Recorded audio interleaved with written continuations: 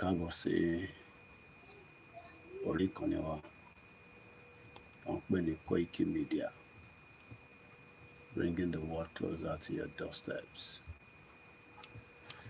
It's another beautiful day, and there's so much to catch up with and so much to discuss as usual on our platform. So as you're coming in, what you can do for us is share the program and let us invite others as well to benefit from this program this evening. This is the 24th day of the month of July 2024. Right in London is a beautiful weather. My window is quietly a little bit open so that we can get a bit of fresh air in, because we need fresh air all the time. So if you're new to this platform, if you are long Koikimedia, bringing the world closer to your doorsteps. We're live on all the platforms as usual, so you can find yourself in any of the platforms. Feel comfortable, relax, and let's enjoy the program. We probably have about 3 hours window to play with as usual. Moki Babami Abiodun Monday. Ejen koko dúpẹ́ lọ́wọ́ gbogbo èèyàn ọmọ Yorùbá tí ẹ respond to the clarion call nígbà tá ní ká máa dáwó sínú ẹ̀wọ̀ Ọ̀rànmíyàn. Many of you are requesting the account. Many of you are doing exactly what we want you to do. As we've said it, I can only appreciate every one of us. So on behalf of the Koikimedia platform and Kibugwakwe, thank you so much for everyone that have contributed, and those that still want to contribute. So it is important that we contribute to that particular Mewa Ọ̀rànmíyàn. Fẹ́yìntẹ́ wa Nigeria, mo ti jẹ́ kó easy fún yín, is just 120 naira for the whole year. Ẹ̀san lẹ́ǹkan, if you can pay more, that is fine. If you cannot pay more than that, just do the 120 and pray that kí ìran Yorùbá kó má pẹ́ mọ́ ju bó ṣe yẹ lọ, kí ó tó di pé a máa gba ìtúsílẹ̀. Mo kí Yami Beauty àmọ̀ pé mo kí yín pé káàbọ̀. Bàbá mi Abiodun Monday mo rí yín, Smooth Samson mo rí yín. Tẹ́ bá comment nísìn máa tètè rí yín. Àlàáfíà làwọn family wa, wọ́n ti wà holiday, so that means pé ẹ máa gbọ́ voice àwọn ọmọ Oòduà most of the time in the program. For those of you that are joining us on Twitter, on MixLR, we are fully into all the program. Èmi náà máa share while tí bá ń play àwọn intro. Mo kí gbogbo àwọn Koikimedia team, mo kí ẹ Easy all the way in Miami. Mo mọ̀ pé ó wà ní ẹnu Ike, Ọlọ́run bá wà pẹ̀lú ẹ̀. Mo kí ìyá tó bí mi lọ́mọ, mo kí bàbá Kítóyè, mo kí gbogbo àwọn media as well. Great Yoruba Nation, Adamolamilekan. It's another beautiful afternoon. It's been a beautiful day so far. Akọ̀tún ní ká tún wọṣọ yìí, ká tún fi ṣe ìrántí ìyá dáadáa tó fira rẹ̀ sílẹ̀ fún bàbá wa Olóyè Ọmọ Adéyẹmọ Ìgbòho Òòṣà. Mo kí gbogbo àwọn àgbàlagbà, mo kí Chief Imam ilẹ̀ Yorùbá, Dani Adéyẹmí, mo kí yín. Ẹni tó bá comment àtètè kí yín, tẹ́ ẹ bá comment kò matter. A jẹ́ pé bóyá fún ìdí kan àbí ìdí kejì ẹ kò decide pé ẹ fẹ́ wà anonymous, kò sí nǹkan kan tó bàjẹ́ níbẹ̀. So I'm gonna be sharing the program.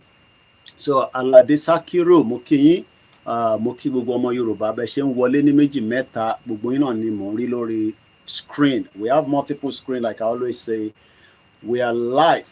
Alex Mamo, mo kí ẹ, mo kí ẹ̀jẹ̀ má ṣe mistake. Ṣé bàbá wa ni àbí Iyola Adedoyin? I think I used to mix it with Olaniran Olaniyan. So I believe it's a male. Iyola Adedoyin. Ó dà pé bàbá wa kan ló wà nínú orúkọ yẹn. Mo kí yín, mo kí gbogbo alẹ́ nǹkan sí. Ẹni tó bá need account number yẹn, ẹ ní láti kàn sí mi. Gbogbo àwọn tó béèrè account, tí bá fún yín ní account tèmi, ẹ mọ̀ pé ó ti di nǹkan mí nìyẹn. Tẹ́ bá béèrè account, á fún yín. So ìyẹn ṣe tí a lè pè síta lórí live show báyìí. So ẹ̀ẹ́dẹ̀ sọ pé ẹ̀ ní nọ́mbà mi, ẹni tó bá níwọ̀n ní nọ́mbà mi níbi tílẹ̀ ṣúdé, á jẹ́ pé ẹ̀ ń ṣe platform yìí, bóyá nọ́mbà àwọn media tó kù lẹ́ni, ẹ reach out sí wọn wá fún yín. As long as you have my number, you should be able to reach out to me. So mo kí gbogbo ìkànnì Koikimedia níbí báyìí. Yes, mo rántí, yes, bàbá ni, bẹ́ẹ̀ ni bàbá Adédoyin, bàbá dáadáa. Oyèdèjì Ayọ̀wọlé, wọ́n ní good evening Mr. Koiki, ẹja pin ti yín mọ́ bẹ́ẹ̀. Mo kí gbogbo àwọn Koikimedia, mo kí gbogbo platform pátápátá. I message you on WhatsApp, you didn't reply me. Ìyẹn lẹ wá fi ń ṣèbínú, ó yẹ kẹ́ ti mọ̀ pé màá reach out sí yín. Ẹ tún send it again, ẹ send it báyìí torí mo ní spare phone méjì, laptop mẹ́ta ni mo kó tira, mo ti lọ hijack kan náà laptop àwọn ọmọ mi. So we are streaming on the laptop on Koikimedia, but we are on the mobile phone on the backup, we are on the YouTube, we are on the everywhere lawa. Ṣé mo look nice? Mr. Mojid Ibrahim ẹ kúrọ̀lẹ́, assalamu alaikum. Ẹ send message yẹn nísìn Mr. Lade, màá rí message yẹn, màá lè send account yẹn, màá send ẹ̀ sí yín. So number tó bá wà lọ́wọ́ yín ẹ send ẹ̀ sí mi, màá rí nísìn. So èmi náà fẹ́ pín ètò yẹn, ẹ̀yin náà bá wa pín. That is the only way people look. CNN lówó CNN. Mo kí Mr. Pella 1498 lówó CNN, lówó Al Jazeera. Internet náà lè ta lè máa fi bára wa sọ̀rọ̀ lórí ìrìn àjò Yorùbá nation.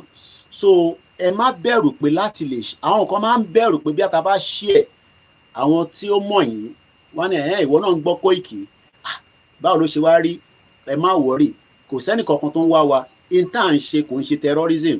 Kódà Tinubu gan sef a nífẹ̀ẹ́ kọ́lọ́n jẹ́ kó gbọ́ ni, Alhaji má jẹ́ kó dùn mí, mo kí yín sà, brother mi Yẹmí Fatoki mo kí yín, Yorùbá Nation Láfẹ́ TV mo kí yín. So ẹ pín, èmi náà fi pín lọ́wọ́lọ́wọ́. So mo máa play intro, a máa play intro bí méjì mẹ́ta. Ẹ má bínú ẹ̀yin tẹ́ wà Nàìjíríà pé ìyẹn máa ń gba megabyte yín, ẹ má bínú, kò sí nǹkan tá lè ṣe sí. I wish there's something we can do to it, but that is the way it is. Àwọn tó fi darapọ̀ mọ́ wa lórí MixLR, Aláwọ̀ Bàbá ti darapọ̀, ẹ ní 2 hours láti fi gbọ́ wa lórí ibẹ̀. Lẹ́yìn yẹn kẹ́ lọ darapọ̀ mọ́ wa lórí other platform. A máa open Twitter space náà torí pé gbogbo àwọn ọmọ Ọ̀ṣun ní Koiki bá wa gbóhùn sókè dáadáa torí pé ọ̀rọ̀ Ọ̀ṣun yẹn kò tí ì níyanjú délẹ̀, àwọn kan ṣiṣẹ́ lórí ẹ̀. So mo kí gbogbo alẹ́ nǹkan sí. So ẹ jẹ́ ká kọ́kọ́ gbọ́ ohun olóyè Ìgbòho bá ṣe máa ń gbọ́ láti fi dúpẹ́ fún bàbá wa, ẹni tí Ọlọ́run fi jẹ́ǹkí wa. Àwọn ò rí Jésù, àrà ànábì, àmọ́ a rí ànábì kan. Ó wá ní ká má pòun lánàbì. Mo ń gbọ́ fídíò brother mi kan, bàbá yẹn wá ní òun ò ní pè ní Ìgbòho òòṣà, òun á máa pè ní kódà mo kọ́lẹ̀ Ìgbòho Olódùmarè.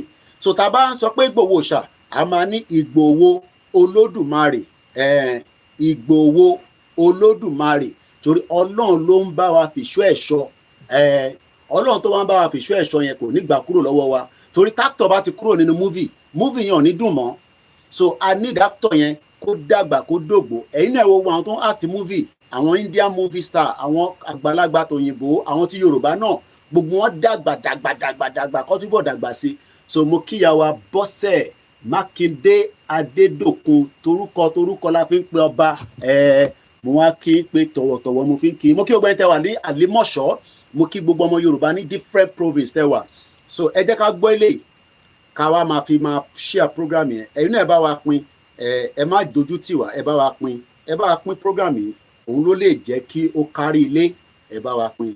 Mo kí gbogbo alẹ́ nǹkan sí. So ó máa take bí i 2-3 minutes kápọ̀ fi gbọ́ ohun olóyè, tó tá bá ń gbóhùn ẹ̀yẹn ó máa ń inspire wa, ó máa ń jẹ́ kí inú wa dùn, torí ọ̀rọ̀ security òun lolóyè mú dáadáa pé security ilẹ̀ Yorùbá ó ti mẹ́hẹ, kò dẹ̀ dá bẹ́ẹ̀, kò dá kí security mẹ́hẹ. Ìlú tí security bá ti mẹ́hẹ, àbùkù á máa kàn.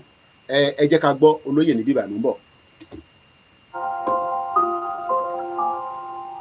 Wọ́n ní mi sí ìjọba, mò ń lọ ń dá sí nǹkan tí ó kàn mí. Ẹ pín èmi náà pín lọ́wọ́lọ́wọ́, ẹ̀yin náà bá wa pín, ẹ pín program yẹn. Bíjọba bá wà tí ò sí ẹ̀tọ́ tó yẹ kó ṣe fún aráàlú tí wọ́n dìbò fún tó jẹ́ ìjọba lé lórí, tíjọba bá wà tí ààbò bá sí fún aráàlú tó ló ṣèjọba lé lórí, aráàlú dìde fúnra ẹ̀.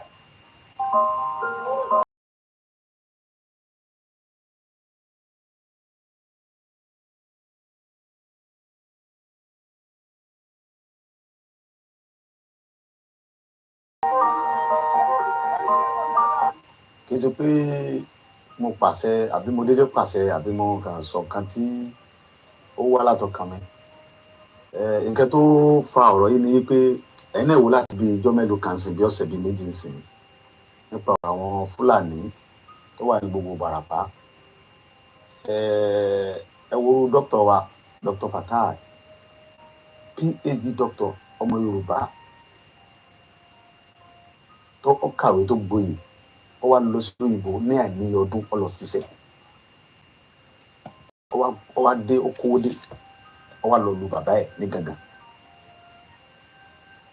ó dá oko àgbàdo ẹ̀gẹ́ iṣu oríṣiríṣi nǹkan soya beans ó dẹ̀ gba ọmọ wa ní gangan bẹ́ẹ̀ náà síbẹ̀ rẹpẹtẹ tó ń bá ṣiṣẹ́ Fúlàní wa jẹ oko ẹ̀ ó wá gbéra láti lọ bá àwọn Fúlàní yìí sọ̀rọ̀ láti lọ bá Sẹ́ríkì Fúlàní pé ẹ wá wo ohun tí àwọn ọmọ yín ṣe lórí oko mi kò yẹ kó rí báyìí lórí ilẹ̀ bàbá mi wọ́n dẹ̀ dé lókun bẹ̀ náà wọ́n dẹ̀ sàpà àìmọye èèyàn bẹ́ẹ̀ tá a lè mórúkọ wọn làwọn Fúlàní yìí bẹ́ lórí wọ́n pa wọ́n jí àwọn kan gbé ẹni tó bá gbowó tó kéré lọ́wọ́ rẹ̀ wọ́n gba 7 million wọ́n gba 10 million wọ́n gba 11 million lórí ilẹ̀ bàbá wa ọ̀rọ̀ yẹn dùn mí ó bà mí lọ́kàn jẹ́ gan pé tá a bá torí pé tó Ọlọ́run gbà fáwa àwa ará àwọn ọmọ tí tẹ̀lé wa tó ń ṣààbò fún wa àwọn tí ò lẹ́ni tí ó tẹ̀lé wọn kọ́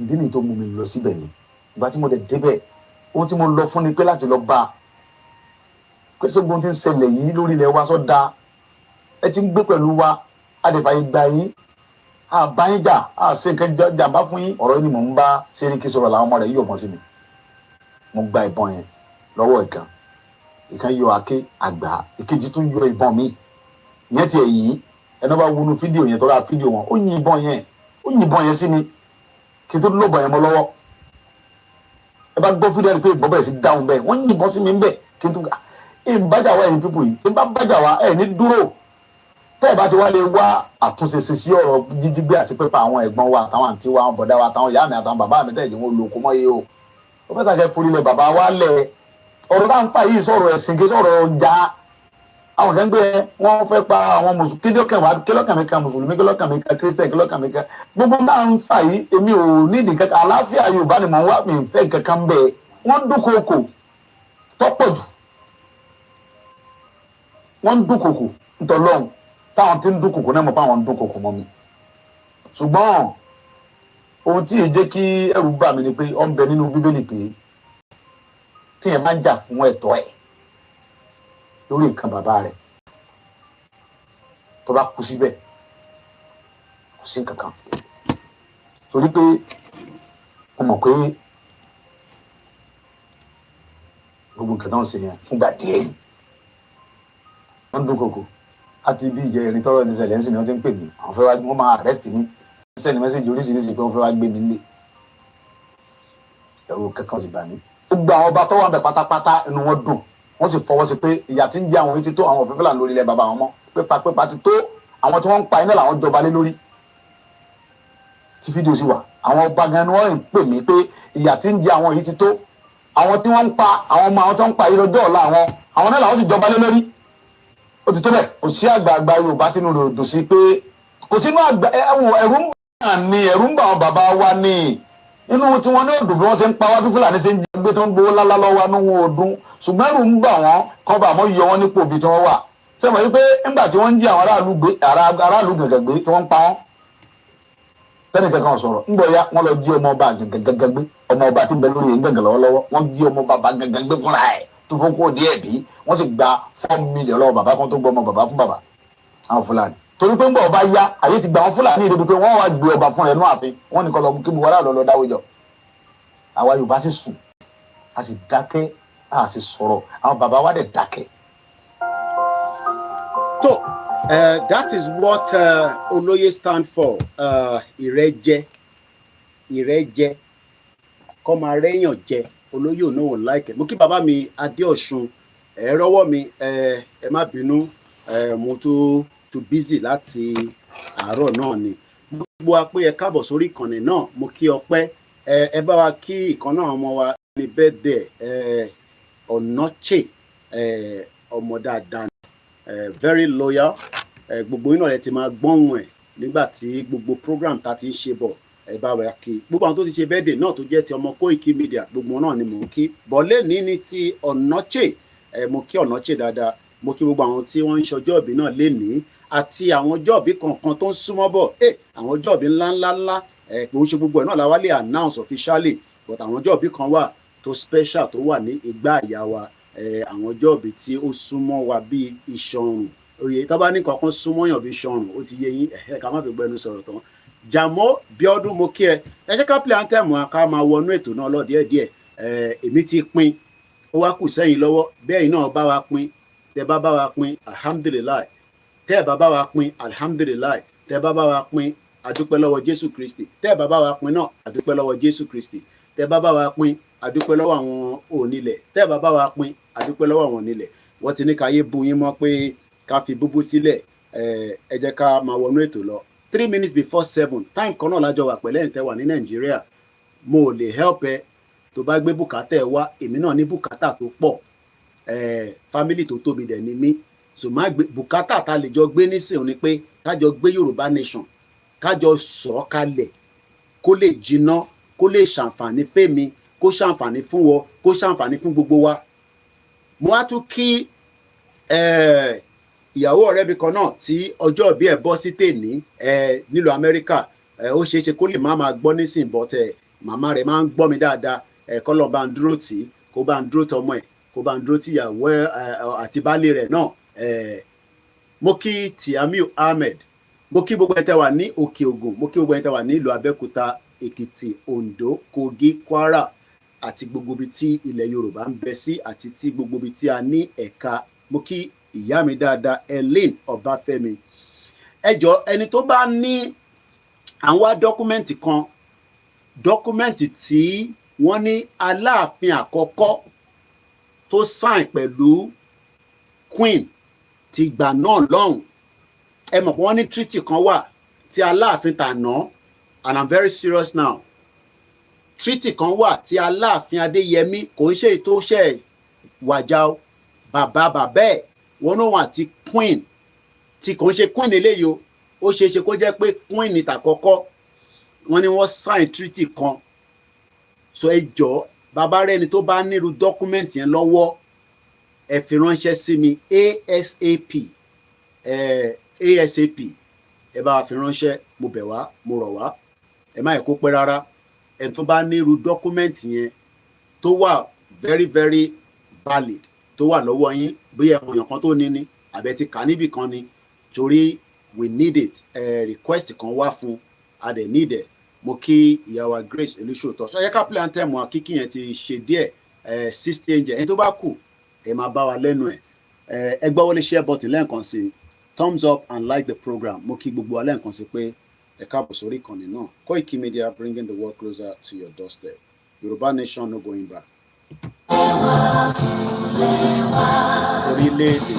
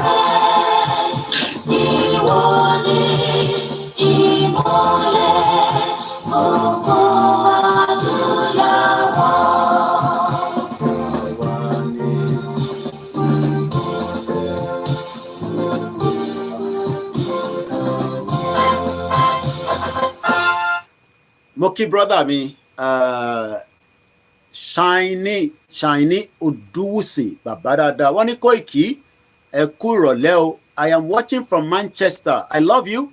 Encourage you to continue the struggle for Yoruba nation. I am for Yoruba nation. May Eledumare strengthen Professor Banji. Ẹ máa bá wa fi adé yẹn sí ẹjọ́, Adébánjí and Chief Sunday Igboho. Láìpẹ́ láì jìnnà mo sì tún rìnrìn bọ̀ ní Manchester. Mo máa wọ train ni o, mo máa wọ bọ́ọ̀sì ni o. Ẹ̀yin náà lè máa sponsor ẹ sponsor mi ká lè máa káàkiri. kájọ wà ní kájọ ṣe fàájì. The picture is blunt, not clear. Bímbo lẹ ti ń wò mí, Mr. John, ṣé Nàìjíríà lẹ ti ń wò mí àbí Europe àbí Asia? Ìtorí pé láti ìgbà tá ti bẹ̀rẹ̀ program ní more than 20 minutes, ẹ̀yin lẹ máa kọ́kọ́ sọ pé the picture is blunt. Nàìjíríà, ẹ̀ẹ̀kẹ́ ti yẹ́yìn náà pé kò ń ṣe látọ̀dọ̀ wa. Ẹ má blame ara yín, ẹ má blame fóònù yín. It's just that Nigeria is the reason why you are having that problem. Ẹ tún lọ try another platform. So kò ń ṣe dandan ni pé kẹ́ wà lórí eléyìí. Ẹ tún lọ sí bíi Facebook ẹ lọ wò níbẹ̀. So there's not much I can do. It is very stable. It is very clear. But a dúpẹ́ fún feedback yẹn. Mo kí gbogbo wa pé ẹ kúrọ̀lẹ́. Mo kí Amitawa Kalitu Karim. Orúkọ yẹn ni orúkọ Tawa Kalitu. Mo bọ́lọ̀ ń dúró. Ẹni tó bá dẹ̀ ti bọ́lọ̀ ń dúró, kí ló tún ń bẹ̀rù fún? A ti bọ́lọ̀ ń dúró. Ṣé ọ̀rọ̀ Yorùbá nation? Ó lè dàbí ẹ̀fẹ̀, ó lè dàbí eré. But eventually, wọ́n ní afẹ́fẹ́ tó ń fẹ́ ní UK. Ṣé mọ̀ pé òun náà ló ń fẹ́ ní Nàìjíríà? Ti Nàìjíríà ẹ̀kọ́ dàbí ìgbà tẹ́ pé ó ní glasses mi reflect àbí ẹ má bínú. Kò sí nǹkan tá a lè ṣe sí. Mo mọ reason ṣe máa ń reflect, but we're trying all our best. So afẹ́fẹ́ tó ń fẹ́ ní Nàìjíríà náà ló ń fẹ́ ní bíbá, but ti Nàìjíríà yẹn ó kọ̀ dàbí ìgbà pé ó máa ń ní problem. Problem wo ló ní? Mr. Dioye Taiwo, mo kí yín. Mo kí gbogbo ọmọ Yorùbá o. Ọlọ́run ni wá jẹ́ kí a ṣẹra wa, a dẹ̀ ní tẹjú àwọn àgbàlagbà mọ́lẹ̀. Torí sọ̀rọ̀sọ̀rọ̀ wá ní máa ṣọ́rọ̀ sọ kó má bàa ṣílẹ̀ tẹ̀. Èyí táwa máa sọ tá máa fi tẹjú àwọn àgbàlagbà mọ́lẹ̀ à nítẹ̀. Ìtàbá wá dẹ̀ ṣe tá bá tẹjú àgbàlagbà mọ́lẹ̀ à lọ júbà wọn lẹ́yìn. Torí pé ìtagbé dání, it has to do with a spiritualism. Àwọn àgbààgbà kan bínú, bẹ́ẹ̀ làwọn àgbààgbà kan ti yọ́nú síran Yorùbá. Èmi ò ríran, mo dẹ̀ ń ṣàfáà yín, mo ń ṣe wòlíì yín. Ẹ jẹ́ n kọ́kọ́ kí àwọn tó wà lórí bíbá náà. Mo kí àwọn Biafra Justice Backup. Ó náà wà pẹ̀lú wa, ó ṣe thumbs up. Shout out to my Biafra. Simon Ekpa sọ̀rọ̀ lánàá. Ó ní àwọn Yorùbá nation tó bá serious, àwọn á ṣe pẹ̀lú wọn. Torí pé ó mọ̀ pé kò ń ṣàwọn gbogbo alájọ serious. Ṣé èèyàn lè sọ pé àwọn 2x2 yẹn serious? Ṣé ẹ fẹ́ kí irú Simon Ekpa kó lọ darapọ̀ mọ́ àwọn 2x2? Kò lè possible. So in tó sọ yẹn ó wà valid, ó dẹ̀ wà authentic. Bàbá mi Fatunbi Ṣọlá mo kí yín, Mr. Biodun Oyelade mo kí yín. Bàbá mi Adéyẹmí Ọlárẹ̀wájú, ní bínú ni, àgbàlagbà kì í bínú sọ́mọdé. Kódà mo wọnú meeting kan nírọ̀lẹ́, bàbá yẹn ní Koiki, Koiki, mo dẹ̀ send message sí ẹ títí ó tẹ̀ dá mi lóhùn reply mi. Bàbá ní bínú ni, because fẹ́ pé pàdé kan lọ́la, so wọ́n ti ń prepare mind mi sílẹ̀ lénìí. That is how it is meant to be, but mo ní secretary. I have like 2 phones tó wà open to the public.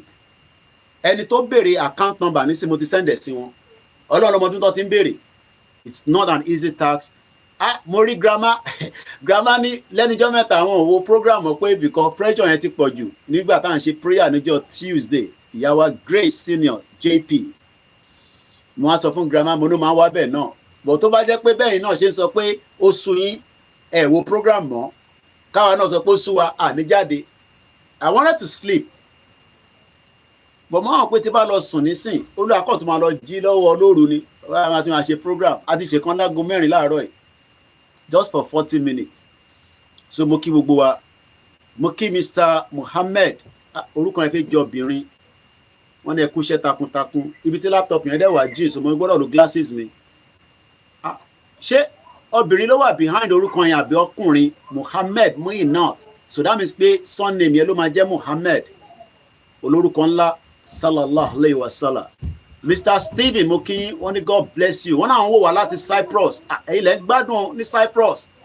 Èmi náà máa ṣeré wá síbẹ̀ yẹn. Wàláì, one holiday destination níbẹ̀ yẹn. Omi yapa síbẹ̀. Tá bá lọ wo gbogbo population wọn ní Cyprus. Ẹ jẹ́ ká sáré tẹ̀ wo Cyprus ẹ̀gbọ́n yẹn náà wà. ẹni tó wà behind that name Cyprus. Cyprus capital is Nicosia. Gbogbo population 1.2 million. Mo kí bàbá mi Adéoyè Táíwò ẹ kò rí program wa Pythagoras mo kí gbogbo àwọn Koikimedia. Gbogbo population èdè tó ń sọ níbẹ̀ ní Greek wọ́n súnmọ́ Turkey dáadáa ní gbogbo Black Sea. Euro lọ́nà population wọn is 1.2 million. Dialing code wọn is +357. Gbogbo population bíi tí brother yìí wà kò tó abúlé kan ní ilẹ̀ Yorùbá. Mr. Kazeem Akimokin mo sọ bẹ́ẹ̀ náà nígbà tí mo ti rí Muyinat olórúkọ ńlá ni ẹ̀gbọ́n mi kan náà ń wò mí láti India. Economy India ó ti wà ní almost the number 4 to number 5. Àwọn náà ní problem of job unemployment ní India, but wọ́n wà far ahead than ilẹ̀ Yorùbá. I am not making this up. Kódà ẹni tó wà ní India ó sì péjú pé kó wà Nàìjíríà lọ. Mo rántí ìgbà tí mo sì mi máa ń ná Bombay yẹn ibẹ̀ dọ̀tí gan, but wọ́n ní ẹrù níbẹ̀ tó ń tà, ọjà oríṣiríṣi wà níbẹ̀. So mo kíyàwó Mohammed Muyinat. Gbogbo population yẹn lẹ́ẹ̀kan sí 1.2 million. Kí ni ọrọ̀ ajé wọn ní Cyprus? Ẹ jẹ́ ká lọ wò. Kí ni ẹ jẹ́ ká lọ sọ báyìí OEC ìyẹn la máa fi mọ̀. Ẹ rántí OEC wa ta máa ń lò.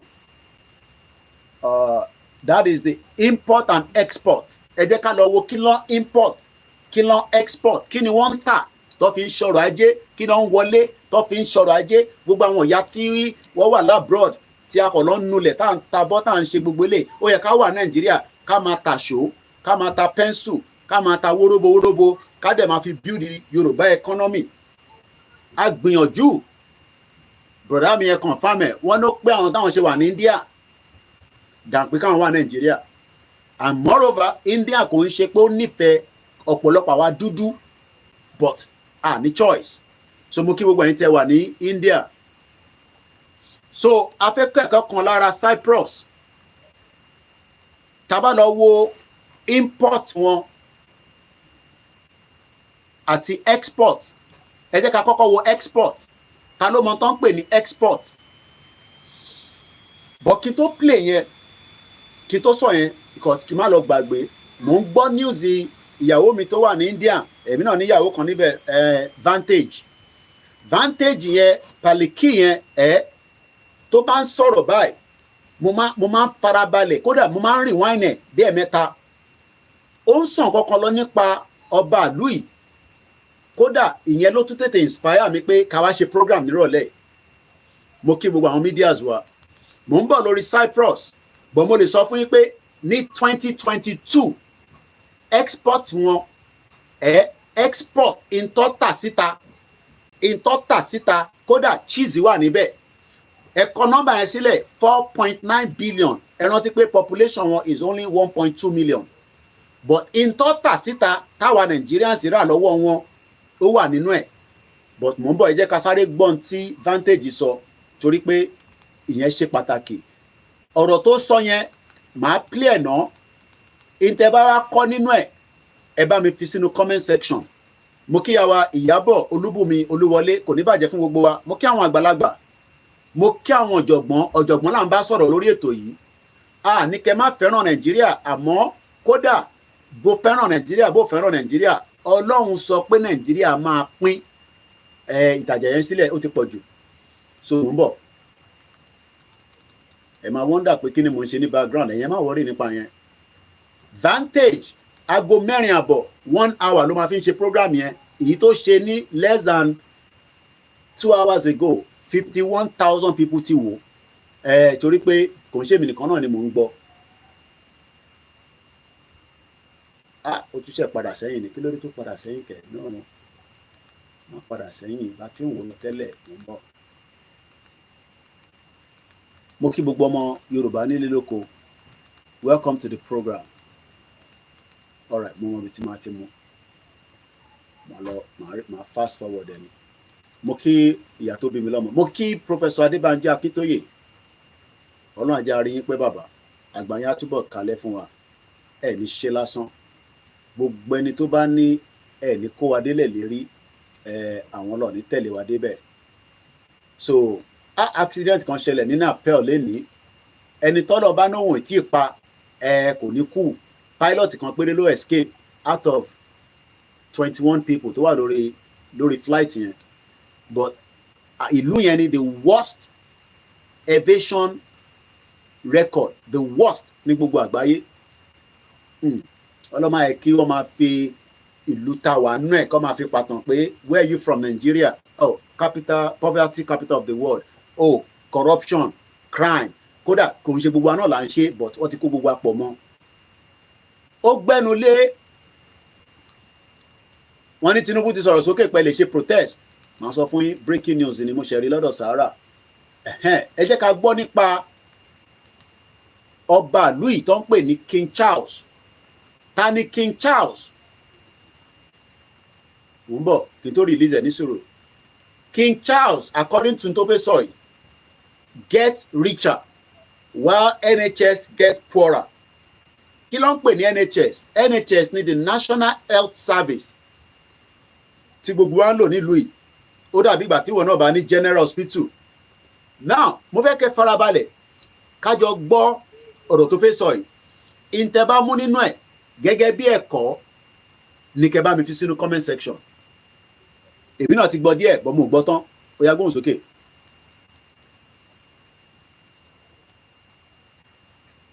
It's from the UK, or rather we have two stories from this country. Two contrasting tales, one of wealth and riches, the other of neglect and destitution. We start with a story about riches. Yesterday, the British public received a report about a company called the Crown Estate. Now, this is a major real estate company. It has assets worth $16 billion. That's more than 16 billion pounds. That's more than $20 billion. Now, this company, the Crown Estate, made some good profits last year, about $1.4 billion in profit. So the British people can expect great sums of money to bypass them and instead go to their royal family, because if you haven't already guessed, the Crown Estate exists to serve the British Crown. The company manages land owned by the monarchy. This land includes vast rural fields, prime real estate in London, and the seabed around England, Wales, and Northern Ireland. Yes, you heard that right. The seabed, the ocean floor, where the British beaches end, the royal family's domain begins. This seabed is actually the reason that the company is doing so well. Over the last few years, Britain has been investing in green energy like wind power. Some wind farms are being set up near the shore, a little out at sea. This means that they're technically being built on royal land. And this has been a gift for the royal family. I hope you are picking one or two things. Crown Estate, the annual report ti jáde. Wọ́n wá ń sọ̀rọ̀ nípa ẹ̀. How the Crown Estate deliver a record 1.1 billion pounds net revenue profit for the public finance. And the head of the King property portfolio is giving 20%.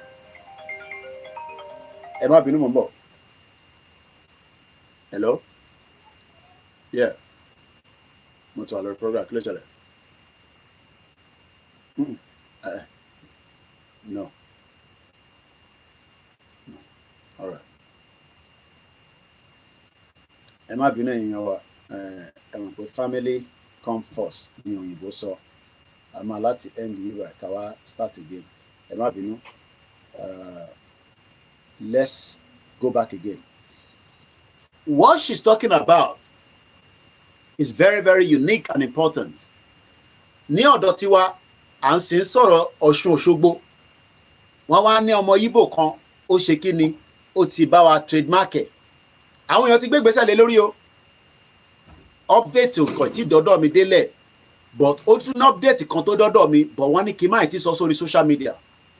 Àwọn ọmọ Yorùbá dìde kábíyèsí Elédùmarè. àwọn ọmọ Yorùbá dìde pé èèwọ̀ kí ni ká ti gbọ́.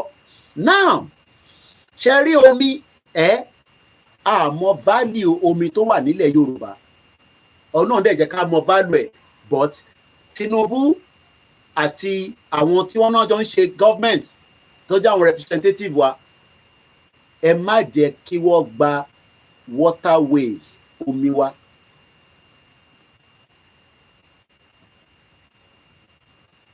The Royal Finance Monarchy will get extra 45 million extra funding látara pé owó tó bá wọn pa wọlé ó lọ sókè by billion pound sterling. Now àwọn estate tó ń sọ èyí tó wà lórí ilẹ̀ o, wọ́n wá ní lábẹ́ omi tó wà nílùú yìí abẹ́ wọ́n níbẹ̀ gan ló ti ń generate owó tó pọ̀ jù.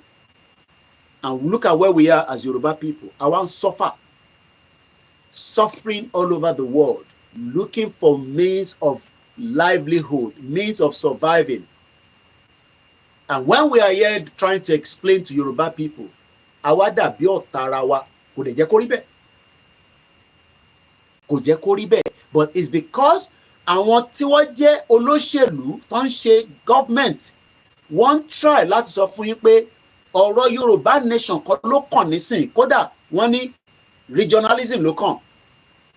Rather than us taking a full control, because tá a bá gba control ilẹ̀ wa padà, we will still be in danger, and there will be so many external evil forces that are fighting to take control of what belongs to us.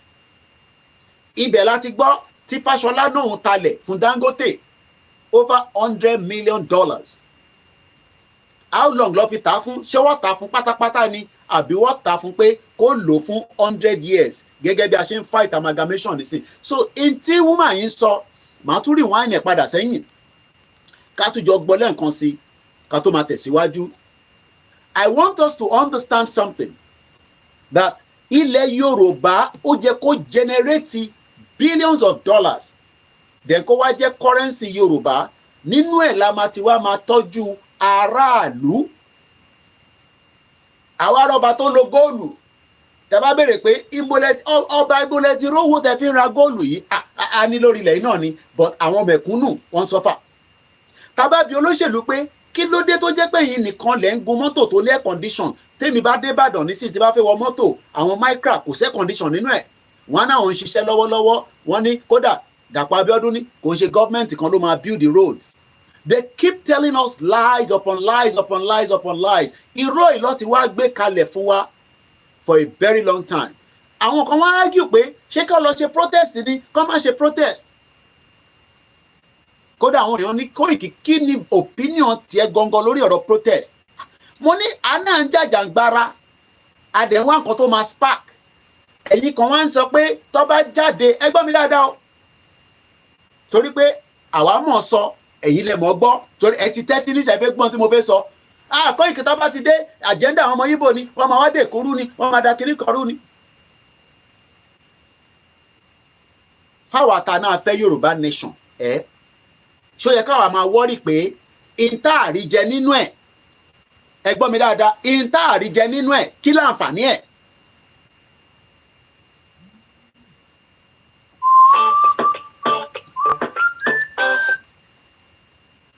Ìntáàrí jẹ nínú ẹ̀, what is the benefit of keeping it? Torí mo mọ̀ pé mọ̀rọ̀ gbọ́, èmi dẹ̀ ni mo mọ̀ sọ.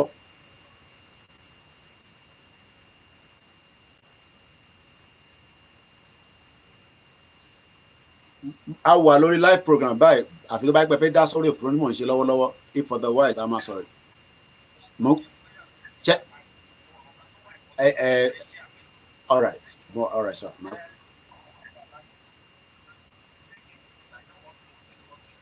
All right, no problem. Ẹ jẹ́ n parí program. All right, sir. Ara ṣẹ́ ta gbà náà ni kí la máa ṣe sí. Láàárọ̀ ìta ń ṣe program, èèyàn kan pè mí ní 5 o'clock, kò tẹ̀ mind bí mo wà lábẹ́ ìyàwó mi tá à ń ṣe jigijigi, kò sí tó kàn. Ó kàn fi bá Koiki sọ̀rọ̀ nígbà tó ti rí pé mo wà live ní nọ́mbà mi ti wà on. So kí ni mò ń fà lọ? We are meant to be rich people. Mo kí àwa Fúnmilọ́lá Bello. Mo kí gbogbo ẹ̀yin ti Àkúrẹ́. Mo kí Ògo Ọ̀dọ́ Yorùbá. Mo ní kí ni economic value Ìjẹ̀bú after the Ojúde Ọba. Ọmọ Ògùn State ni mí. Ojúde Ọba has been going on for decades, for years. But what is the economic value after tẹ́ bá parí Ojúde Ọba yẹn? Ṣé a lè lọ sí Ìjẹ̀bú nísìnyí? Gbogbo activities tó ṣẹlẹ̀ ní Ojúde Ọba yẹn, ṣé a lè create kó máa ṣẹlẹ̀ bẹ́ẹ̀ ni every day, 7 days a week, 365 days a year nílẹ̀ Yorùbá ní that same spot? Ó possible àbí? Ó ṣe wá jẹ́ pé ijọ́ kan péré la ṣe ń sọ pé festival gbọ́dọ̀ wà ní ibẹ̀ yẹn. A ṣe máa ní festival ní every day nílẹ̀ Yorùbá, but in a different way, in a way to build the economy and sustain us for a very long time. Mo kí àwa Táíwò Bánú sọ, má báyọ̀ kankan sọ, Mr. Jaye TV. Am I communicating? Ẹ gbọ́ mi dáadáa. Sister mi Bukky Jesse ló máa ń sọ bẹ́ẹ̀. Am I communicating? Kọ́nà bá wa pẹ̀lú ẹ̀. Mo kí àwa Eunice. Why is it that a lè jẹ́ kí Ìjẹ̀bú Òde tí a ti lọ ń ṣe ojú òde ọba yẹn, why is it not functioning on a daily basis? Ó ṣe jẹ́ pé 1 year every year ní ìjọ kan, ìjọ méjì, ìjọ mẹ́ta tó fi ń ṣe yẹn nìkan ni gbogbo area yẹn ló ní economic value to some small percentage. Kí ló dé tí kò ṣe jẹ́ continuously? Ẹ káàbọ̀ sórí ìkànnì wa, ìyá mi Jọkẹ́ Bọ́dúnrìn. The reason why is because àwọn tí wọ́n mọ̀ pa wà nù Nàìjíríà wọ́n fẹ́ jẹ́ kí Ìjẹ̀bú Òde and the rest of all the Yoruba land kó ní economic value tó lè sustain wa for 7 days without nothing stopping it. Tó bá dé Oxford Circus ní 3 a.m. ayé ṣe bẹ̀rẹ̀, torí pé ayé wà lóríṣiríṣi. Àwọn ayé kan wà wọ́n máa bẹ̀rẹ̀ láti aago 12 ó di aago 5 káyé yẹn tó rọra máa wind down. Àwọn ayé onífàájì, economic value of that particular area. Má dẹ̀ gbé ẹ̀sìn kankan wá síbí báyìí. Àwọn Arab tèmi ti ṣiṣẹ́ ní Governor's House Hotel, wọ́n ṣe ṣìnà ju kí ló dálẹ̀ lọ. Kò wá ń ṣọ̀rọ̀ ṣìnà là ń sọ. It is not just ọ̀rọ̀ club, ọ̀rọ̀ whatever activities tó ń ṣẹlẹ̀ níbẹ̀. Kódà àwọn ṣọ́ọ̀pù kan wà tó ń tajà fáwọn tourists, nítorí pé tourists tó wá sí ìlú kò fẹ́ sùn lóru, ó fẹ́ jáde níbi 12 kó dẹ̀ padà sí hotel níbi 5:30, ó dẹ̀ gbọ́dọ̀ ní safety, ó dẹ̀ gbọ́dọ̀ ní security. The reason why all this is not happening in Yoruba land today is because Nigeria ta wà nínú ẹ̀. Nigeria ń gbé wa padà sẹ́yìn, kò jẹ́ ká lọ síwájú. Is actually the reason that ní sùúrù ìyàwó mi, ní sùúrù, má kánjú, èmi mo fẹ́ play ẹ, ṣe sùúrù. Ẹ gbọ́ mi dáadáa. The reason why gbogbo ẹ̀yin mechanic ríṣẹ́ ṣe is because mọ́tò tó jẹ́ kó máa wọ Ìjẹ̀bú in that number ó wà reduced. Why is the London transport running 24/7? Wọ́n ṣe sọ pé tílẹ̀ bá ti ṣú ní 12 o, gbogbo bọ́ọ̀sì o, kólúkálukú máa lọ́lé o, tó bá tún dago 6 ká tún continue. Wọ́n mọ̀ pé operation kan lọ between 12 midnight and 6 a.m. tó gbọ́dọ̀ serve the public tó fẹ́ jáde tí kò dẹ̀ ní mọ́tò. Lóòótọ́ train ò ní rìn ní period yẹn mọ́, but ní Thursday tí bá right underground máa ṣiṣẹ́ títí di Sunday. And I will be sure that in the next few years London Underground mama run 24/7. And the same thing applies in New York. The same thing applies in Dubai. Ó ṣe wá jẹ́lẹ̀ Yorùbá nìkan ni every economic value. Tó bá ti ń di 8 o'clock, tó bá ti ń di 9 o'clock, everything shut down. Mo rántí nígbà tó ń kọ́ Petrolex, aláǹfààní àti jáde pẹ̀lú àwọn tajọ lọ. Àwa wọnú ìgboro lọ, ìgboro Ìjẹ̀bú lọ. A kọ́kọ́ drive lọ, a drive títí. Drive tí mo dẹ̀ ń sọ yẹn, pẹ̀lú bàbá escort burúkú ni ọlọ́pàá ni o, àti mopo, torí àwọn ta lè pàdé lọ́nà. Ṣé gbogbo èèyàn ló máa jáde, ló máa ní escort tó máa tẹ̀lé lẹ́yìn bí Davido? I'm asking. Ṣé kò jẹ́ kí aráàlú lè jáde kó travel 1 hour, kó travel 30 minutes, 20 minutes? It is because Nigeria is holding every single one of us back. And the reason is because Nigeria value identity wa. Wọ́n value ẹ̀ lọ gbé Ọ̀ṣun Òṣogbo lé ẹni tí kò jẹ́ kó gbélé lọ́wọ́. tí kò tẹ̀ kó máa sọ síta.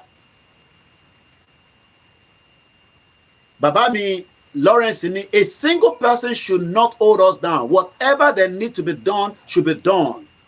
They are already acquired everything for the 10th generation to come. What they are doing now is to secure their lives. What life want was secured. Life with Tiwanika was secured. But for us to secure that life, it has to be a collective effort. But actually, the problem down in the some people wants to be regionalism, restructure. Some then say no, Ejekashima play politics. And I understand why some people say we should play politics, especially taban wo gbogbo in tó ń lọ lọ́wọ́lọ́wọ́ pẹ̀lú bí wọ́n ṣe gbé Ọ̀ṣun Òṣogbo lé àwọn ọmọ Ìgbò lọ́wọ́. Ìyẹn làwọn kan ṣe ní ẹ get the grasp, but can you play politics with the kind of current system in Nigeria? Ẹ lè play politics yẹn, because already the system is so corrupt in depth that wọn ò ní jẹ́ kẹrí ṣe. Ẹ jẹ́ ká gbọ́ arábìnrin ilé nǹkan sí i. Àwa lo àwọn point, àwa padà lọ sí Cyprus, because Cyprus is 1.2 million. Ẹ fún mi ní location ilẹ̀ Yorùbá tó wà less than 1.2 million. Alimosho is more than 1.2 million. That means pé Alimosho lè máa fún wa ní revenue up to $4 billion fún export. Export yẹn mi pé nínú Alimosho yẹn ní gbogbo tó ń pè ní Alimosho, ibẹ̀lẹ̀ tí máa produce gbogbo tó máa fún wa ní 4.4 billion yẹn. A máa task province kankan pé ní Èkìtì province ẹ gbọ́dọ̀ generate $20 billion. Àwa táwa jẹ́ government ibẹ̀ tó jẹ́ pé àwa representative tó ń ṣàwọn jẹgúrú jẹrá tí wọ́n rántí pé àwọn tí wọ́n gbọ́dọ̀ ṣèjọba lé lórí kọ́ ló ń ṣe lé lórí. Àwọn yẹn ló máa wá draw map, wọ́n máa ya plan. Ó dá kí ló lè fún wa ní 20 billion lẹ́kìtì state. Ó wà. But the first thing is we need to first pull out of Nigeria. Gbogbo àwọn governor tó wà níbẹ̀ wọ́n lè ṣe nothing, because the first foremost is the constitution of Nigeria is constitution Nigeria ṣe ló mú gbogbo wọn báyìí lábẹ́ torí àfi sọ̀rọ̀ àlùfànṣá. Ó mú gbogbo wọn lábẹ́, ó wá squeeze it.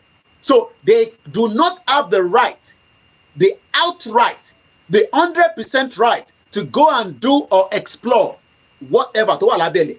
In tó dé wà lábẹ́lẹ̀ ó yàtọ̀ sáré in tó jẹ́ human power. Human power ní brain wa yìí.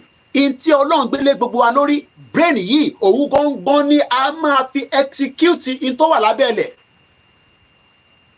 And this is the reason why the Crown Estate is making money lórí omi.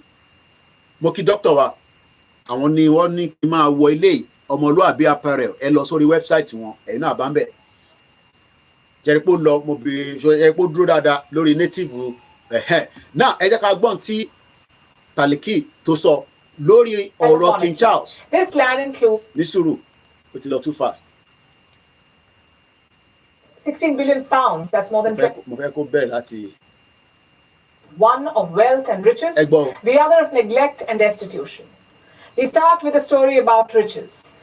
Yesterday, the British public received a report about a company called the Crown Estate. Now, this is a major real estate company. It has assets worth $16 billion.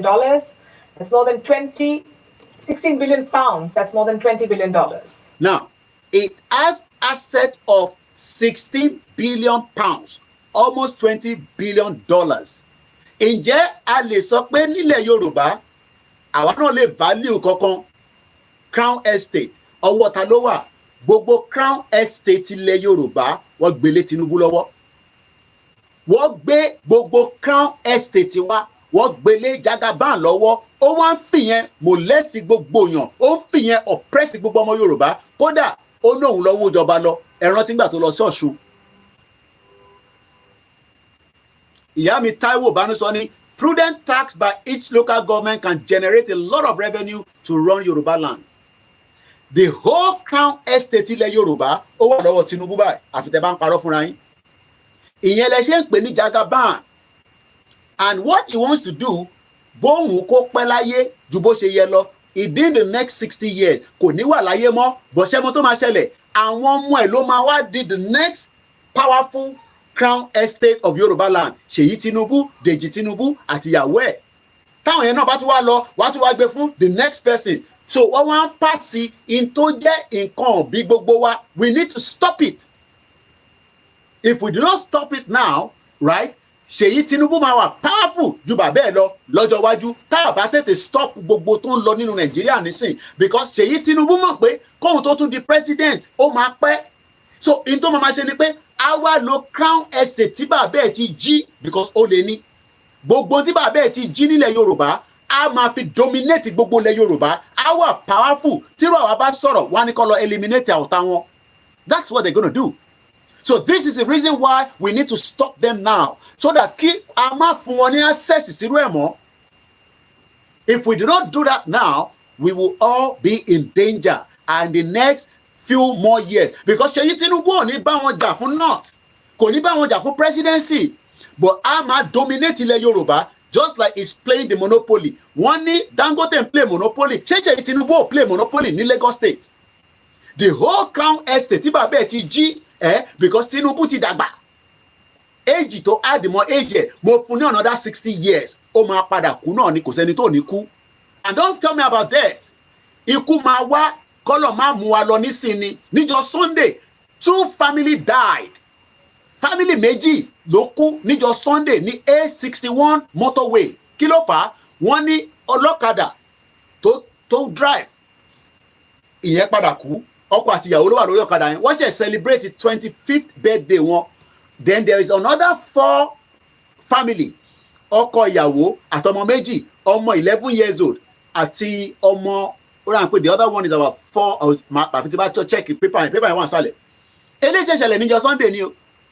So what I'm trying to explain to us is that bí death ṣe ń ṣẹlẹ̀ ní Nàìjíríà náà ló ń ṣẹlẹ̀ ní bíbá, but death tó ń ṣẹlẹ̀ lọ́wọ́lọ́wọ́ Nàìjíríà is the death of our identity. Wọ́n gbé ẹsẹ̀ lé identity wa, wọ́n ní ká máa nọ́ọ̀sì Nàìjíríà káwọn lè jí gbogbo Crown Estate wa, and that is why they are very powerful. That is why we need to stop them, and for us to stop them, Yoruba nation nìkan ló lè stop it, and that is why they are bringing another agenda. Agenda Tinubu ni ẹ lọ máa sọ̀rọ̀ regional kó fẹ́ fi slow things down, so that by 2027 ó mọ̀ kó máa padà lọ, and it will hand over to the north. But ó ti jí tóun náà máa jí, just like bí Buhari ṣe jí, bí Jonathan ṣe jí, bí Yar'Adua ṣe jí, bí Atiku ṣe jí, bí Ọbásanjọ́ ṣe jí, gbogbo wọn lọ jí owó, so òun náà fẹ́ acquire more wealth, but ó mọ̀ pé òun kọ́ lòun máa ná.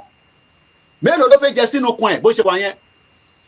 That's even if he has the strength. Kọ́lọ̀ fún lálàáfíà, ṣe gbogbo àlárin tó ń lọ tọ́jú ara ẹ̀, but kò ṣe fún rẹ̀ mọ́, ó ń ṣe fún àwọn ìrántí ẹ̀. Kò ń ṣe ìrántí wa o. Tẹ́ bá rò pé Tinubu ó ń ṣe fún ìrántí wa, he's not doing it for us, he's doing it for Ṣèyí Tinubu and the rest of their people in their lineage. Àwọn tó bá dẹ̀ lóyà sí wọn, àwọn tó bá lóyà sí wọn, they will continue to enjoy. But àwa tá bá wà antagonist, tá attack wọn pé nígbà ẹmọ tó máa ṣẹlẹ̀, they will deal with every single one of us. Tinubu mọ̀ pé òun kàn máa parí tenure, ó máa dá padà fún north. That is the reason why we must not accept that. Torí pé tí Tinubu bá ṣe tán, tá a kúrò ní Nàìjíríà, we are all in danger. Ẹ jẹ́ gbọ́ Crown Estate lẹ́ẹ̀kan sí. Now this company, the Crown Estate, made some good profits last year, about $1.4 billion in profit.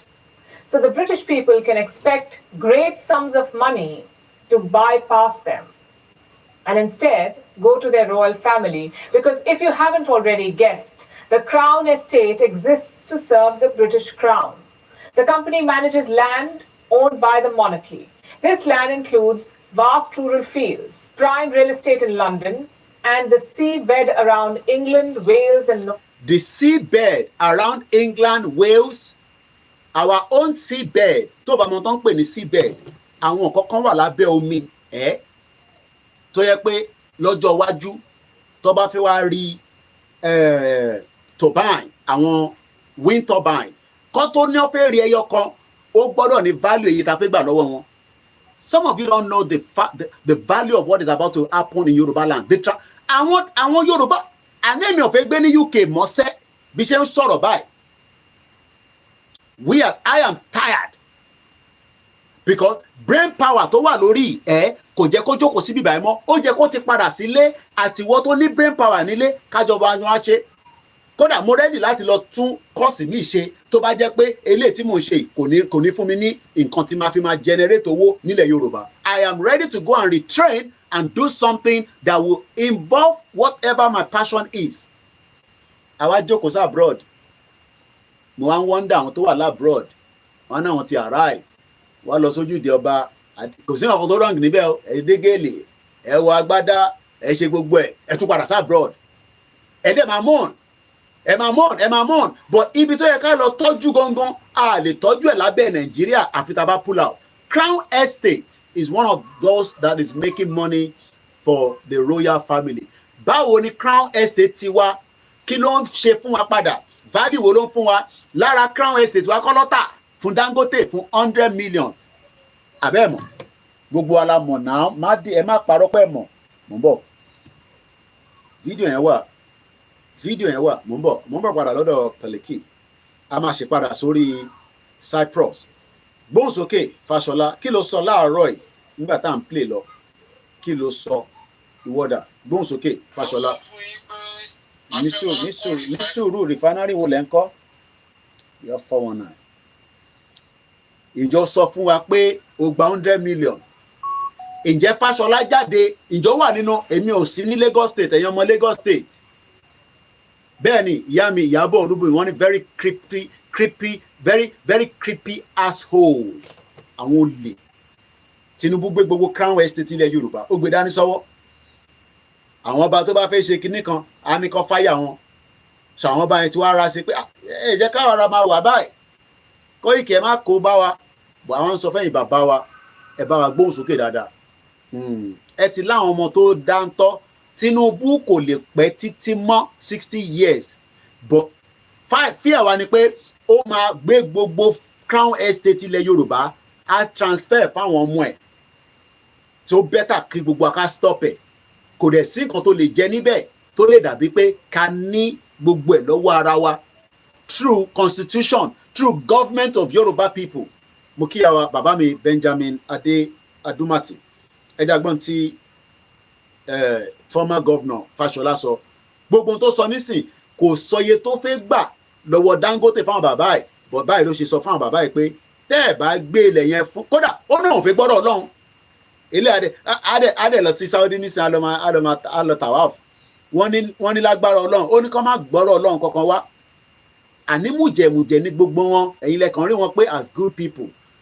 Kódà àwa gan tá à ń sọ̀rọ̀ báyìí a máa make sure pé lórí platform yìí ọ̀rọ̀ Ọlọ́run ó wà lára ohun tá à ń sọ. Wọ́n wá ń sọ̀rọ̀ Ọlọ́run. Ó ní kó má gbọ́rọ̀ Ọlọ́run kankan dé. Ó ní kó má gbé ọ̀rọ̀ Ọlọ́run kankan dé. Mo kí àròlé Odùduwà. Gbóhùn sókè.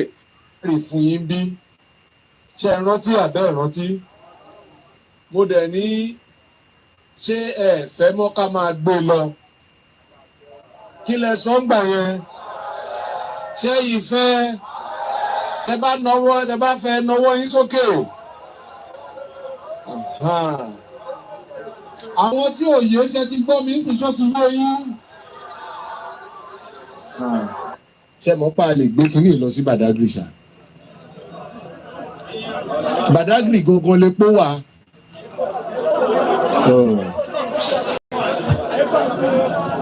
Ṣé ẹ fẹ́ abẹ́ ẹ fẹ́? Ó ti bẹ̀ yín. Ẹ̀yin tẹ́ ẹ bá fẹ́ dé kẹ́ máa lọ.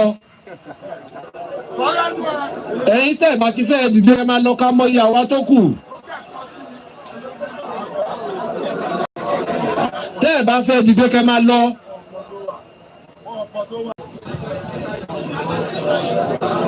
Now, kò sí nǹkan kan tó kù mọ́ ju pé láti wá sọ fún yín sí pé fúnrara mi èmi mo wá fà lé yín lọ́wọ́. Mo fà lé ẹ̀yin ọba lọ́wọ́. Mo fà lé ẹ̀yin ìjòyè lọ́wọ́. Mo fà lé ẹ̀yin ọmọdé lọ́wọ́, mo dẹ̀ fà lé ẹ̀yin àgbàlagbà lọ́wọ́. Ó dọwọ́ yìí o. Irọ́ o. Ẹ má gbé yẹn wá. Wọ́n ní ó ló dọwọ́ yín. Àwọn bàbá yẹn ló dọwọ́ Ọlọ́run. Ẹ má gbé yẹn wá. That there send a signal that these are monsters. Àwọn eléyìí ò ní ẹ̀mí Ọlọ́run kankan nínú. Wọ́n ní kí sísítà mi Ọmọtọ́ṣọ̀ Ọláwùnmí. Wọ́n ní ó ló dọwọ́ yín. àwọn bàbá yẹn ní ó dọwọ́ Ọlọ́run tí ó pọ̀ jù káwọn bàbá yẹn ní ó dọwọ́ Ọlọ́run orí kan má gbé yẹn wá because kò fẹ́ lu Ọlọ́run torí àṣetánì ni gbogbo wọn bó ṣe wà látòkè délẹ̀ àwa la kàn rí pé ẹ̀yin Ọlọ́run ni wọ́n they are all evil monsters. Ìyàwó Táíwò Bánúsọ ni that is why none of the so-called Yoruba leaders can talk against injustice in Nigeria because they are all part of it. Gbogbo wọn látòkè délẹ̀ mo kí Azeez Rahim mo kí bàbá wa Fákẹ́yẹ mo kí bàbá mi Ọ̀nà Adéọlá Fortune Michael wọ́n ní Fáṣọlá Ìsàlẹ̀kó Barack Obama Prince Adébáyọ̀ Ṣítù mo kí ẹgbẹ́ olè share button ẹ lọ pé Fáṣọlá wá pé ta ló kówó fún kí ló fowó yẹn ṣe Crown Estate wa lọ́tà fún Dangote à ń gbọ́ Crown Estate ó generate 1 billion pounds sterling fún King Charles fúnra rẹ̀ gan rí 41 million pounds lórí ẹ̀ kí ni wọ́n fi Crown Estate wá ṣe Pella 498 ní but politicians use God name to brainwash people ó ní kó má gbọ́rọ̀ Ọlọ́run wá onírọ̀ Ọlọ́run yẹn wọn ò fi gbọ́ kó gbá yẹn sẹ́gbẹ̀ẹ́ ẹ jẹ́ ká gbọ́ tán. wọ́n yí ok. àwọn èèyàn tún sọ pé ó dọwọ́ Ọlọ́run olókè òun àmọ́ tó máa ṣe fún yín. àwa lẹ̀ ń bá nọ́jà o. ẹ gbọ́. tí ó bá kù díẹ̀ káàtó àwa ni kẹ́ tọ̀ wá. gbogbo àwọn báyìí kò sí kankan tí ò lè rí nínú wọn. justice Ògúntà. bó ṣe sọ yẹn ẹ jẹ́ kó dàárọ̀ la káwọn ọba yẹn pè. Until we go back to the root of the problem. Àwọn Britain wá ń gbádùn ayé tiwọn. Ẹ jẹ́ ká padà sórí fídíò tá à ń gbọ́ lọ yẹn. Àwọn ń gbádùn ayé tiwọn pẹ̀lú Crown Estate tiwọn. Crown Estate Britain ó ń paṣu fún ọba ìlú yìí. Ọba ìlú yìí wá ní agbára sí, ó ní owó sí. Whereas àwọn ọba tiwa wọ́n wá ń struggle. Wọ́n wá ń struggle back to back. Wọ́n máa wá diaspora. Ẹ wá bá wa ṣe community hall ẹ wá bá wa ṣomi bọ kábíyèsí a ti wá wo bí báyìí a rí i pé nǹkan kan ń bẹ níbi ìbẹ̀tẹ̀ lè máa fi generate ẹ má yẹ ká débẹ̀ a bá débẹ̀ nísìnyí wá kó sójà dé wọ́n dẹ̀ máa kó sójà dé lóòótọ́ wá kó sójà dé wá na kábíyèsí asájáde. That is what they've done for a very long time during the military era àtẹ̀rọ̀pọ̀ worst ṣe wá dáhùn tó ṣẹ̀ dé yìí àwọn bá jẹ́ bá criminal ju àwọn military lọ. During the military a mọ̀ pé civilian náà ló ń bá wọn kówó jáde mo kí ẹ Tokyo 778 bàbá mi ẹ káàbọ̀ sórí kan ní wa. But right now we now have politicians that tó bá ìyẹn ló ṣe gbogbo ọ̀rọ̀ táwọn sọ kò wọnú ara wọn gbogbo táwọn sọ sí wọn they are monsters they are not feeling it but in tó máa jẹ́ kó feel ẹ̀ òun ni protest yẹn tó fẹ́ jáde díẹ̀ that's tí ẹ̀mí Ọlọ́run bá kó sí gbogbo àwọn ọmọ yẹn nínú ẹ̀yin tẹ́ wọ́n sọ pé bọ̀ Koiki tó bá jáde ṣé kò kí n ṣe àjẹ́ndà àwọn Yíbò láti wá da Nàìjíríà rú láti wá da North Nàìjíríà láti wá da Lagos rú.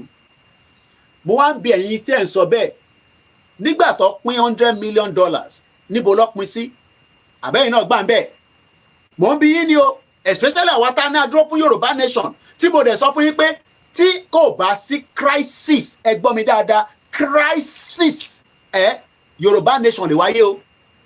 Bàbá Akíntóyè ò ní sọ yẹn èmi ń sọ yẹn from the media perspective not on behalf of anybody. Tí kò bá sí crisis a lè gba Yorùbá nation crisis kan dẹ̀ ló máa ṣẹlẹ̀ spark kan ló máa ṣẹlẹ̀ UN ò ní fún yín ní Yorùbá nation. Ṣẹ́rí tí 2x2 lọ try yẹn kò tó bá yẹ pé ó ní sùúrù tó gbọ́ nǹkan tá à ń sọ dáadáa tí gbogbo àjọ gbé ọ̀rọ̀ yẹn wọ́n ò lè dá ṣe nítorí pé mo ti sọ fún 2x2 pé Ìgbòho ló ní kọ́kọ́rọ́ lọ́wọ́ bọ̀ kò gbọ́ sí mi lẹ́nu. Mo ní Ìgbòho ní kọ́kọ́rọ́ ẹ̀ wà lọ́wọ́ ẹ̀ ìwọ ò lè dánwò ẹni tó fẹ́ bá dánwò ó padà ṣe kí ni ó padà lọ náà ni. Ta ló tún fẹ́ jáde nísìn kò sí tó fẹ́ jáde. So why are we telling lies to ourselves?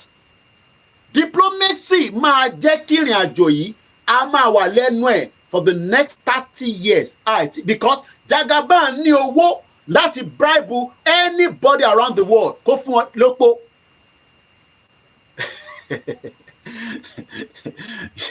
ìyàwó tó ń fi wípé who is 2x2 orúkọ yẹn jáde bí ìgbà tẹ́ pé Koiki ìwọ ló tuntun mú orúkọ yẹn jáde Dúpẹ́ Onítìrì ní 2x2 wọn ní káyé máa pè lórúkọ ẹ̀ mọ́ ni ṣé ẹ kó rí bẹ́ẹ̀ ló fún ní 2x2 sísítà mi dáadáa queen of media dókítà bá pa méjàre wọn ní Koiki who is 2x2 ọ̀bọ̀ yìí má tún gbé wa lọ síbi táwọn mọ̀ can you get me water please thank you love you. mo kí ìyá mi Idris Abimbola Dúpẹ́ Onítìrì Jezebel mọ̀mí wọ̀ta ìtọ́lọ try yẹn ètí Dúpẹ́ try tó náà fi try mo sọ fún pé kò lẹ́mìí ẹ̀ Ìgbòho lọ́rọ̀ fún lẹ́mìí ẹ̀ kò ń ṣe pé a fi ń dẹnu kódà èmi gan lẹ́mìí ẹ̀ but a bá rẹ̀ tó bá front bí Ìgbòho awake gbogbo spirit gbogbo wa àgbàlagbà ni Baba Akintoye don't expect Baba Akintoye to tell you that Baba Akintoye náà ti sọ pé crisis as God mokin Arole Oduduwa something needs to trigger for the independence of Yoruba nation to come out. Ogunmola ni 2x2 is a government agent. Ó kọ̀ wá parí film ni. Ìyá mi Fúnmilọ́lá Bello wọ́n ní bẹ́ẹ̀ ni Koiki Dr. Chief Sunday Igboho Oòṣà is our lovely hero forever. So let's come back to the program. Kamawa diverted. What we are trying to explain to our people is that after Yoruba nation, I'm hearing a lot of Yoruba people that are very, very bitter with the Igbos. Oh yes, èmi náà wà bitter pẹ̀lú wọn. But ẹ jẹ́ ká jẹ́ kí pain yẹn kó jáde tán délẹ̀. Ká wá secure, ká ti pa, ká tẹ̀ kọ́kọ́ tibẹ̀ yẹn pa, tí bá ní ká tibẹ̀ pa ilẹ̀ Yorùbá, ká tẹ̀ ti pa fún bí 2 years. Ká kọ́kọ́ fi ṣe cleansing. Ẹ lè ṣe bẹ́ẹ̀ tí kò bá sí spark. Ẹ jẹ́ ká jẹ́ kó dára ìfẹ́ wọn.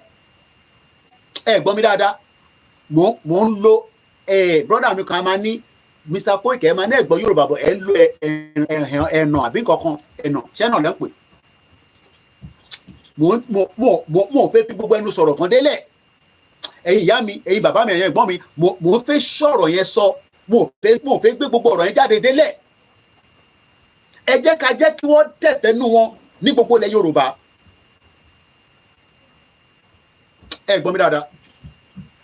Ẹ jẹ́ ká jẹ́ kí tó fẹ́ tẹ̀fẹ́nu ẹ̀ ẹ jẹ́ kó tẹ̀fẹ́nu wọn. Ṣé báwo la nílẹ̀ wa? Ta ló nílẹ̀? Mo ń béèrè ẹjọ́ ta ló nílẹ̀ Yorùbá? Who owns the land? Ẹ dá mi lóhùn tó máa tí a bá ti ń sọ̀rọ̀ báyìí ṣe mọ̀ pé èmi ò ń ṣe àfà bọ̀ a ti fẹ́ wọnú ibi tí ọ̀rọ̀ fẹ́ jáde. Ta ló nílẹ̀? Kí lẹ sọ sà? Kí lẹ sọ mà doctor? The worse it gets, the better for us. Mo tún wá ń rí ọmọ Yorùbá tó ní ẹ má yẹ kọ́ wá da Èkó rú.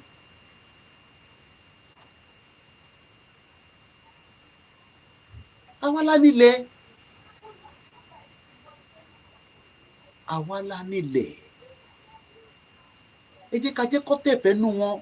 Ṣé wọ́n fẹ́ tẹ̀fẹ́nu wọn fún wọ́n fẹ́ create pain fún wa? Ẹ jẹ́ ká jẹ́ kó tẹ̀fẹ́nu wọn. Àwọn ẹ̀yà yẹn ẹ jẹ́ ká jẹ́ kó tẹ̀fẹ́nu wọn yẹn. Kí gbogbo ẹ̀ wá spark. Tó bá wá spark yẹn àwa máa wá tẹ̀fẹ́nu tiwa. Nígbà tá bá ti a máa sílì inú ilé ni. Mọ́ tó ń pè ní kọ́ sílì inú ilé. Ta ló rántí ìgbà COVID? Ṣé rántí pé nígbà COVID nobody could travel. For 2 years the whole world was grounded. Airplane was parked. Wọ́n ò lè rìn. Ṣé ẹ mọ̀ pé airplane ò jẹ́ kó máa park too long. Bẹ́ẹ̀mi ṣe gbọ́ wọ́n ní aircraft ó gbọ́dọ̀ máa fly ní gbogbo ìgbà ni. In tó máa jẹ́ kó last nìyẹn. But ẹ bá ti park ẹ̀ tí kò rìn. A máa develop oríṣiríṣi fault a máa jáde lára ẹ̀. So kí ló ń ba ọmọ Yorùbá lẹ́rù? okay mo kàn try láti foresee ilẹ̀ wa tó fine bó ṣe wà lẹ́nìí ó fine gan gbogbo tó wà lórí ẹ̀ ló fine àwọn gómìnà yẹn kódà wọ́n ti gbìyànjú gan fún wa wọ́n ti gbìyànjú débi pé tí bá dé anywhere and I'm not taking one part of ilẹ̀ Yorùbá tí bá dé anywhere nílẹ̀ Yorùbá kódà inú mi á máa dùn lóòótọ́ inú yẹn á máa dùn bọ̀ tó bá ń wo bòmí ìbá inú á máa bàjẹ́ ni so kí ló ń bà wá lẹ́rù gangan àwọn ò wá endorse Yorùbá nation pé kó lọ ṣe protest but àwọn tó fẹ́ jáde fún protest yẹn kí ló dé ta tó ń wá pùlù wọn padà pé kó má jáde ẹ jẹ́ kí gbogbo wọn lọ tẹ́fẹ̀ẹ́nu wọn àtàwọn ọmọ Yorùbá yẹn ṣé wọ́n lórí wọn pé ni orí wọn á pé orí wọn á pé alọ́kì gbogbo ilẹ̀ Yorùbá alọ́kẹ̀ débi pé ẹyẹ kan ní jáde kò ní wọlé kódà yìí tẹ jẹ́ diaspora ẹ̀ nílé wọlé ìtọ́ a máa fún yín ní time frame pé kí gbogbo wa fi délé ẹni tó bá délé ní time yẹn we will lock everywhere including the airspace ẹni tó bá bíbá bẹ́ẹ̀ dá kó máa gbé plane kan bá máa já wálẹ̀ wà láìtàlá ìsúnmọ́ bí láìlà sí làhùwà let's do that ẹ wá tún sọ pé kó máa protest kó máa kí la wá fẹ́ no báwo lẹ́yìn ṣe fẹ́ gba Yorùbá nation ẹ̀yin níbọn tẹ́fẹ́ fi jà nísìnyí níbọn ní anything ẹ jẹ́ kó jáde kó lúkálukú lọ tẹ́fẹ̀ẹ́ nú ẹ̀ ṣọ́rọ̀ bad government ó kàn lẹ́sìn wá ní Tinubu must go so tí Tinubu bá go ta ló ń bọ̀ ṣé yóò mọ̀ pé tó bá ti ní Tinubu must go gbogbo ẹ ti laná nìyẹn and something must trigger something in this world we saw it on Thursday why are we deniers the whole world was shut down because there was a small glitch tí mo kọ́ rásán yẹn it wiped off stock market Microsoft ó wipe off stock market àwọn tó ní software yẹn náà mo wá ní Ìgbòho ní antivirus ti wá nísìn antivirus yẹn ó ti fi virus sí ó ti build another antivirus sí àwọn kan lára àwa tó build sí lára yẹn ara wa ń kàn àwa wá jókòó báyìí àwọn kan máa ní àwọn fẹ́ jáde àdání ẹ má jáde a máa jáde ó yẹ jáde let them go and do what they want to do àwọn kan wá ní ẹ̀bọ̀ tó fẹ́ jáde wọ́n máa làgò mọ́kàn rí yẹn wọ́n máa ṣe kinní kan wọ́n máa jóbì kan wọ́n máa ṣe kinní kan. Let me take you back to McDogan Prince Charles kó tó di ọba nísìn McDogan case ó renovate gbogbo Tottenham ẹni tó bá nírọ́ ni mò ń pa kó sọ pé irọ́ ni mò ń pa nínú comment section. Ìgbà yẹn mo mọ̀ pé ìlú yìí náà àwọn ọmọ kan sínwín. The case of McDogan, I believe it was 2006. Mo tẹ̀ fi lọ sórí Google, mo fi máa sọ̀rọ̀ ọ̀fẹ́. But what I witnessed that night, tó bá sọ fún mi pé mo lè witness ẹ̀ nílùú yìí, màá jiyàn. Gbọ́ àbí àtúndì mo wo glasses mi. Ta ló wà nínú London nígbà tí McDogan case? Ẹ lọ wo transformation tó dé bá Tottenham nísìn. Wọ́n pọ́ǹpù owó síbẹ̀ padà ní. Wọ́n pọ́ǹpù owó síbẹ̀ padà pé kò gbọ́dọ̀ wọ́n ò fẹ́ rí any symbol pé irú ìṣẹ̀lẹ̀ bẹ́ẹ̀ ń ṣẹlẹ̀ rí. Àwa ṣẹ̀wá wà níbi tí àwọn kan náà wọ́n máa jó Lagos State. Ẹ jẹ́ kó jó Lagos State. Ìbáwá tí àwọn tó fẹ́ jó Lagos State. Ẹ jẹ́ kó jó Lagos State. Wà láìka ẹ jẹ́ kí n ṣàrà dé mọ́bẹ̀. We are too scareful. Fear ọlọ́mọ yẹn kí fear pa wá. Fear ló máa padà pa púpọ̀ nù wa ká tó délẹ̀ Yorùbá. Ní àyà intercommon náà ni pé kákọ̀ wá gbọ́ program báyìí. 150 people have died in Bangladesh. Wọ́n ṣe ń lọ. Wọ́n náà wọ̀n nígbà. Wọ́n ṣe fẹ́ dá íńtánẹ́ẹ̀tì wọn padà díẹ̀díẹ̀ ni. Kí ni problem wa náà? A sọ fáwọn ọmọ yẹn pé ọ̀rọ̀ Nàìjíríà kan ló kàn. À ń bẹ̀ wọ́n dá wa lóhùn. Owó náà fẹ́ jáde nísìn. Ẹ wá expect mi kémi sọ pé kó má jáde. Kò ní dá fún gbogbo yín tẹ́ ẹ̀ bá jáde. Bomb bastard. Kò ní dá fún yín tẹ́ ẹ̀ bá jáde ni mo sọ. Kẹ́ jáde yẹn gangan lèmi fẹ́. Torí gbà tí mo nídìí yín pé kí gbogbo àjọ sowọ́ papọ̀. Ẹ dá mi lóhùn. Kò ń ṣe èèyàn ọmọ Yorùbá ní sọnù. Ẹ̀yin tẹ́ dúró dáadáa. torí ẹ̀yin ti gbéṣẹ̀ dúró pé ibi tí Koiki àti Igboho lọ lẹ́yìn dúró sí àwọn kan wá sọ pé àwọn tí rẹ́dì pé a fẹ́ lọ dìbò Tinubu ẹ wá dìbò Tinubu tán ẹ wá expect èmi Ọláyọmí Koiki kí n má support wọn. kò ní dá fún yín tẹ́ ẹ bá jáde ẹ̀yin ọmọ yẹn ní next week ẹ jáde in tó bá wù yín ni kẹ́ ṣe kò ń ṣe responsibility tèmi èmi kọ́ mo endorse ẹ̀yin lẹ́nu ẹ̀ fẹ́ jáde right yín ni kẹ́ jáde but àwa tá a wá mọ̀ pé àwa nídìí kúnkún sí tó yẹ kó jáde nísàlẹ̀ ẹlò báyìí tí náà ọ̀nà ọlábẹ́ mi gba Yorùbá nation àárọ̀ àjáde oya topic ẹ fi máa wo topic must be topic Lady K topic world media topic ẹlòmíì topic ló wá kí ni Koiki tún fi sọ lálẹ́ okay danger ṣé àti sínú danger already let us continue to live in denial protest of ṣe tí pátá politician ti ń jò àwa ń sọ̀rọ̀ Yorùbá nation wọ́n tẹ̀ dá wa lóhùn torí pé wọ́n ò rí wa pé ààrẹ dìdélẹ̀ kò lè ṣe pé ààrẹ dì but à ń ṣẹ́wọ́ kò à ń ṣẹ́nu kò à ń ṣẹ́wọ́ kò à ń ṣẹ́nu kò à ń ṣẹ́wọ́ kò à ń ṣẹ́nu kò àwọn kan wá jáde tán wọn náà àwọn máa dá sùrùtù sílẹ̀ pátá politician wa ń jò ṣé mo kọ́ àwọn politician ti wọ̀n recess phone line wà open ẹ lè wá disagree pẹ̀lú mi o kò ń ṣèjà mo open phone line ẹ yẹ ká divert program yẹn wá báyìí line yẹn ti open ẹ pè wọlé ẹ wá sọ tiyín náà kò dẹ́ ń ṣe dandan ni kò endorse ní tèmi sọ wá disagree pẹ̀lú mi open platform níbí báyìí pé Koiki ọ̀nà yẹn kò dá bẹ́ẹ̀ tiwa ni káwa build káwa wá ṣe tán ká jáde ẹ jẹ́ ká lọ sórí náà ẹ má pè sórí nọ́mbà tí mo ní kẹ́ pè sí o ẹ bá fi pè tẹ́ bá ti mọ studio number kò sí tó kàn mí pẹ̀lú yẹn o by now ẹ kẹ́ everybody ti save studio number mi kò ṣe pa fi ń ṣẹnu a lè máa ṣe program ká máa ní kẹ́ pè wọlé mo fi wẹ́n tó ń disturb níbí báyìí ẹ̀gbọ́n yẹn ẹ mọ nọ́mbà mi náà nọ́mbà tẹ́ ń pè sí kan ní nọ́mbà tẹ́ ẹ máa pè sí ẹ̀ẹ́dẹ̀ ṣàlejò lórí bíbà mo ti lọ tó a pè wọ́n gan sẹ̀ ẹ máa disturb àwọn tó wà lórí Twitter space mi ẹ̀yin tó wà lórí Twitter space tẹ́ bá ṣe ń gbọ́ mi ẹjọ́ akéde tó ṣe ń gbọ́ mi kò fi wọlé yẹn ti fi lọ máa disturb studio number ní kẹ́ pè sí máa pe nọ́mbà yẹn síta tẹ́ bá ti mọ nọ́mbà yẹn kí ló ń bà wá lẹ́rù ìyàn kan di Crown Estate wa mú afẹ́jàgbà lọ́wọ́ ẹ̀ ẹ jẹ́ kó dà nǹkan rúkà jàgbà lọ́wọ́ ẹ̀ padà náà kó tó di pé ó máa gbé fún Ṣèyí Tinubu Ṣèyí Tinubu á tún wá di dán mọ́ mi lọ́wọ́ agbára mélòó lèmi wá ní láti fi máa bá tè Ṣèyí Tinubu jà ẹ mọ̀ pé tó bá lówó lọ agbára wà lọ́wọ́ ẹ̀ ni owó rẹ̀ à lówó lọ́wọ́ owó rẹ̀ à lówó lọ́wọ́ à lówó ta fi ń ṣe movement yìí náà ṣé bí tẹ́ kí movement wà lélẹ̀ nísìnyí kò sówó ni owó ń dá movement dúró àwọn dàbí àtẹ́pẹ́ èèyàn kan wá sórí program tọrọ owó Kamala Harris ní sẹ́wọ̀n tó ti raise fún ni $250 million wà sálẹ̀ rẹ̀ pọ́n ṣe ni àwọn tó ń raise owó yẹn wọ́n ò fẹ́ jẹ́ kí Trump wọlé ni wọ́n ò fẹ́ jẹ́ kí Trump wọlé lọ ṣe raise owó fún Kamala Harris pé kó lè bá win ni so báwo làwọn ṣe fẹ́ win tá a bá raise owó dey play tó bá yá wa gbogbo àwọn ọmọ ibi táwọn lọ a raise owó afẹ́ kúrò ní Nàìjíríà àwọn tó yẹ pé wọ́n fi $1 billion wọ́n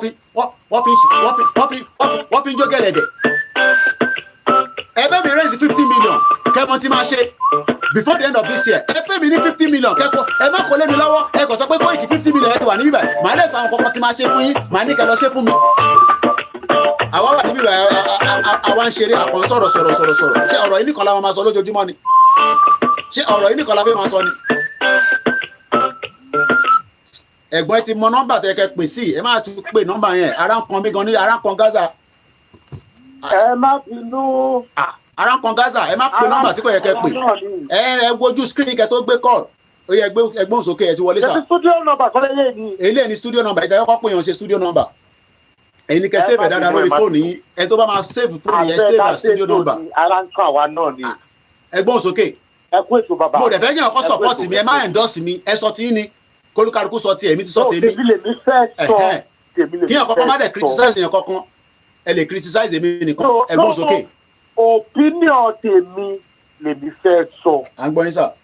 now point tèmi fẹ́ sọ̀rọ̀ lé lórí tó jẹ́ kí n pè gangan ni pé àwa Yorùbá à ń kígbe ipe Ibo ni o okay. Gbogbo pàtẹ́ mi wá sí Nàìjíríà tí mo sọ̀kalẹ̀ ní Murtala Muhammed Airport. Ó dàbí pé ilẹ̀ Haúsá ni mo wà. Aṣọ Haúsá ni wọ́n ń wọ̀. Haúsá ló pọ̀ bẹ́ẹ̀. Mi ò rí Igbo kankan. Maybe méjì mẹ́ta ni àwọn Igbo láàrin àwọn immigration àti àwọn tó ń darí airport. Ìkọ́kọ́ gbé mi lọ sí pọ́ọ̀tì náà. Tó o bá mọ Aláàjì àbí tó o bá mọ ẹni tó mọ Aláàjì ní pọ́ọ̀tì. Àwọn ọmọ ìlú ló ń kó nǹkan wọlé. Bọ̀dọ̀ àwọn aláṣẹ Yorùbá ọ̀dẹ̀ ní ilẹ̀. Ọmọ Ìgbò ló ń ṣe business. Àwọn aláṣẹ ní Fúlàní àti Haúsá níbẹ̀. So èwo la wá fi àwọn tó jẹ́ pọ́blẹ́mù wálẹ̀ gangan. Ẹni tá a lè dààmú la máa na. Ẹni tá a lè dààmú náà ni.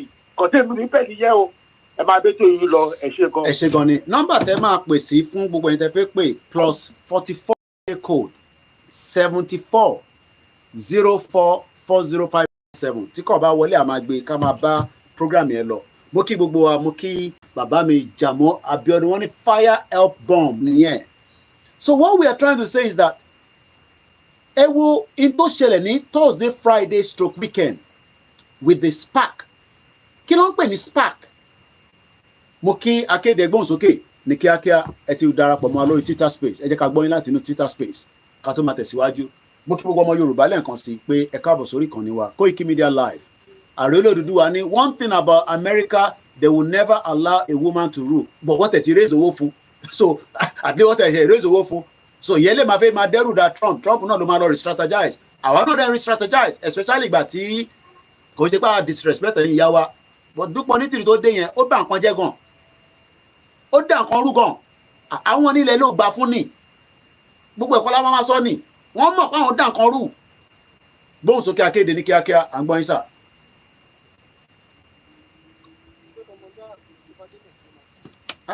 Tó máa ń ṣẹlẹ̀ nìyẹn tí kò bá ti wọlé ó máa mú line mi lọ díẹ̀ nìyẹn.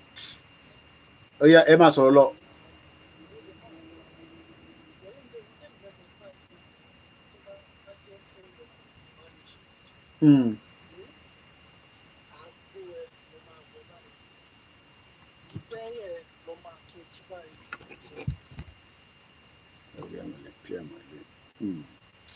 Tí kò bá ti wá sórí fóònù yẹn torí àwa lórí Twitter so ó ti muted fẹ́ òbí àmọ́ lè send ẹ̀ lọ sórí ilé.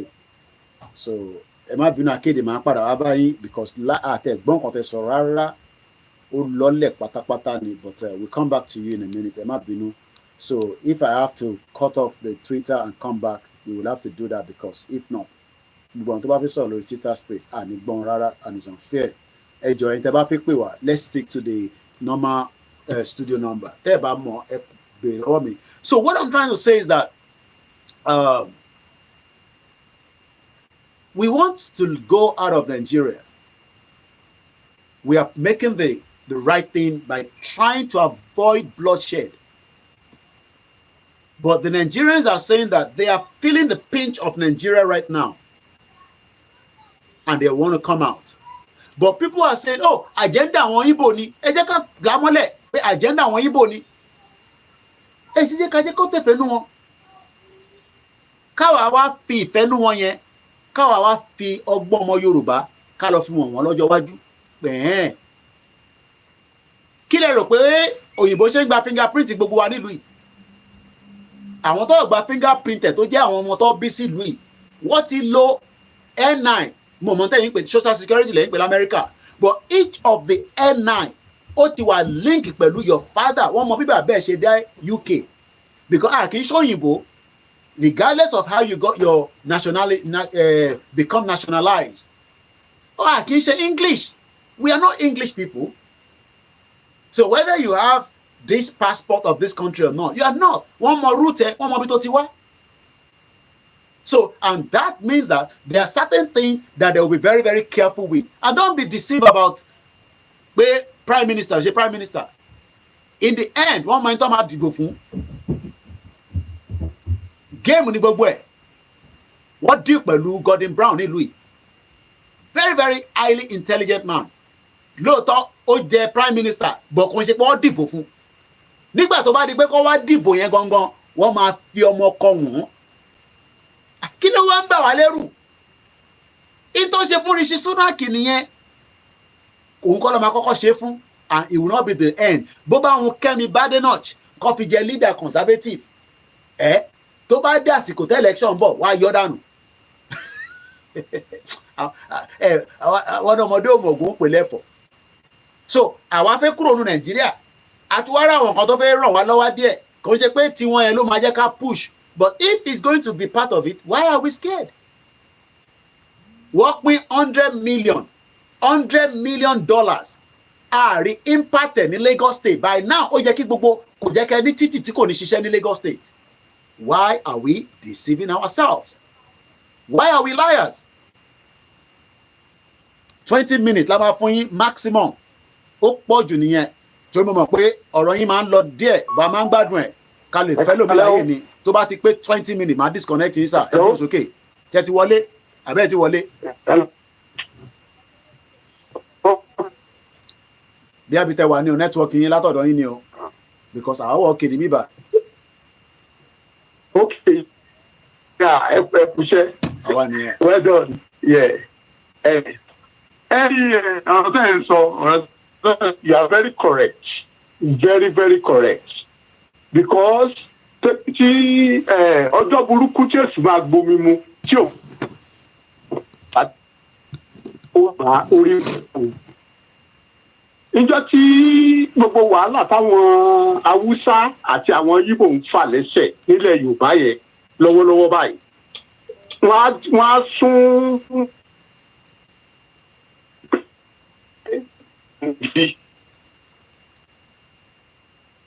no ọjọ́ kú ti pé àfi tá a bá fẹ́ yẹ̀ ló kù.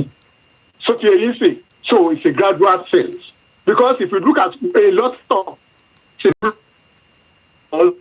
even àwọn people gan ti wọnú gbó wá sí ta wọ́n ti kidnap èèyàn wa sábà àti tí wọ́n tẹ̀ wá burú wọ́n á tún gbowó wọ́n á tún pa wọ́n. All right? So now àwọn èèyàn jáde lọ protest against the Tinubu olè. Èwo ti tèmi, èwo ni anybody tí ò believe no Nigeria.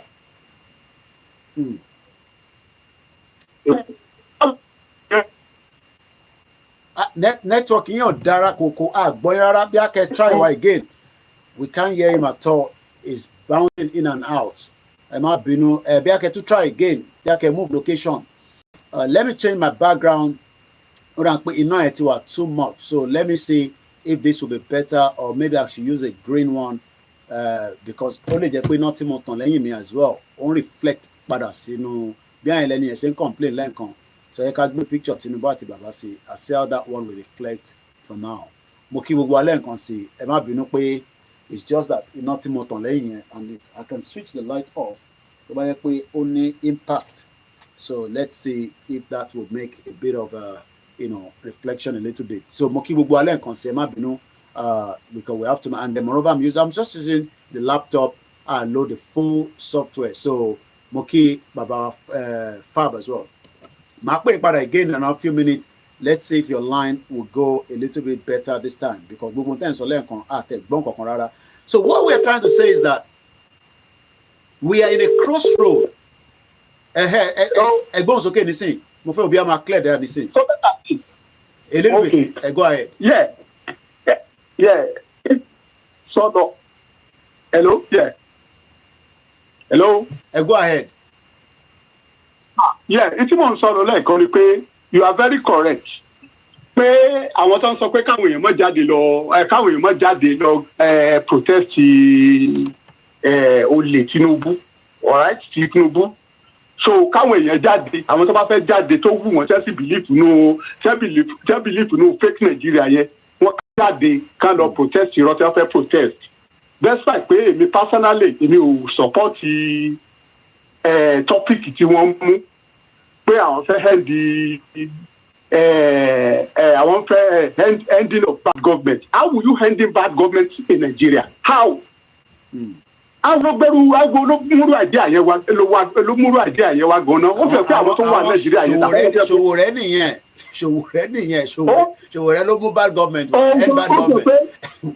ó fi hàn pé Ṣòwòrẹ́ bó ti sọ̀rọ̀ yẹn ti pẹ́ Ṣòwòrẹ́ is an enabler of the system ogun ò lè dá ronú dáadáa kò lè dá ronú because what is the ending of bad government in Nigeria how will you do it. ọ̀nà wo ló fi gbà. The only solutions kò dẹ̀ lè sí revolution kankan Nàìjíríà revolution kankan ò lè ṣiṣẹ́ Nàìjíríà. The only revolution tó lè ṣiṣẹ́ ojú pé kí Yorùbá decide pé ọ̀fẹ́ ṣe revolutions nílẹ̀ Yorùbá. Táwa Yorùbá bá rẹ́dì. Tá a bá fẹ́ ṣe revolution lọ́dọ̀ wa. Àwọn wèrè yìí tó occupy political space nílẹ̀ Yorùbá wọ́n láwọn ò gbọ́dọ̀ jáde fún Yorùbá nation. Nígbà tí ó bá dùn àwa náà tí frustration àwa náà bá dé level kan àwa náà máa stop wọn pé kẹ́hìn náà máa jókòó sóṣèlú kí wọ́n máa jókòó ṣe bí tí òṣèlú wọn nílẹ̀ Yorùbá mọ́. That's ibi nǹkan tó máa stop problem ni ẹ̀ka dìde pé I want to end bad government or you want to do a revolution in Nigeria where no revolution can work in Nigeria because dẹ́sẹ̀ pé mi ò gba ti Tinubu so tẹ́ bá lé Tinubu lọ alẹ́ fẹ́ fi bẹ̀. People need to ask themselves questions.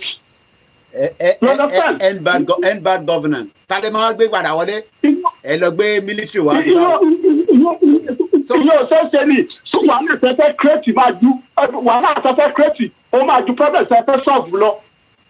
Ẹ fẹ́ lé Tinubu kúrò so Tinubu kò ní jẹ́ Tinubu mọ́ náà ẹ fẹ́ lé Yorùbá kúrò ló máa dà yẹn náà. All right? Is it possible in Nigeria now to leave a sitting Yoruba president out of power and now one of the Igbo síbi àbáwúsá lè fẹ́ gbé bẹ́ẹ̀ is it going to work? Possible, I lie. So kí gbogbo àwọn Fálànà Ṣòwòrẹ́ kí wọn ò lè dá ronú yẹn Fálànà yẹn lọ́ba enabler ni. All right? Enabler ni gbogbo àwọn pípù yìí nígbà tí wọ́n bá create bad government tán wọ́n wá máa sọ story káàkiri. Ta ló sọ fún Ṣòwòrẹ́ nígbà tó ń gapá káàkiri gbogbo Nàìjíríà tó ń gbé hehe fáti rọ́kọ̀ káàkiri. You cannot win elections. Obi can never become president of Nigeria under the code. It's not about being Igbo. All right? Obi is a Christian. Obi, and then the way they are going now, the way the president they set in 2023, a Muslim cannot become a president of Nigeria anymore. And that one shows you that Nigeria's dissolution is imminent. How can Peter Gregory Obi become a president of Nigeria when Tinubu Ahmed is a Muslim? They had to force him. I heard from Fulani, one of the Fulani APC members, they said they had to compel Tinubu to choose another Muslim from the north. They compel him, they force him. You understand? People should know this. So now, heading of that government, ẹkú àṣẹdànù gbogbo ẹ̀yẹ wọ̀nyí ẹ bá tètè lọ mú ẹ̀yẹ young people tẹ́tẹ́ dìde yẹn ẹ bá tètè máa pọ́n energy yìí lẹ̀ kẹ́tètè tẹ̀lé Yorùbá nations ká fọ́ọ̀mù orílẹ̀-èdè tiwa kẹ́yẹ́ máa wẹ́sì ìgbésí ayé yín àtọ́jú ọwájú àwọn ọmọ yín káàkiri. Èmi ò sọ lẹ́yìn láti fi support Tinubu ẹ jáde lọ́pọ̀ yẹn turu bẹ̀tẹ̀ fẹ́ waste time ayé ni wọ́n á pa nígbà tẹ́ bá dẹ̀ pa tí wọ́n padà. Ṣẹ́tẹ̀rí pọ̀ ẹ má bínú dádì ṣẹ́rí pé ká máa tẹ̀sán pé support Tinubu yẹn kò tiẹ̀ sí tó kàn wá pẹ̀lú ọ̀rọ̀ Tinubu àní tó máa jẹ́ kí Nàìjíríà kó di gbàgbòs kí ni kàn wá pẹ̀lú ọ̀rọ̀ Tinubu sọ fún Tinubu tẹ́lẹ̀ ni ẹ má máa lo mo fẹ́ káwọn èèyàn máa sọ ká máa feel sympathy pé à ń sọ̀rọ̀ ìjọra àṣọ kí ni kàn wá pẹ̀lú Tinubu who cares about Tinubu bomb bastard ní Tinubu olè ní Tinubu Crown Estate gbogbo Yorùbá wà lọ́wọ́ ẹ̀ so mo fẹ́ ká feel sorry fúnra wa pé a fẹ́ sọ̀rọ̀ yìí àwa ní torí pé à ń sọ support Tinubu kò ṣe pé torí mò ń sọ̀rọ̀ but mo support kí ni kàn wá we don't even have to be saying that at all.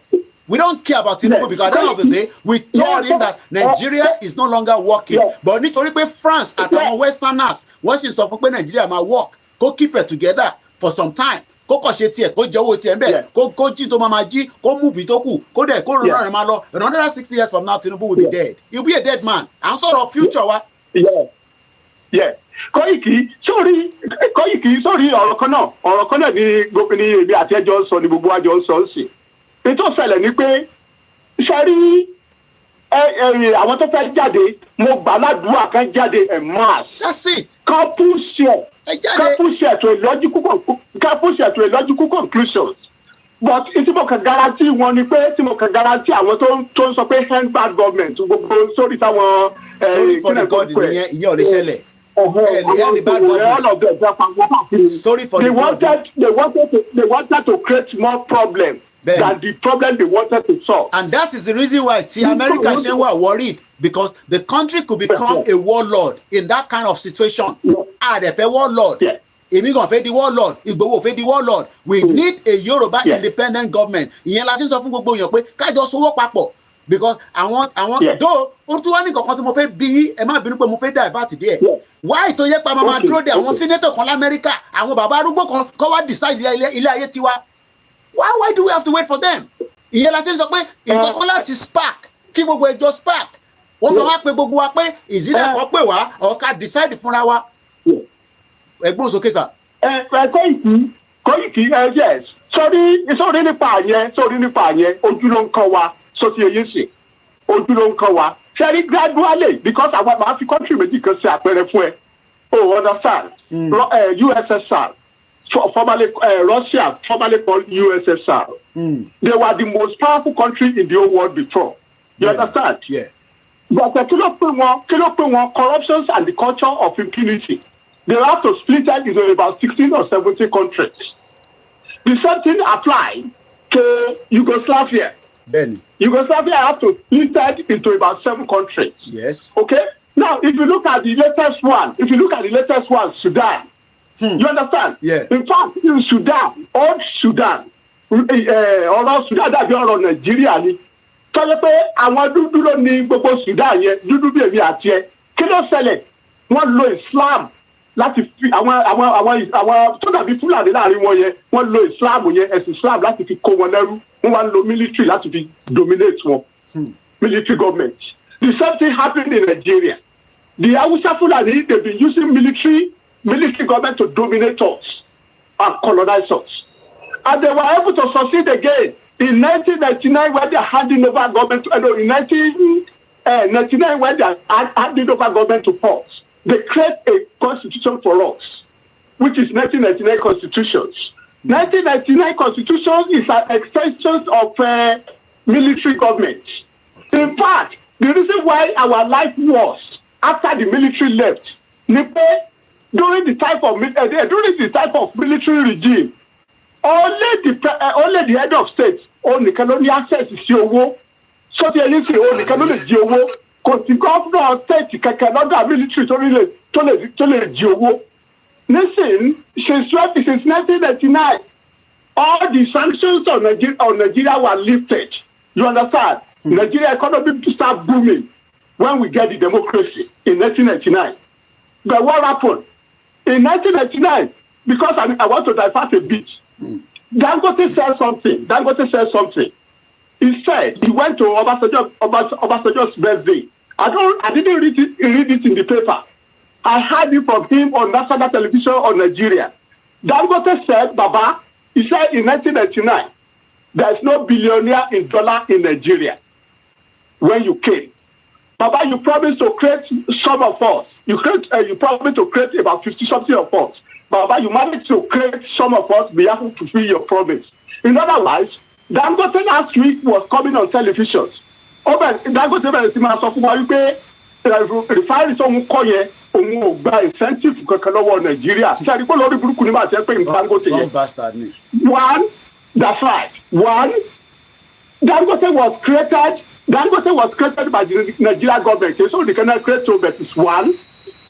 Kí ni wọ́n fọdún pẹ̀ gbogbo ìgbà tó kọ́ refinery yẹn gbogbo àwọn equipment tí wọ́n kó wá almost all of them are duty free. He doesn't pay duty for most of them. And when he pay duty, Koiki, when me at that time, when me and you are paying, are changing exchange, and we are doing exchange rate for 700 naira to $1. The bastard Dangote is doing it for 305 for $1. You understand? Oh, yeah, me. So if Dangote that talk ma pa yẹn, tó bá sọ sáwọn Bollywood àwọn èèyàn tí ò mọ kankan, kó rántí pé àwọn tó máa sírí ẹ̀ tó dẹ̀ gbọ́ ọ̀rọ̀ tó ń gẹ́gẹ́ sọ lẹ́nu, wọ́n wà láyé o. Because nọ́ọ̀sẹ̀ tó sọ ilẹ̀ bẹ́ẹ̀ náà ní Nigeria strike bargain against the bad side yìí 20%, all of a sudden only 7%. Who is going to ask this man the questions? So you understand? So now, Koiki, ẹ jẹ́ ká fi àwọn people ilẹ̀ ẹ jáde ẹ̀yin tẹ́ bá fẹ́ jáde kẹ́ jáde ẹ̀ máa so there is it. So ẹ jẹ́ ká fi wọ́n lẹ̀ ká people yìí ká dáná sọ̀rọ̀ àwọn. Ìjà ìyẹn ló máa jẹ́ kí ìjà táwa máa jà kó má pọ̀ mọ́ so ti ẹ̀yin sì. Àgbọ̀yé. Nítorí máa ṣẹlẹ̀ nìyẹn. Thank you so much. Thank you very much. As we continue with the program, Tinubu also have spoken, and this is what Tinubu released a few hours ago. Nigerians have right to protest, but no room for violence. Tinubu government. The government warns that any form of violence or disruption will not be tolerated, aiming to balance civil liberty with community safety. The Minister of Information and National Orientation, Mohammed Idris, has reiterated the Nigeria government's support for citizens' right to peaceful protest. He said President Tinubu administration is committed to protecting democratic rights while also calling for àwọn bàbá tí wọ́n mọ bí nǹkan ṣe ẹ bá mute background ẹ ti wọlé Alhaji ẹ bá gbóhùn sókè ẹ mute Tinúlé mọ́lẹ̀ pátápátá ẹ ṣé gan ni sà tẹ bá wa dá sétò náà wà lẹ́yìn. Pẹ́kì ká má gba àsìkò ẹja àkọ́kọ́ ṣàwọn kankan náà ṣẹ́rí nǹkan tó wà mẹ́rin pé àwa gangan fúnra ara wa organize consultor òde ká máa kọ̀ nǹkan tó yẹ ká máa engage okay àwọn tẹ́ fẹ́ protest èmi ò rí gbé Tinubu àṣẹ́bù Tinubu that's not the issue but ilẹ̀ Yorùbá we have nothing to do with Nigerian government at all we should be demanding for them ẹ tó wá fẹ́ demonstrate nílẹ̀ Yorùbá every Nigeria now that's our own slogan anybody bá gbé placard ti Nigeria àwágún máa bàjá but lọ́dọ̀ títí wa why can't we use that opportunity àwọn tó máa jáde nílẹ̀ Yorùbá o kọ́tà wàá fẹ́ ní pé àwọn ò sí Nigeria mọ́ why can't you put for that irú ẹ jáde tá à ń ṣe gbogbo kíní agbọ́dọ̀ wà decisive kọ́tà wàá fẹ́ nípa abẹ́kùnú Nigeria and the Nigeria government because our bank ṣe we are playing to other people's hands. but bá ṣe lábàdà bàbá ìtàbà ọ̀fẹ́ náà dára wa ẹni sùúrù Alhaji ẹni sùúrù sà but àwọn akọ́là ń call for protest nísìn àwọn ò tí call for protest so àwọn ò lè why can't we use that opportunity. well I mean there's a fact there but the fact remains is that àwa ò tí pè fún protest so we cannot attack people that are Yoruba ó máa dàbí the same thing tó ń sọ pé àjẹ́ káwọn lọ dìbò ẹ jẹ́ kó tẹ̀fẹ́ nú wọn eventually in tó ń béèrè fún yẹn they're not gonna get it anyway àbúrò wòye yín nísìn I am not disputing what you say but káwa wá jáde kí bàbá kí tó wá jáde nísìn kó wá ní ẹ̀yin ọmọ Yorùbá ó táwọn ṣe Yorùbá nation káwa jáde pé ẹ̀ Nàìjíríà làwa fẹ́ àwa máa wá bá àwọn Yorùbá jà á jẹ́ pé Yorùbá méjì ló máa bára wọn jà lórí títì nìyẹn ìyẹn ò gbọ́dọ̀ ṣẹlẹ̀ Yorùbá méjì ò gbọ́dọ̀ bára wọn jà lórí títì but what we are ìtàwọn èèyàn wà skeptical ni pé káwọn ọmọ Igbo máa wá take advantage but bó dẹ́n sọ pé ẹ jẹ́ kó take advantage wọ́n máa jìyẹ lọ́jọ́ iwájú tó ní pẹ́ mọ́ gbogbo alámọ̀ yẹn because already the country is going wọ́n ò lè take advantage tó fi gbalẹ̀ mọ́ wa lọ́wọ́ Alhaji. if they take the advantage tó bá ti Tinubu lọ táwọn people bá rí organize.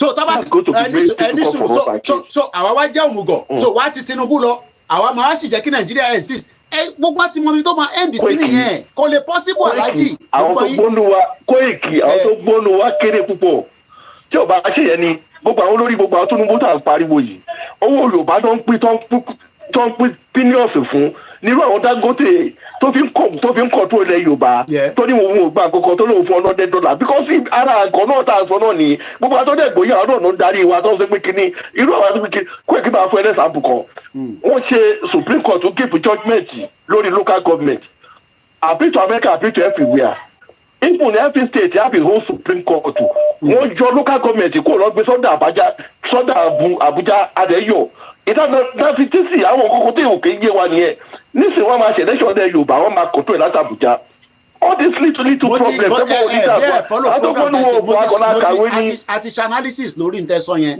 kódà mo ti ṣe program mi lórí.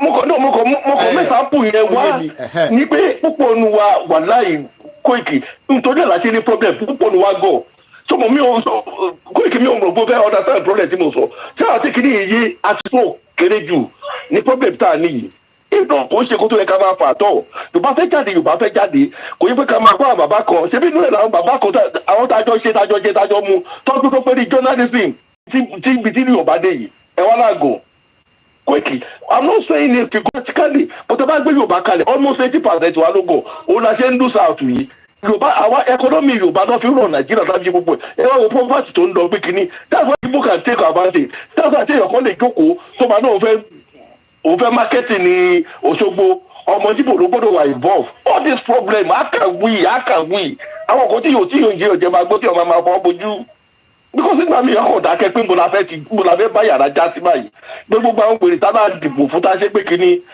mo understand pé kínní o but demand ti tiwa nípa àwọn afẹ́ kò sẹ́ẹ̀ and I'm always saying one thing as long as tá a bá sì define a means ọkọ̀ tó pàdé bá Yorùbá jà ní tá a bá sì define means pẹ̀lú àwọn tó ń represent wa tó jẹ́ gómìnà wa tá a bá sì define means our God will dey play ní bí àṣà àbáwọn èdèdè because àti kí wa mandate wọn tá a bá gba mandate yìí padà and there's no way we are going to keje mi ò fẹ́ lo word violence but we have to take it back rightfully that's what I will use meeting yẹn tó ká máa ṣe nìyẹn màá tọ́ sí meeting YSM èèyàn kan jẹ́ chairman pé kínní agbọ́dọ̀ jókòó báwo la ti fẹ́ gba agbára yìí padà báwo la ti fẹ́ gbé kínní the time is going and we are losing out. Oyemi. Koiki ọlọ́run á fún wa ṣe o. Aṣẹ́dùmarè. No, against àwọn tó fẹ́ protest àgbé kínní o but mandate ti wa nípa wo bá máa gbé placard sẹ́ẹ̀ pé break Nigeria àwọn believe gọ́ọ̀mẹ̀ntì wo lọ́ fẹ́ bú bá gọ́ọ̀mẹ̀ntì Fúlàní ṣe fọ́dún mẹ́jọ kìíní ṣe break bad government o sígbà yìí lábẹ́ ìrẹ̀bẹ̀ stop bad government how can we stop it tábà gbé Tinubu lọ yíbo àwọ̀ bẹ̀ àbí Fúlàní mi àwọ̀ bẹ̀ is that government stop why don't company of breaking down Nigeria that's the whole main issue. Okay, all right. Okay, we'll get going. Okay, great. Let's try and analyze this again. I think our people, they believe that we are, and I've said it. Remember, anytime wait, any sort of override any override. I think we are cowards. That's what we think we are. We are coward. Because if I'm a coward, we would have done what needs to be done. But I'm not talking about Baba Kitoye. I'm talking about within ourselves. Tabana push out 2 years ago. We should have pushed out. Tabana push out Lale, we can push out. But what we are trying to explain is that we don't want blood and we don't want violence. That is the Sharia or Yoruba nation, the whole Yoruba nation itself. It has to be in that direction. But it is something that many people do not abide by. Ìyẹn làwọn kan ṣe ní no. Kò gbọdọ̀ rí bẹ́ẹ̀, ó yẹ ká lè gbà bí tọmọlúàbí, but a lè gba Yorùbá nation lọmọlúàbí àfi tá bá ń parọ́ fúnra wa. We got to be very, very careful. But tá bá ní ká lọ attack àwọn tó fẹ́ ṣe Nigeria. It's gonna come back àwọn ní ṣe báwọn tó ń ṣe Yorùbá nation, àwọn tó wọ́n attack ra wa. Tabate máa wá attack ṣé àwọn tájọ́ máa wà lórí sílẹ̀ ká attack àbáwọn tó jẹ́ olóṣèlú. Báwo mo ṣe mọ̀ gan pé Tinubu wà behind this protest? Tinubu tí mo wá mọ̀ ó lè wà behind this protest. So ẹ jẹ́ kó tẹ̀fẹ́ nú wọn because at the end of the day fi àwọn èèyàn ni pé wọ́n fẹ́ jẹ́ káwọn ọmọ Igbo kó take control protest yìí. But kò ń jẹ́ àwọn ọmọ Igbo ló fẹ́ jáde. Gbogbo ẹ̀ máa jáde sí orí screen lọ́la àbí ní next week. We will all see it. But tábà jáde tán, which everybody knows, it will shut down the whole of the Southwest. Ó máa wà painful, but pain yẹn a fẹ́ go through pain. A kò fẹ́ gba Yorùbá nation, a fẹ́ go through pain. Káwá máa kọ sọ̀rọ̀. Gbogbo ẹlẹ́mi ti sọ ní 3 years ago. So whether we like it or not, opportunity of ẹ jẹ́ kó ṣe tó fẹ́ ṣe kó tẹ̀fẹ́ nú wọn àti Yorùbá tó fẹ́ tẹ̀fẹ́ nú ẹ̀ because at the end of the day, they cannot end the bad governance and go and bring anybody in. Kò lè possible. And everybody knows that. So ẹ jẹ́ ká gba àwọn call tó ṣì ń wọlé. But like I said, everybody's opinion tonight matters. Hello, tẹ́fẹ́ dá sórí program ni. ṣe fẹ́ dá sórí program yẹn tó ń pè. Ṣé ọ̀bà ẹ kálẹ́ o? Ṣe fẹ́ dá sórí program ni ẹ kálẹ́. Ètò nìyẹn. Ṣe fẹ́ dá sórí program, ṣe fẹ́ dá sórí our life, ṣe fẹ́ dá sórí program. Ẹgbọ́n sókè ń gbà yẹn, sọ̀rọ̀ mò ń dáhùn, mò ń béèrè question lọ́wọ́ yẹn dáhùn. Ẹgbọ́n sókè.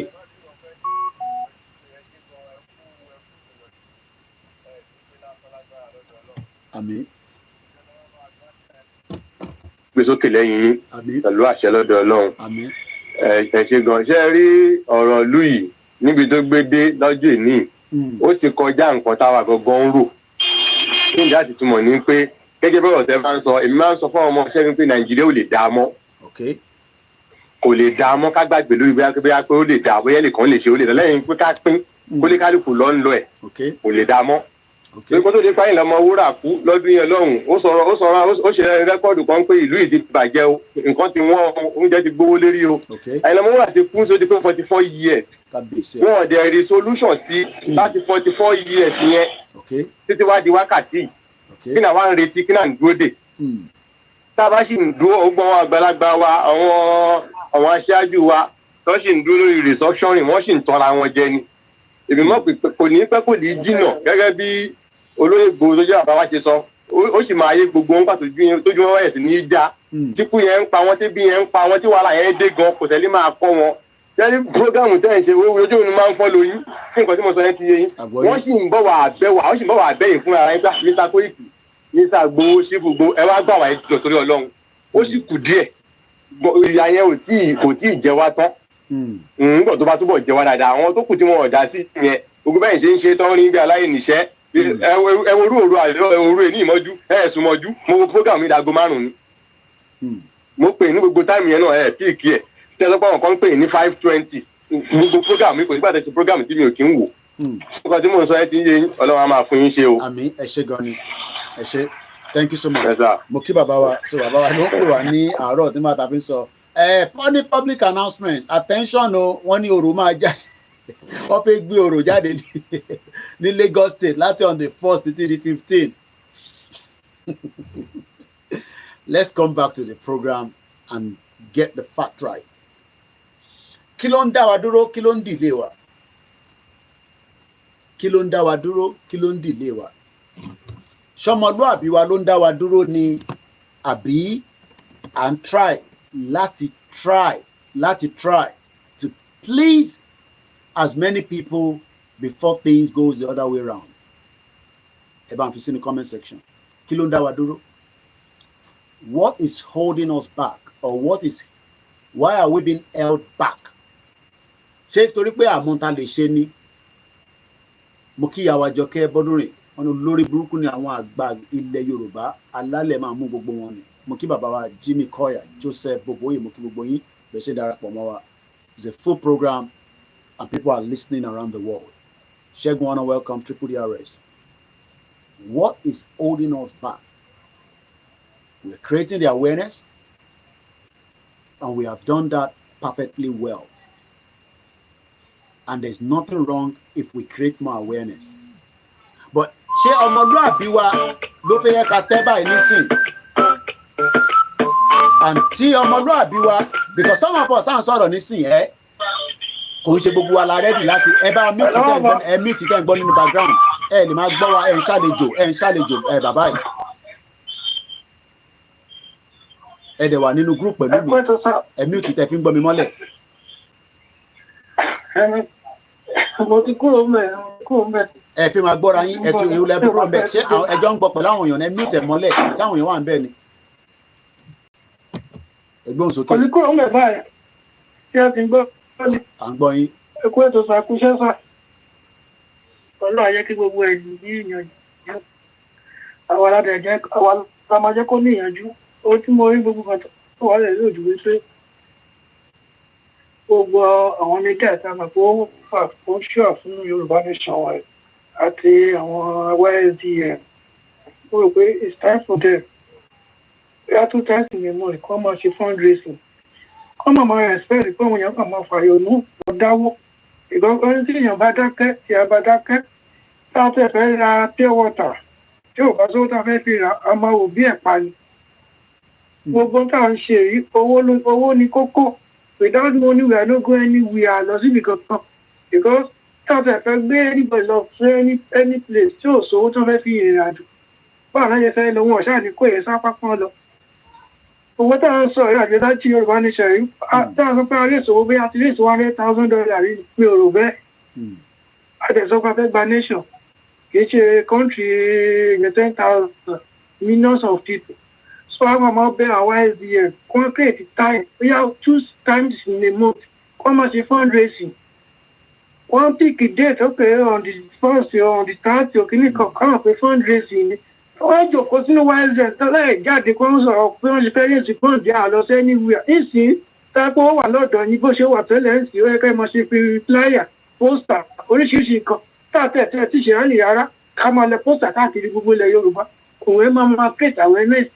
Irú àwọn tó fẹ́ jáde gan ní sí ìbáàdẹ a máa fún wọn ní leaflet a máa sọ fún wọn pé ọ̀rọ̀ end Nigeria kọ́lé end Nigeria that need the end bad bad governance. We need to be telling them end Nigeria. So ohun tá a need a lot of things tá a need nù ẹ ṣùgbọ́n tí ìgbà tí àwọn tó jẹ́ sọ pé bàbá nìkan wá jáde wá ṣe lé bàbá wá ṣe lé bàbá wá ṣe lé ìgbà tó ní àwọn executive tó ń bá ṣiṣẹ́ káwọn yẹn máa jáde. Ìjẹ́ kí wọ́n dákẹ́ bí omi àmù. Bẹ́ẹ̀ni. So kí wọ́n máa jáde because okay ti ẹ̀ sọ̀rọ̀ Scotland níjọ́ ẹ̀ ṣé paper cement náà fi ṣe gbogbo tó ń ṣe ní Scotland. Àwọn Bangladesh tó ń ṣe kínní ṣé paper cement náà fi ṣe gbówó ni. Okay American president tó jáde ń sìn ṣé paper cement ló fẹ́ fi jẹ́ ni. Ó jáde àwọn èèyàn support.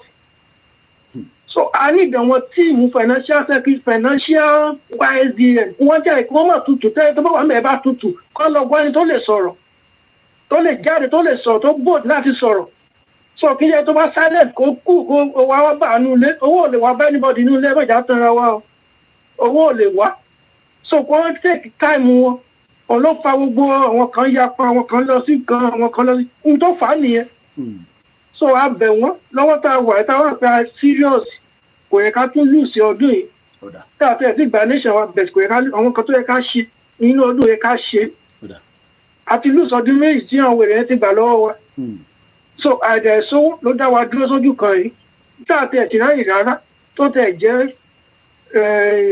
ambil ọ̀rọ̀ síkà tá à ń ṣe tẹ́lẹ̀ tá à ń fún àwọn èèyàn tá à ń lẹ̀ káàkiri ṣàtàmọ́tò lẹ́ máa rí ilẹ̀ Yorùbá tẹ́lẹ̀ tẹ́lẹ̀ ní síkà Yorùbá nation lára ẹ̀ bẹ̀tí ìsìn nǹkan gbogbo wọ̀nyẹn ti wọlẹ̀ so a gbọ́dọ̀ padà sí drum board wa tọ́lápẹ́ machine la fẹ́ àtàwọn máa fi print ẹ jẹ́ ká mọ̀ kí gbogbo wa dáwó ká lọ ṣe rúùmù kan ká kó gbogbo ẹ̀ sílẹ̀ ká máa ṣe production ká lọ́ machine bóyá $5 million ní kójọ́ ìṣòro káfí rẹ̀ sọ́wọ́ káfí rẹ̀ ká rẹ̀ bá a tẹ̀ ṣe gan láti inú Nàìjíríà a ṣe ní the nearest border a dẹ̀ máa kó wọlé à ń bọ̀ sí bọ́ sí gan inú Nàìjíríà gan àrùn rẹ̀. bàbá wà ní Benin bẹ̀rẹ̀ ká bẹ̀rẹ̀ ìlú náà máa ṣe production ká rà á ká jẹ́ oríṣi machine méjì mẹ́ta ká rà á ká fìsì ẹ̀ ká ṣe a lot of pamphlet handbill sticker ká ṣe kó pọ̀ ní millions kì í ṣe thousands so a lè pín káàkiri àyẹn gan lásán àtàlọ́ fún ẹ Yorùbá nation from there àádúgbò àwọn èèyàn wá padà ìsìn wọ́n rí ìsìn bẹ́ẹ̀ pé àrùn serious mọ́ ṣùgbọ́n síbẹ̀síbẹ̀ àwọn YSDM oníṣẹ́ láti ṣe táwọn nǹkan tó ń dà wọ́n láàrú wọ́n gbogbo wọn tó bá ń dà wọ́n lé gbogbo wọn sí gbó ká lè move forward. Distraction ti pọ̀ jù àwọn tó fẹ́ jáde ṣe rálì èèyàn àwọn gbàdúrà pé kí wọ́n jáde wọ́n kú da gbogbo ẹ̀rú everybody mọ bó ṣe ń lọ. mínísítà ṣe wò rẹ́ nǹkan àwọn ètò àmọ́ra ẹ̀yìn kò lè dá ṣe revolution tó bá fẹ́ jọ̀ṣàkọ́ kó jọ̀ṣàkọ́ bá fẹ́ jọ̀ṣòkò kó jọ̀ṣòkò tó bá fẹ́ politics ló fẹ́ ṣe kó fèsì politics táwọn tó fẹ́ gbà wọn èèyàn lẹ̀ kúrò nínú ìyà kó pẹ̀lú àwọn tó fẹ́ gbà wọn èèyàn kúrò nínú ìyà eléyìí tó ń kọ list 14 demand yìí zero ló máa bá dé eléyìí tó ń ṣe ní 2020 àbí 2019 zero ló bá dé tó lọ bí ọdún mélòó nínú DSS bó ṣe gbọ́n tó yẹn kó náà lọ kó lọ ibo ló ṣe mistake ẹnìkan ò lè tàbí dúró kó gbé òun fẹ́ ṣe revolution Nàìjíríà àwọn náà tí ì sí wọ́n ti pull out ṣé àwọn nìkan la fẹ́ ṣe rally tó yẹ kó fi kẹ́kọ̀ọ́ nìyẹn pé ó kẹ́ àwọn tó ṣe Yorùbá nation is better àwọn revolution kí n leak mọ́ wọn ká jọ ṣe meeting ká move forward bẹ̀rẹ̀ tó fẹ́ sọ pé ó fẹ́ dá revolution ẹ wo sà lẹ́yìn August àwọn ọmọ tí wọ́n bá di. I think a lot of people are bitter and a lot of people are, angry, with the directions, especially with so much, distraction coming through as well. Actually, so many distractions, and the last thing we want again is to be distracted. And the body, were too distracted.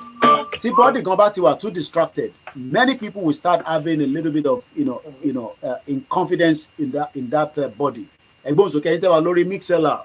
You have about 14 minutes to join the next platform. Mokiba Yawa Adejoke Adedapo. Mokiba Bawa Adegboyega Rufai. Mr. Jaye TV. Wani ọ̀rọ̀ bọ́lẹ̀ yìí mo kí gbogbo ẹ̀yin ọmọ Yorùbá. Ẹ̀gbọ́n sókè bàbá mi Adam Smart ẹ ti darapọ̀ mọ́ wa. Ẹ̀yin ọlọ́gbọ́n lọ̀rọ̀ ilé yẹn. Ibi tá a bá fẹ́ gbingi sí ni tílẹ̀ bá lanu gúnbẹ̀ ọ̀pẹ́ náà lè ká ṣe. Ní ká má jáde wọ́n jáde. Àmọ́ nínú protest wọn ohun tó bá bí àṣẹ tó bá tẹ̀lé ọmọ tó bá jẹ́ ọmọ Yorùbá nation ńlẹ̀ yìí bó jẹ́ gbẹ́rẹ́ ẹni bó jẹ́ àgbò ẹni lọ rìn náà àṣẹ tó bá ti tẹ̀lé lẹ́yìn protest wọn òun lè méjì dúró lé àṣẹ tó bá ti tẹ̀lé lẹ́yìn protest wọn òun làwọn á dúró lè. Ẹ ṣé gan ni mo kí gbogbo ọmọ Yorùbá nílé lóko. It looks like again there's a division of where are we standing. Àwa náà fẹ́ Yorùbá country. But ọ̀nà wo la fẹ́ fi gba Yorùbá country? I've asked those questions. Baba Akintoye knows the answer. And the answer is there will be crisis.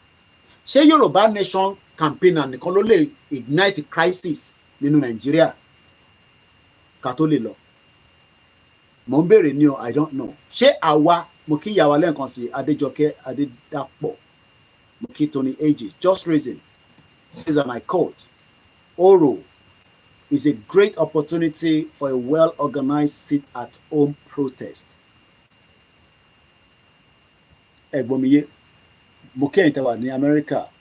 Coopman, to me, I think this hardship in the zoo is the right time to quit the zoo because Tinubu cannot listen to us talk less of sit on a round table. Let us come to think how many times we have wrote letter to him which he didn't answer. Muki Babawa Ajayi Gabriel. Amen tó ń pè wá lórí ilé àti níbi báyìí kọ́ ni kẹ́ pè wá sí àlègbé láti rí ilé. If you don't know the studio number, we cannot help you. It has to be the studio number.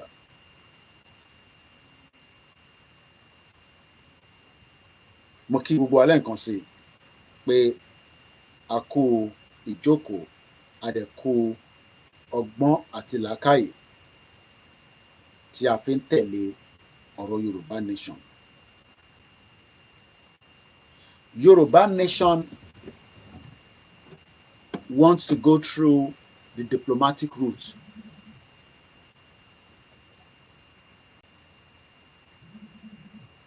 And going through a diplomatic route takes steps.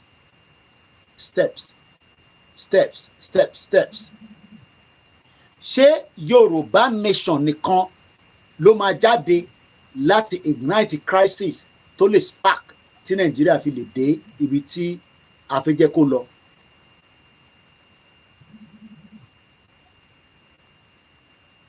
Many people have the right as they want to. Kódà Tinubu náà ti sọ nísìnyí pé Nigerians have the right, but òun kọ́ ló máa sọ fún wọn pé ó máa turn violent, kò ní turn violent. Ó máa di violent, kò ní di violent. Ìyẹn di ọjọ́ protest táwọn bá jáde, because àwa jáde àwa violent kó tó di pé wọ́n yìnbọn pa wá. Adé-Orí Ọ̀kín was the last man tó jọmọ Yorùbá tó fìbọn pa ní Lagos State. But kò ń ṣe pé àwa coward. Ẹ jẹ́ ká lọ gbọ́ ẹni tó pè wá yìí. Hello caller.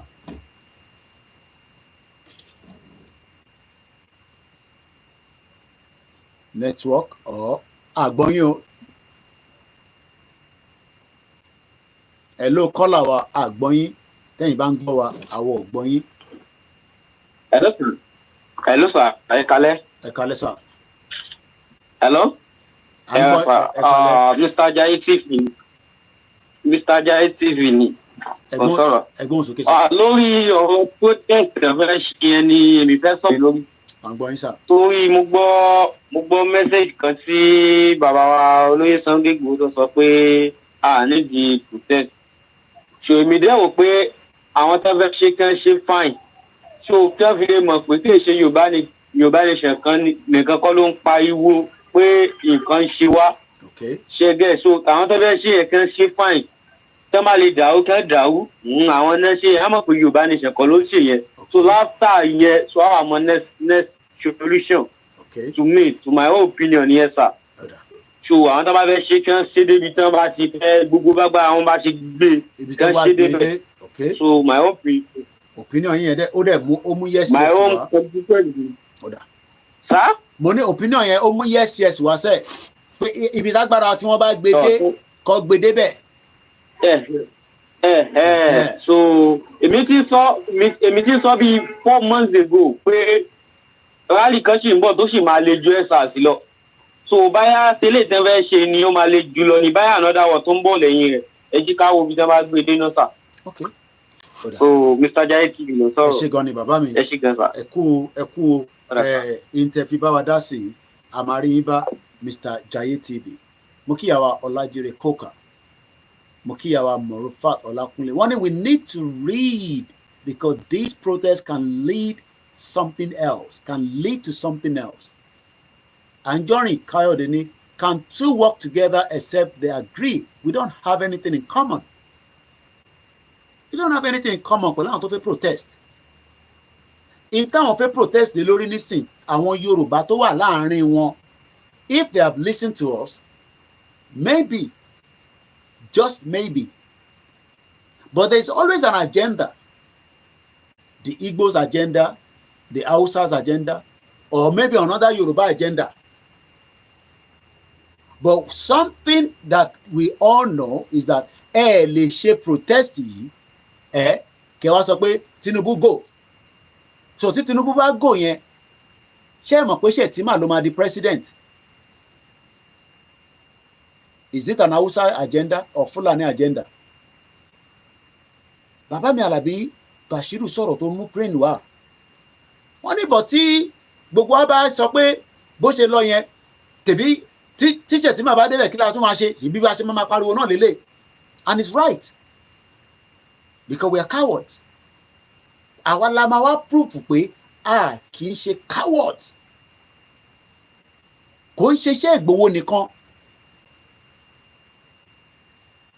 Not everybody will be ready to go back at the right time. Not everybody. Not everybody will be ready to go back.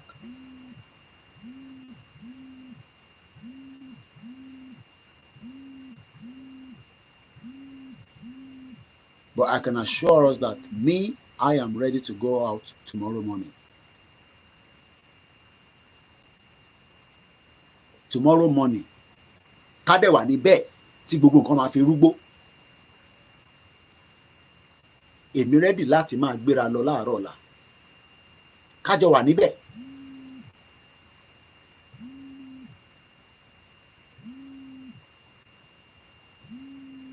But kò ń ṣe iṣẹ́ kan fúnyàn kan. But something must spark. Ṣebí spark ṣé àmọ́ mẹ́rin tó ń pè ní spark ni? So why in tell me try láti highlight ni pé what is the reason why we are scared? Kí ló tún bà wá lẹ́rù nísìn? Àwa ta ti ń bá kan bọ̀. A ti ń bá ìrìn àjò kan bọ̀ débì kan. Àwa tún wá rí ó máa favour wa, kò ní favour wa. Àwa sì mọ bí táwa ń lọ.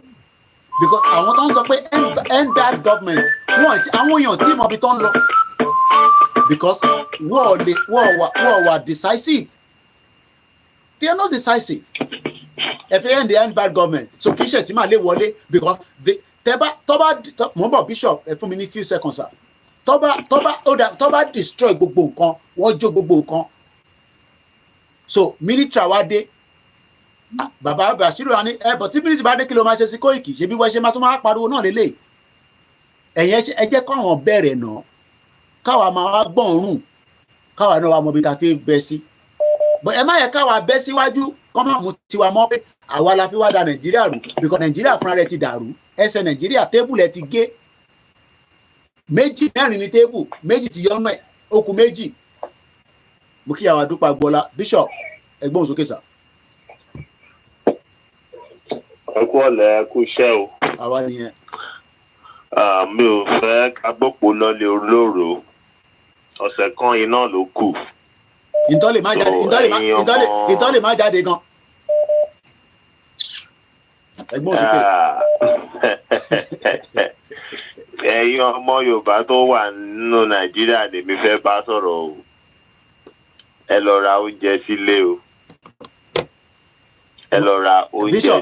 Bishop ẹ má bínú àjọ máa jẹ díẹ̀díẹ̀ láàrin ọ máa fún ní space púpọ̀ ẹ má bínú ìyá mi Jọkẹ́ ní because of what happened in EndSARS a ní wọ́n gba $100 million kí ló fi ṣe wọ́n of anybody before EndSARS kọ́ ló ti gbọ́ owó yẹn ni ẹ má ẹ̀ka wà two sentiment pẹ̀lú ọ̀rọ̀ in tó ṣẹlẹ̀ ní EndSARS. I know that we are feeling pain mo ní bíbá ní UK kò sí nǹkan tó bàjẹ́ nígbà tó pa Mark Dogan building méjì ọ̀tọ̀ọ̀tọ̀ èmi rí ní iná lọ làwùlà lórí ẹ̀ ní ẹ lọ síbẹ̀ lẹ́ni nísìn ìkànnà àwọn building yẹn kódà is a business district tó ń tọ́jú gbogbo àdúgbò tó ń pè ní Tottenham. The second one àwọn èèyàn ń gbé lókè ìsàlẹ̀ wọ́n fi ṣe shop ibì kan tó wá wà níbẹ̀ ṣẹ́ náà ti máa ń ṣòyìn pé job center wọ́n jó gbogbo building yẹn wálẹ̀ gbogbo títì ó di gbára gbòòrò àwọn èèyàn wọnú ṣọ́ọ̀pù tó jalè rẹpẹtẹ ọlọ́pàá ó àbádàn gbogbo ẹ̀ ní bọ̀tẹ́ bá sọ nísìn wọn ní Koiki ló fẹ́ da Èkó rú Èkó tẹ́ rí kankan jẹ nínú ẹ̀ ẹ̀yẹ ká stop yẹn Èkó tí gbogbo àwọn òrìjẹ kan rẹ̀ mo ní Tinubu ti di crown Bishop ẹ má bínú ẹgbọ́n sókè mo apologize ẹgbọ́n sókè. Sorry, thank you. So àwọn èèyàn wa ẹ lọ ra oúnjẹ sílé. United Nations send memo to Nigeria government early this morning telling them not to underrate the protest that is coming, that is going to it's endemic on Nigeria. So ẹ lọ ra oúnjẹ sílé o ìwọ tó bá ní sílé kan sílé lọ ra oúnjẹ sílé ó máa ju EndSARS lọ o kò ní ju EndSARS lọ o that's not your own problem but àwọn eléyìí wọ́n mí ní Nàìjíríà o Tinubu gan máa sá lọ ọmọ àwọn eléyìí mí ní Nàìjíríà so it's good that is sọ wípé àwa kọ́ la máa lùgbòǹgbò mọ́ Nàìjíríà ohun tó máa tún Nàìjíríà láti inú Nàìjíríà ni so òun náà dẹ̀ ló ti bẹ̀rẹ̀ yẹn so ọlọ́pàá tí ó bá dẹ̀ lórí òun burú tó bá ti because kò sọ́gbẹ́ ọlọ́pàá dẹ̀ like eku ni wọ́n tẹ́bẹ́ bá fi ẹran sórí páńpẹ́ wọn lọ síbẹ̀ ọtí páńpẹ́ ẹ̀ máa mú wọn so àwọn ilé ìfẹ́ wa gbẹ̀san EndSARS ni gbogbo àwọn ọlọ́pàá kò bá pa èèyàn ẹyọ kan wọ́n pa ọlọ́pàá yẹn wọ́n pa family member so kọ́ lè mọ̀ wọ́n máa wá wọ́n á tún lọ pa àwọn family member ọlọ́pàá yẹn so the people they don't have idea of what is coming on Nigeria at all and ó ní support àwọn alágbára nulẹ̀ tó bá Tinubu fà so we are not sympathetic to Tinubu because we have told him Yoruba Nation told him and he even go to that place working against Yoruba Nation in some aspect bàbá kọ lẹ́tà sí kò dá wa lóhùn so ṣé lẹ́tà la màmá kọ ni so àdúrà wa ló ń gbà but àwa ò gbọ́dọ̀ jókòó tẹ̀tẹ̀rẹ̀ a ní nígbà tí kìnìún kan bá ṣẹlẹ̀ tán àwa gbọ́dọ̀ go and prepare and defend protect yourself and do everything you can to protect and buy food in the house because bẹ́ẹ̀ díẹ̀ bó ṣe bẹ̀rẹ̀ nígbà yẹn àti ẹ̀ bó ṣe máa bẹ̀rẹ̀ díẹ̀ nìyẹn o wọn ò ní kúrò street o tọ́ba dẹ̀ ti kúrò street tó ti fẹ́ pé 30 days United Nations has to get involved Nigeria ò ti fẹ́ kí UN get involved wọ́n máa fẹ́ ṣe ìṣe ẹ̀ńsà àti wọn so àwọn dẹ̀ ti ń retí kí Nàìjíríà wọ́n ti mọ̀ pé ìṣe Nàìjíríà nìyẹn ìjọba pànìyàn ni so wọ́n ti ń retí kí Nàìjíríà dọ́rù yẹn wò kán lè fún wọn ní búlálà wọn látẹ̀yìn so it's not something it's not a joke go and prepare buy food in the house and be careful of movement má gbọ́kànlé wọ ọlọ́pàá ọkàn pé Ọlọ́run you have protection you don't have protection you are living in Nigeria Ọlọ́run ló ṣọ́ yín o you don't have any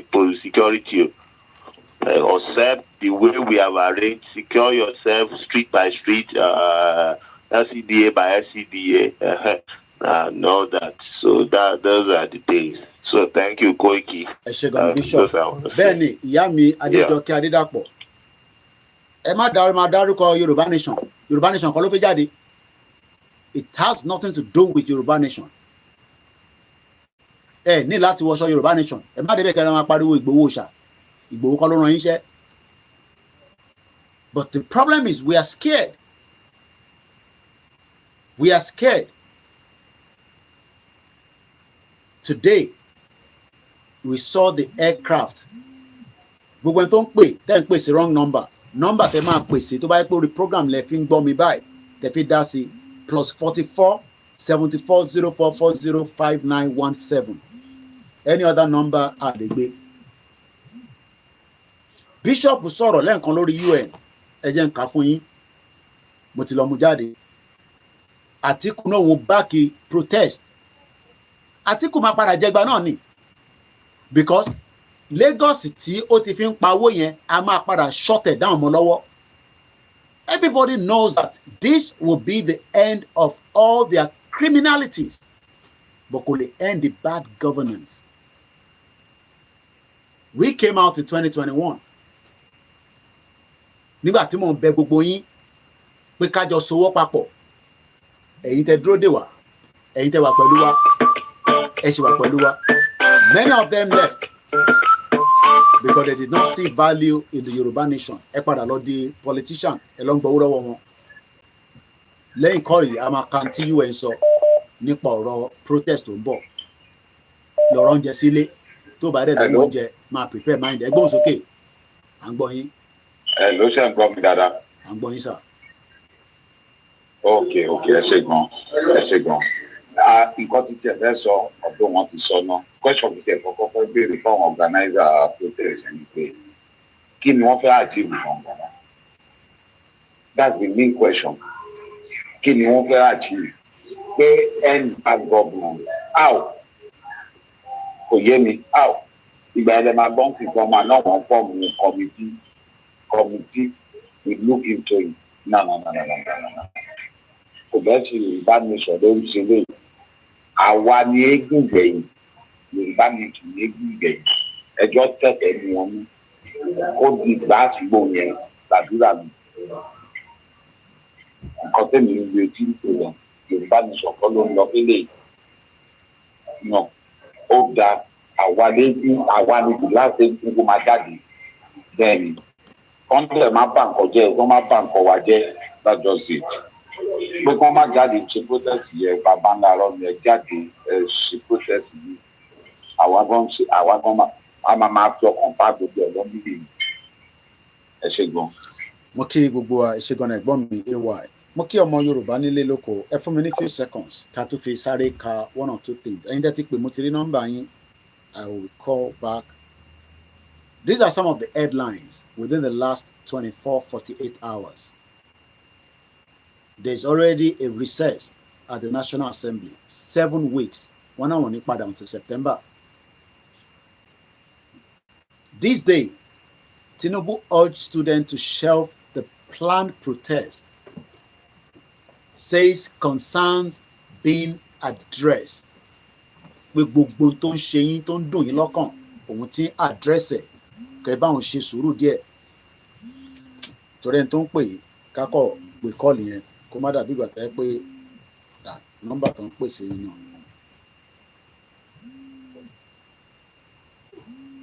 The cable. Protest against economic hardship in Nigeria likely to be hijacked. United Nations is warning. Hijacked by who? Whose agenda? Ṣé báwa ń sọ fún UN pé ọ̀rọ̀ Nàìjíríà kò favour gbogbo wa, wọ́n ní ká dákẹ́. Ẹ kọ́ hijack tó bá hijack tó bá di gbàsgbòs. Eventually there will be no more a country called Nigeria. So ẹ̀yin mọ̀ pé wọ́n lè hijack lẹ́ẹ̀lẹ́sìn sí bàbá Akíntóyè àti Ìgbòho àtàwọn ọmọ Yorùbá nation táwọn pariwo pa fẹ́ lọ. Ṣèbí Buhari wá sí UN tó ń sọ̀rọ̀ Palestinian tí ẹ fún láyè. Ǹjẹ́ yín pé àwa, ǹjẹ́ yín pé bàbá Akíntóyè pé káwá fún òun náà láyè kó wá sọ̀rọ̀? Ẹ jẹ́ ká sáré gba kọ́ọ̀lù yìí náà again. Hello caller. Hello jàre brother mi. Ẹ káàbọ̀ sórí kan à ń gbọ́ yín sà. Ẹbí mo ohun tí mo kàn fẹ́ sọ mo fẹ́ kí wọ́n ṣàkíyèsí kan ni protest ọ̀fẹ́ ṣe yìí ohun tí ó lè yọ ohun tó lè ti dé ìjáde ni mo fẹ́ ṣe àlàyé bó tó wá fẹ́ ṣe àlàyé bó tó wá fẹ́ sọ ọ̀rẹ́ káwọn náà títọ́ àwọn tí bí ń pa ló fẹ́ jáde lọ́gbẹ̀rẹ̀ àwọn ọmọ Nàìjíríà ló fẹ́ jáde ṣùgbọ́n Fúlàní máa padà lò ilé Tinubu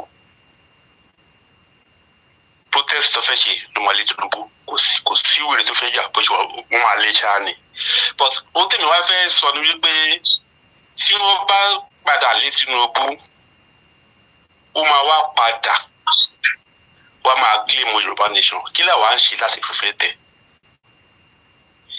ohun tí ó yẹ torí tí a bá gba Tinubu láyè àgàgà àwọ tó kì í sùn lórí pé gbogbo ìgbà tó fi pariwo Yorùbá nation yìí kó má dàbí wípé a máa padà tó wá jẹ̀bi padà lórí Yorùbá nation yìí ni o kí ni à ń ṣe kí ni à ń rò láti fi prevent Tinubu láti wá gba struggle mu wa lọ́wọ́ torí wọ́n máa lé o wọ́n á lè kò lè survive ẹ̀ wọ́n á lè but tó bá fi lè lé hope ẹ̀ ní ilẹ̀ Yorùbá yẹn ló máa wá sọ̀rọ̀ ẹ̀ di àkèrè pé ọ̀rọ̀ kò má dùn ẹ̀ gbogbo gbogbo máa rún síbẹ̀ kí làwọn wá ń ṣe báyìí torí Tinubu gbọ́dọ̀ tí Tinubu bá lọ sọ̀rọ̀ ẹ̀ di bóyá bíi first president nílùú Yorùbá yẹn ìlú ẹ̀ máa bàjẹ́ nìyẹn o kí là ń ṣe that's my question bóyá mo put ẹ̀ sí ẹ bóyá o lè ní answer sí kí ni preparation àwọn bàbá wa àwọn tó wà wájú kí ni wọ́n ṣe láti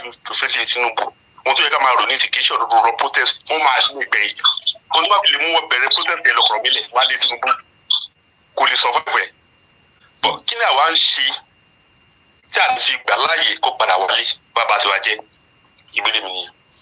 Alright, ẹ ṣe gan ni àti gbọ́ ní àmàdá ṣẹ́rí let me put it this way we are dealing with multiple intelligent people. Ṣẹ̀rí ọ̀rọ̀ Yorùbá tá à ń ṣe people will come with all kind of different questions because ẹ fẹ́ mú kí là ń ṣe ibo ló bá ṣe dé so that tá bá tún sọ yẹn sórí social media Ìgbòho ti rìn báyìí bàbá Akíntóyè ti rìn báyìí. First and foremost, do you think that Tinubu can hijack it from the exposure that in nísìn mo sọ ní bí 3-5 years ago ẹni Tinubu ò lè survive ẹ̀ so tó bá wá ní survive ẹ̀ níbẹ̀ yẹn á wá survive ẹ̀ lọ́dọ̀ tiwa torí àìsàn táwa ń ṣe gbogbo àwa di waste of time. I'm just asking. I don't think many of us understand the power of what we've done so far. It might just look like Pakombara was sort of screen by. But the power of what we've done so far,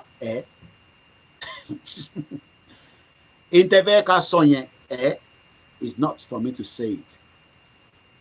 But what I know is that kò sí any politician nílẹ̀ Yorùbá lẹ́nu tó lè behave bó ṣe ń behave tẹ́lẹ̀ even as we speak right now. You know why? because every one of us, including myself, we have told them that we are not the Yorubas of yesterday. Tó bá yẹ pé Yoruba of yesterday is a different thing, but Yoruba tèmi à ń ṣàwọn Yoruba yẹn. So nobody would dare try that. Mo ti gbọ́ táwọn olùkà náà ṣe program tó náà ní àwọn kan fi hijack. I'm just laughing. How? Nobody can hijack it. That is the reason why gbogbo wa gbọ́dọ̀ stand together and remain one formidable force. And that is why they are trying to penetrate. Ẹ tún lọ yọ regional, káwọn kan máa pariwo regional, káwọn kan máa pariwo restructure, so that they can divert. Thanks so much, Mr. Jaye TV. Ẹ ṣé gan ni brother mi. Because interface ni pé the more tó bá divide the line yẹn, which is exactly what 2x2 was able to do. And yet, they've not been able to hold the ground. Ground in what? Still hold it. They display because I am not using the software. So, type it. I am not using the software for us to display. I'm broadcasting from 2, 4, 6, 9 different devices, including the Twitter. I want to remix it. Yeah. So, all the different platforms, Nimutin stream. So, can show you one single software. So, for me, I don't see Tinubu, coming to hijack it. Kakabe, Ulu Mapada, lost in Excel. Hello, caller. Eka sorry for you. Daddy tó sọ̀rọ̀ lẹ́ẹ̀kan tán ní Tinubu lè hijack process orí Yorùbá nation. Òun mo tiẹ̀ fẹ́ sọ̀rọ̀ lédè. Ṣe rí ojú bí àwọn ẹ̀ṣẹ̀ join bá a ṣe ń bàbọ̀ bí àwọn ló pa.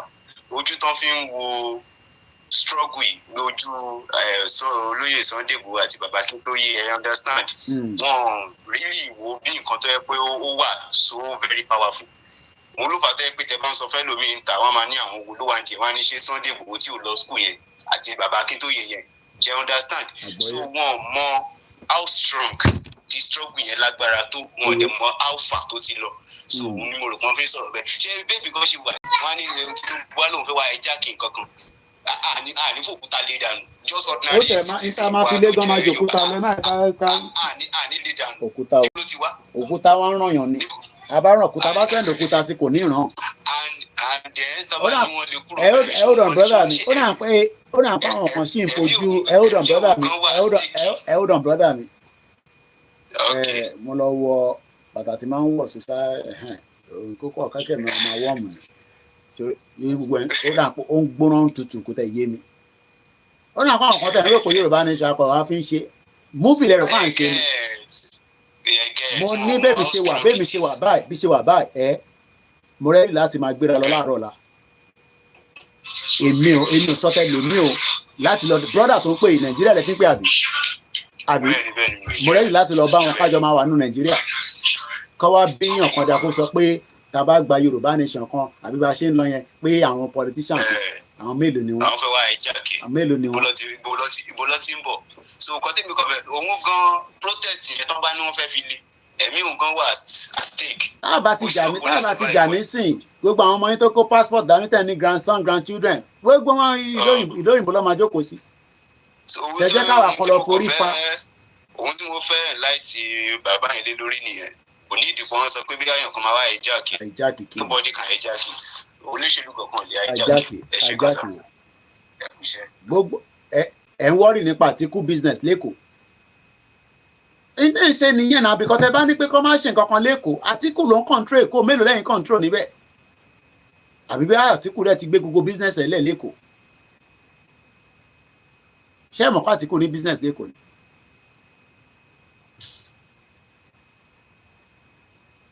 There has always been agenda in everything. Ó lè jẹ́ America gan ló wà behind protest ìyẹn tún kọ́.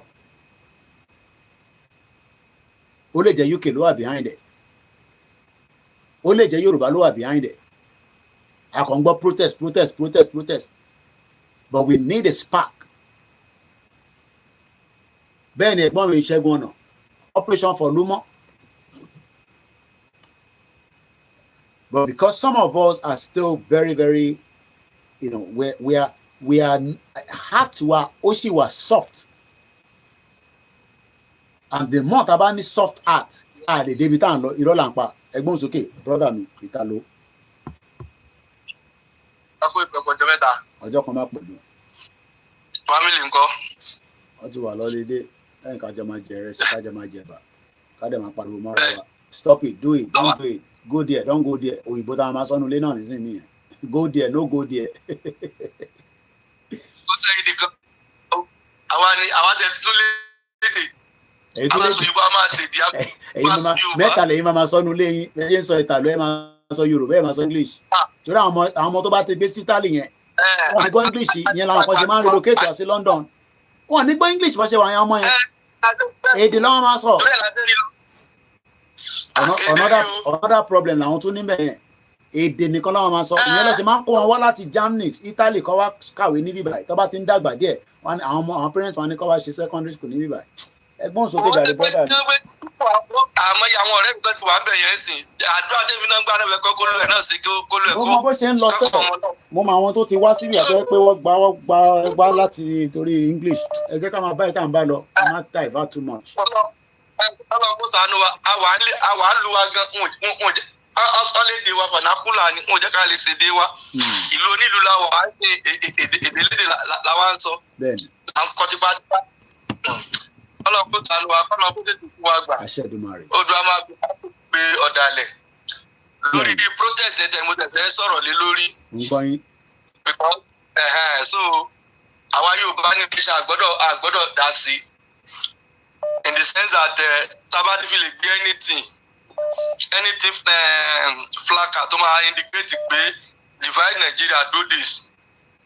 Wọ́n ti máa rò pé yes pé Yorùbá nation ló wà behind it but wọ́n ní pé bad governor end whatever tó bá fẹ́ end ni so àdúrà tẹ́mi dẹ̀ bá wọn gbà náà ni pé káwọn náà kàn máa dúró lásán everybody kan lọ jẹ àmọ̀lẹ́ tó bá máa jẹ àmọ̀là ìgbéwé dúdú gbogbo ẹ̀ kan lọ jẹ wọ́n bá ti sọ di endsars káwọn náà máa gbà wọ́n máa ṣe mú wọn káwọn náà máa múra wọn ni kó di you enter me I enter you ni kó má di pé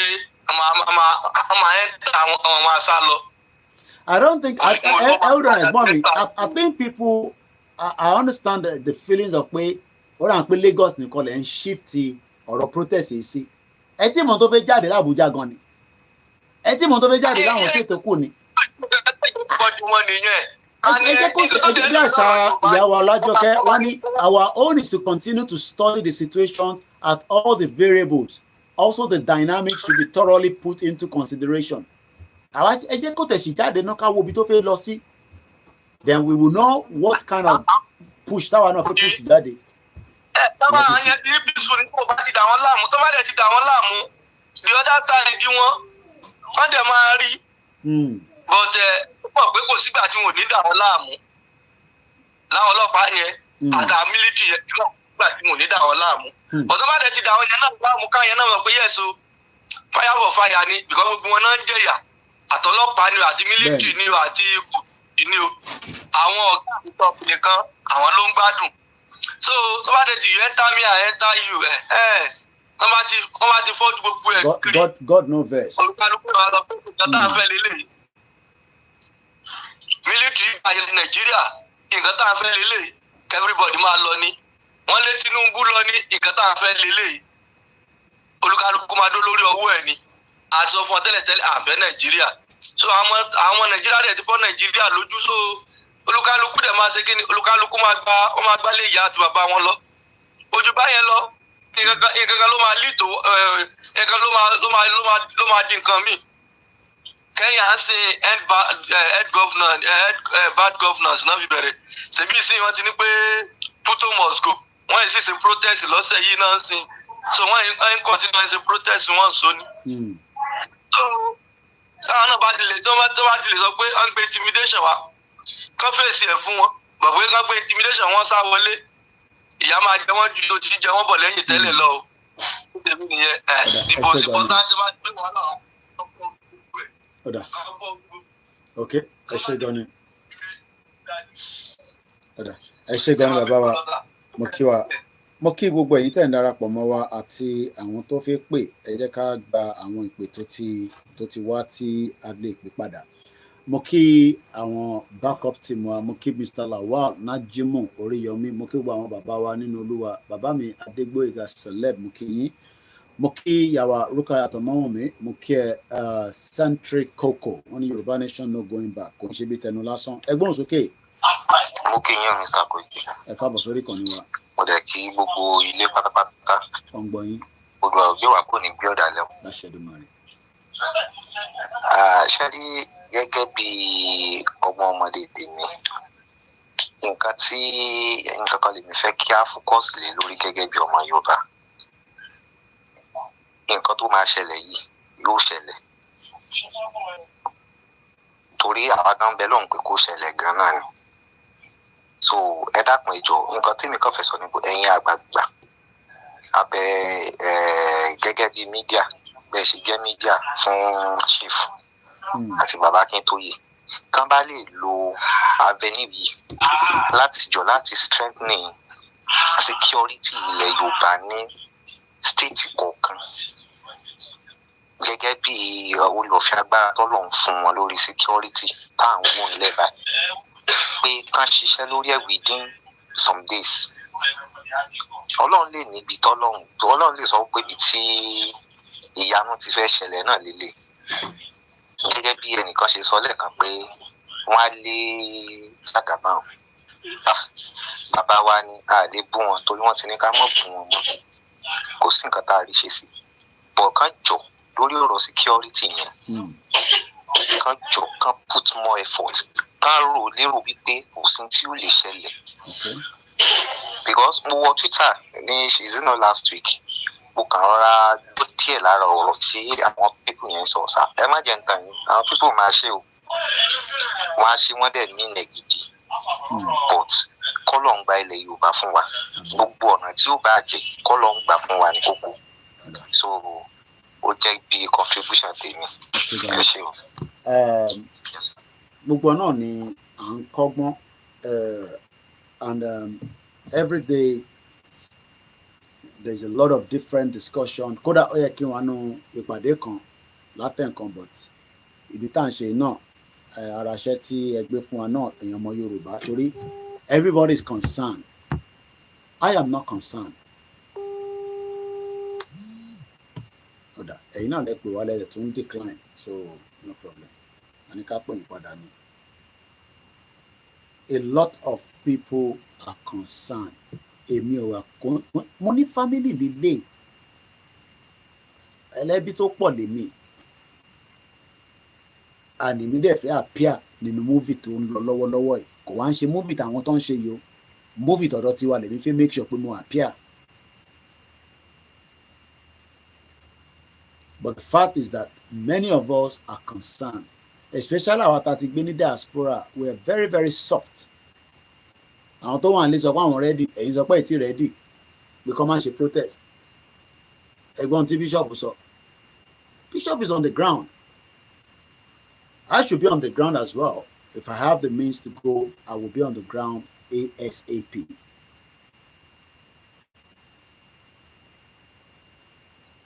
Àjọkò sí orí screen kakọ máa sọ Yorùbá Nation nìkan wà á sọ fáwọn ọmọ yẹn pé no, this is the time to penetrate them. Irú gbogbo ìtàlájì máa ń sọ pé ẹ lọ bá ọmọ yunifásitì kó dàpọ̀ ọmọ yunifásitì náà máa dá sí. How do we engage them táwọn bá wà ní títì yẹn? We engage them only with flyers. We engage them only with flyers. Ilé tẹ́ ń ṣe yìí ó yà ẹgbà. And moreover, most of them knows what we are talking about. But like the UN is saying here, it seems that there's some people that want to hijack it. Hijack it for what? To bring Shetima in? To bring Peter Obi in? But Koiki tẹ́ kọ́ máa sọ náà nìyẹn o. Tọ́ máa tún hijack ẹ̀ mọ́ tí gbogbo yín máa dákẹ́ tẹ̀ níṣẹ́ kankan. That is why we are saying we cannot reveal and be saying everything. Ó ti di movie nìyẹn.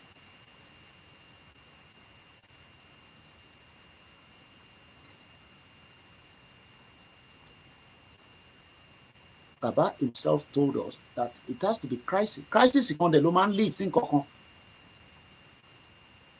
If the UN is already talking about this protest, that shows that there's high intelligence that a lot of things wants to play out. Go back some headline. Calls. Let's go back again. 1 hour ago, which is probably at the Tinubu urged students to shelve the planned protest, says concerns being addressed. Moki Pastor Sholadada. And I feel liberate Arawa, and we are worried about. And I'm not trying to make it look like I don't have feelings for anything. I'm more feelings I feel balewa. I feel liberate Arawa. Atuna ni feelings fún kan tẹ́ pé nǹkan mi gan tí kò tí ata jàǹfààní ẹ̀. What kind of feelings are we having?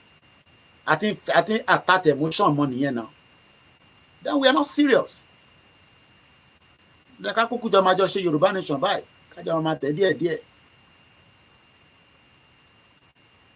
God cannot save Nigeria. It's too late. You should stop calling God. God cannot save Nigeria because God already won every single one of them. That the wealth should have been distributed properly. Humanity should have been taken care of. All that failed. So nobody should call God. This is the time for the action. And the action is going out, but it's not going out in the direction that we told them. I want an action, let them go and do it. Call it satisfy around.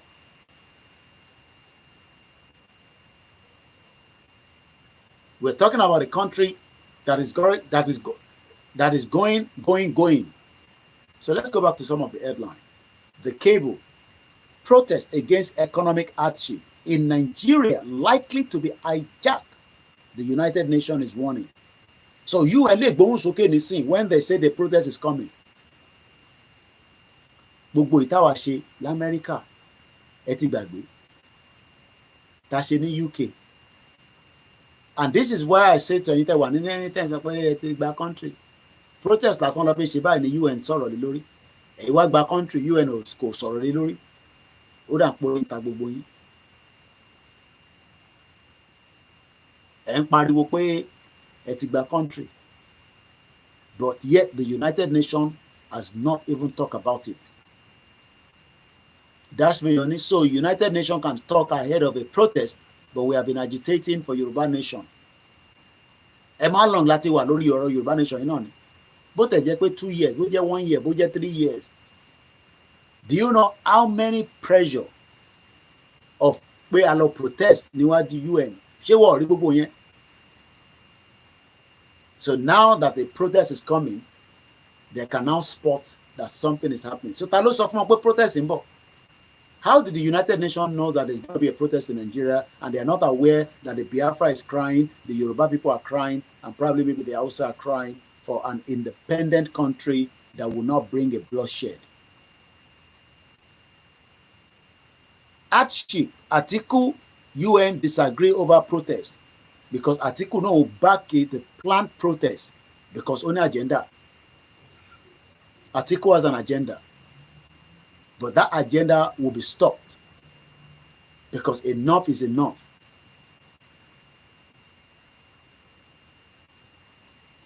So the Guardian says Atiku backs planned protest as Tinubu begs Nigeria.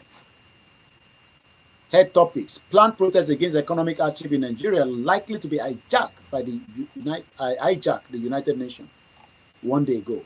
So let's go on the one that the UN is talking about. Can the UN is so? On the Cable. Mo fẹ́ kí àwa remain firm. Ìbẹ̀rù ti pọ̀jù fún wa. The 60 Angels TV. No politician can hijack Yoruba Nation. The reason UN cannot say anything about Yoruba Nation is because they are benefiting from the hardship in Nigeria. Máa ṣe SDG goals, máa ṣe kinní kan tó ràn lé Yorùbá. Do you know all the 17 SDG goals? In táwọn kan fi ń jẹun nìyẹn. mo mọ bọ̀bọ́ kan tó fi ń jẹun nìyẹn, mo kàn fi dárúkọ ẹni lórí ọ̀rọ̀ gbogbo àwọn UN kìíní.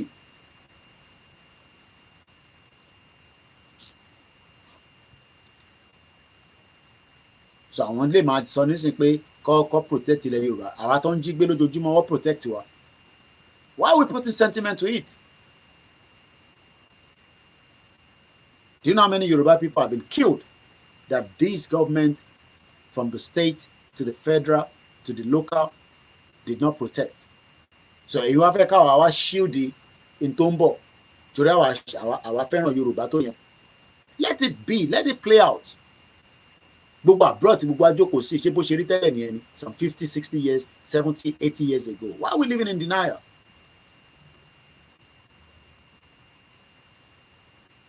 Gbogbo abroad tí gbogbo ajoko sí lẹ́nìí tí gbogbo ajoko sí lẹ́nìí àwa tá wà labroad ta fi ń gbádùn ẹ̀ lẹ́nìí. So ẹ fi pé àwọn kan go through pain tí gbogbo àfi wá ń gbádùn ẹ̀ tàwa jókòó nísìnyí tá à ń jókòó síbẹ̀ tá à ń pariwo Yorùbá nation láti bíbà tá lè lọ pariwo yẹn bá ṣe ń pariwo ẹ̀ nílé. Àwọn bàbá Èkìtì ojoojúmọ́ they have to be, you know, as much as they are out there, they still have to be very, very careful.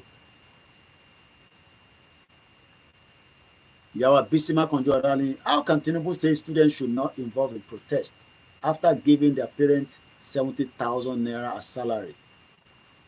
So that they only protest, only but come on, she violent. Èmi náà ní ẹ má ṣe violent o, no violent in protest. Ẹ dẹ̀ gbọ́dọ̀ bá kankan jẹ́ nílẹ̀ Yorùbá o, gbogbo a máa monitor gbogbo yín o. That's all I can say. Àwa tó ń fi àwa ọmọ Yorùbá tó ń fi sentiment sí. That's where we will differ. Because tó bá jẹ́ pé gbogbo wa a fi sentiment sí ni bóyá àti débi tá à ń lọ gan sẹ̀. But àti fi sentiment sí, àti add sentiment sí. Èmi ti yọ sentiment kúrò láti ìgbà tèmi ti bẹ̀rẹ̀ Yorùbá nation náà. Gbogbo ẹni tó bá ṣe fi sentiment sí. And I'm trying to be very, very cautious with my words. Kò ṣe pé àti máa sọ̀rọ̀ ọ̀rọ̀ kan ló má tà pé láti máa sọ. No. Action tẹ́lẹ̀ fẹ́ yẹn àwa kan máa wà nù movie yẹn. Àjọ máa draft action yẹn ni. But kò ń ṣe lórí social media láti máa ṣe action. Ṣé orí social media ló ti ń ṣe action?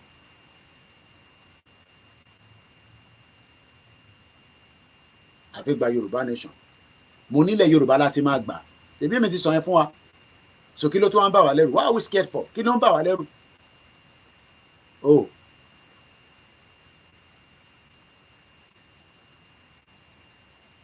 Gbogbo àná là ń complain pé nǹkan bá ń ṣẹlẹ̀, gbogbo wa là ń rí lójoojúmọ́. Kátẹ̀ ground gbogbo wọn kọ́ má tẹ̀lé rìn. Ẹni tó ní private jet kó pààkì kó má lè gbé jáde. Ṣùgbọ́n ó ń gbé private jet jáde ní tó bá lè gbé jáde tí protest bá ṣẹlẹ̀. Ṣé ọmọ kára máa ní ni? Ẹ mọ̀ fáwọn olówó kan wà gbogbo gbà ló ń gbé private jet wọn jáde. Ẹ jẹ́ kó pààkì síbẹ̀ bọ́kọ́ má bàá jẹ́ kó pààkì síbẹ̀ kó má lè gbé jáde. Taylor Swift dé sí London within kò tí pé few hours àwọn ọmọ ti lọ síbẹ̀ wọ́n ti spray gbogbo jet yẹn máa sun London for the next three days torí wọ́n gbọ́dọ̀ fly jet yẹn pẹ̀lú paint tó fi akílà mọ̀ tó fi kù mo show video yẹn fún yín àmọ́ Taylor Swift ni ó land the private jet sí Stansted àwọn yẹn cut ṣebí gbogbo alárí tó gé kínní yẹn àwọn tó gé yẹn àwọn tó wá jókòó pé yes àwọn làwọn ṣe kí lẹ máa ṣe fáwọn àwa wá ń fi sentiment sí pé olówó kan tó ń fi private jet tó fi ń káàkiri ẹ jẹ́ kí private jet kó wà grounded bọ̀ kó má sún kó wà grounded kó má lè move ẹ̀ a ti ń fi sentiment sí jù and that shows that we are not ready. So UN lè máa sọ fún àwọn nísìnyí pọ́ fi hijack ẹ̀ àwa ń sọ fún wọn pé ẹ má kọ́ hijack country wa lélẹ́yìí wọ̀ dá wa lóhùn.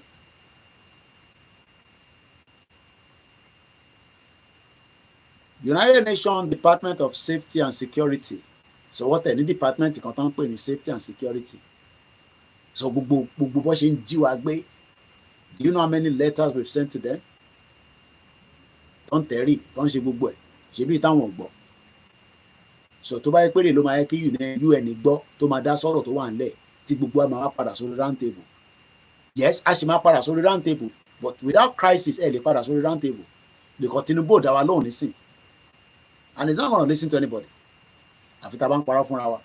Bá kọ lẹ́tà 300 sí Tinubu kò ní dá wa lóhùn. Bomb bastard ni. is a weak element. Wọ́n rẹkùn ẹ̀ lọ́wọ́lọ́wọ́ báyìí ni. Bá kọ lẹ́tà 300 sí Bọ́lá Tinubu kò ní dá wa lóhùn. So in tó lè jẹ́ kí UN dá gbogbo wa lóhùn òun ló fi play out yìí. Because nínú protest UN máa béèrè pé kí ló tún ṣẹlẹ̀. Àwa Yorùbá fẹ́ lọ, Biafra fẹ́ lọ, Haúsá fẹ́ lọ, ìjọ fẹ́ lọ. Àwọn kan tẹ̀ ní àwọn ọmọ Igbo kan bí mi pé mo ní ìjọ nation, Igbo ní ìjọ nation. Ara àwọn náà ní whatever it is, Yorùbá nation lèmi ṣàmọ̀. Bí ìjọba fẹ́ wà lára Igbo kó wà lára wọn, I don't care. Tèmi ni pé káwa prepare mind wa. Question tẹ́lẹ̀ bàbá ń béèrè lẹ́ẹ̀kan pé kí ni preparation? Oh yes, there must be preparation. And different preparation, it will be just a template until there is a government in place. And those preparation, kò ń ṣe gbogbo ẹ̀ náà ló máa wá la máa fi ṣe program. Kí ni preparation? So kí n jáde nísìnyí kí n máa sọ fún yín pé bàbá ti ṣe báyìí, bàbá ti ṣe báyìí. Kò ń sẹ́ni tèmi bẹ́ẹ̀ ti máa gbọ́ yẹn. Ẹ bá ṣe briefly sir, gbọ́ yín sir. Ìjọba bínú Koiki pé mo pè padà. Reason tí mo pè padà ni pé ẹnìkan pè àwọn èèyàn kan ti sọ̀rọ̀ láìpẹ́ yìí. Wọ́n sọ̀rọ̀ nípa pé àwọn Tinubu tàbáwọn olóṣèlú kan wọ́n lè fẹ́ wá hijacking tàbí nǹkan kò bá yẹn. Etí mo fẹ́ kẹ́ jẹ́ kí a realize lórí ìyẹn ni pé bóyá Tinubu o tàbí olóṣèlú kan lẹ̀ Yorùbá o ẹ rántí pé Yorùbá ni gbogbo wa. So ẹ̀rọ tó gbọ́ mi sá. À ń gbọ́ yín. Ẹ rántí pé Yorùbá ni gbogbo wa. So nobody serve a better Yoruba person than anyone. In other words, èmi ò serve a better Yoruba person than Tinubu or neither Tinubu or Obasanjo serve a better Yoruba person than me. You understand? So by one of the points Professor make ni pé táwọn Tinubu nígbà tí ojú wọn bá rí ìpọ́njú ìyà tí ojú wọn fẹ́ rí níta yẹn àtàwọn Ọbásanjọ́ yẹn nígbà tí wọ́n bá padà wálé àwọn náà ni wọ́n sì máa gbà wá kalẹ̀. Rísì tó jẹ́ pé àwọn náà máa gbà wá kalẹ̀ ní pé tí ọ̀rọ̀ ń lọ because Nàìjíríà ò ní pín láti pé ìjà máa wà tó ti yẹ yín sìn. And then kádẹ̀ tó lè bára wa ẹni tó bá dẹ̀ máa win máa create ọ̀rẹ́ tó dáa ó máa create friends tó fi yẹ yín sìn.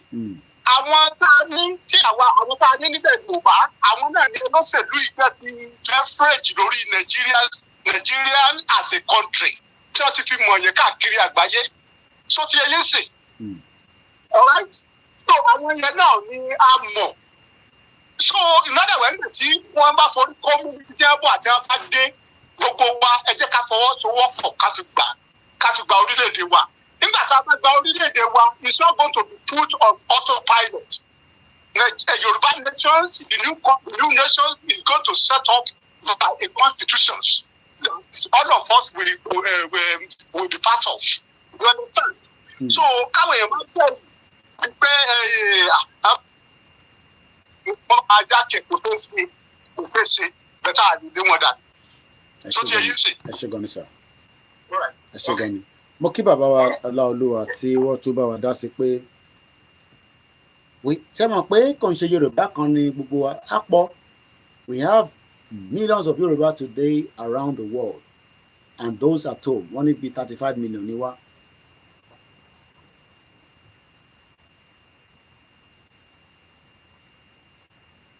Let's go back to the UN again.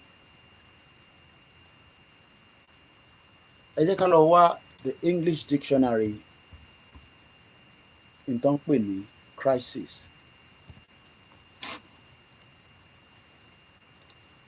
Kí program ti máa wind down because 3 hours yẹn ó sáré gan ni wọn àtẹ̀mọ́bí tó ti sáré sí.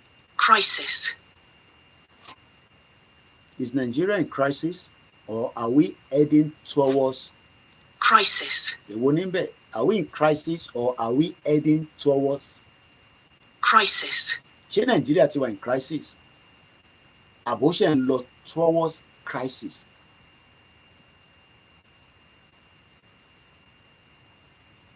Then kí ni wọ́n pè bẹ́ẹ̀?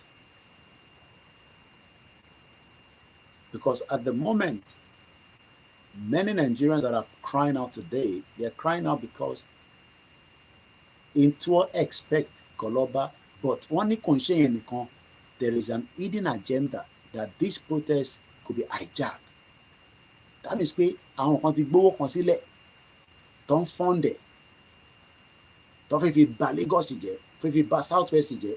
So tó bá wá bà gbogbo bẹ̀yẹn jẹ́, wá wá fi tọ̀dọ̀ tiwọn sílẹ̀ nílẹ̀ Igbo wọn ní bàjẹ́. Because Simon Ekpa náà wọ́n ní protest. They will be sit at home.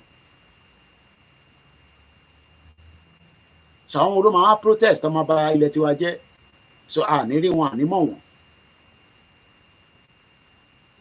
So tó bá camera wọn wá ní kó má camera. But no, don't camera me. I don't want you to make no carry my camera me. Ẹ yẹ ká gbọ́rọ̀ sábẹ́ ẹkùn. Káwa ṣe bí ọmọ Yorùbá.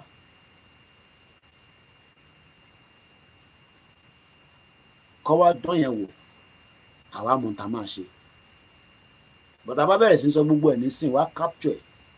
Wọ́n á ní Koiki ti sọ pé nǹkan báyìí làwọn máa ṣe. Ẹ̀yin ní àyíká wa sọ yẹn. Ìjáyàjá ní Nigeria is in crisis. Pastor Shola Dada, Nigeria cannot break on a soft ground. When everything is upside down, the breaking will take place.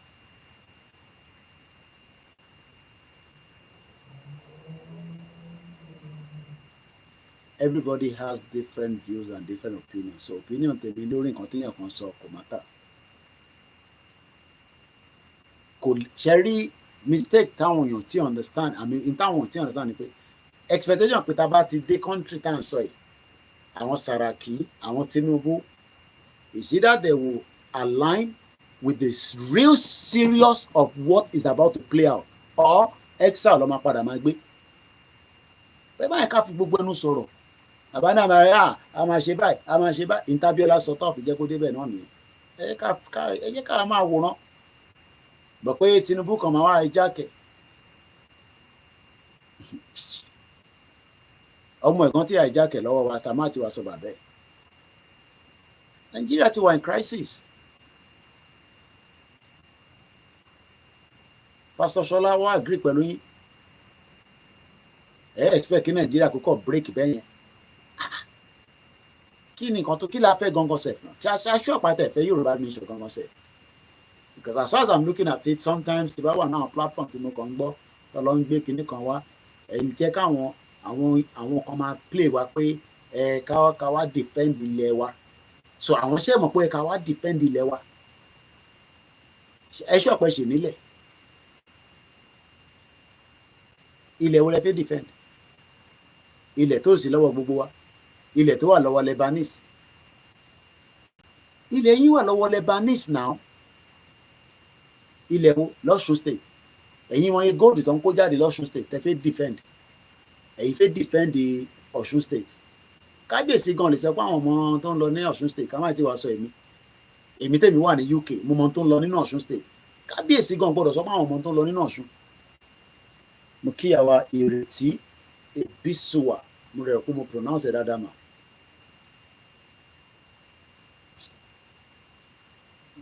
Ebi fi máa pa mí jàre. Ọ̀rọ̀ yàn tẹ́ yé mi gan sẹ̀. Ẹ fẹ́ protest, ẹ fẹ́ crisis. So kí la wá fẹ́? Ẹ̀yẹ jẹ́ káwa máa wo tó fẹ́ lọ. Gbogbo nǹkan kan lè má ṣẹlẹ̀. Àbọ̀ bíṣọ̀pù ní irọ́ ni o, Koiki á ṣẹlẹ̀ o. Bọ̀ ṣáwa máa gbáradì. Yes, ó yẹ ká gbáradì. Bọ̀ pẹ̀lú ẹnu la máa fi gbáradì. Ó yẹ ẹ máa gbáradì. Ẹ máa gbáradì. Ẹ̀yin tẹ́ wá lé ẹ máa gbáradì. Wọ́n ní ní Koiki orí òpè. Agbáradì. Owó rẹ̀ àdá. Owó rẹ̀ ànílẹ̀. Lówó ta fi dá crisis sílẹ̀. Ṣé ìmọ̀ kan fowó dá crisis sílẹ̀ ni? Wọ́n fowó dá crisis náà sílẹ̀. Ẹ wò gba ensars, ẹ wò àwọn ẹṣẹ́ bọ́ ṣe ń pọ́ǹpù owó síta. Owó rẹ̀ àwọ̀ òní. Mo kí bàbá mi Ọláwálé Jíbọ́nà.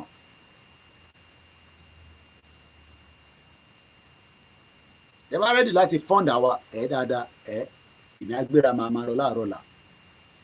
Bẹ́ẹ̀ni.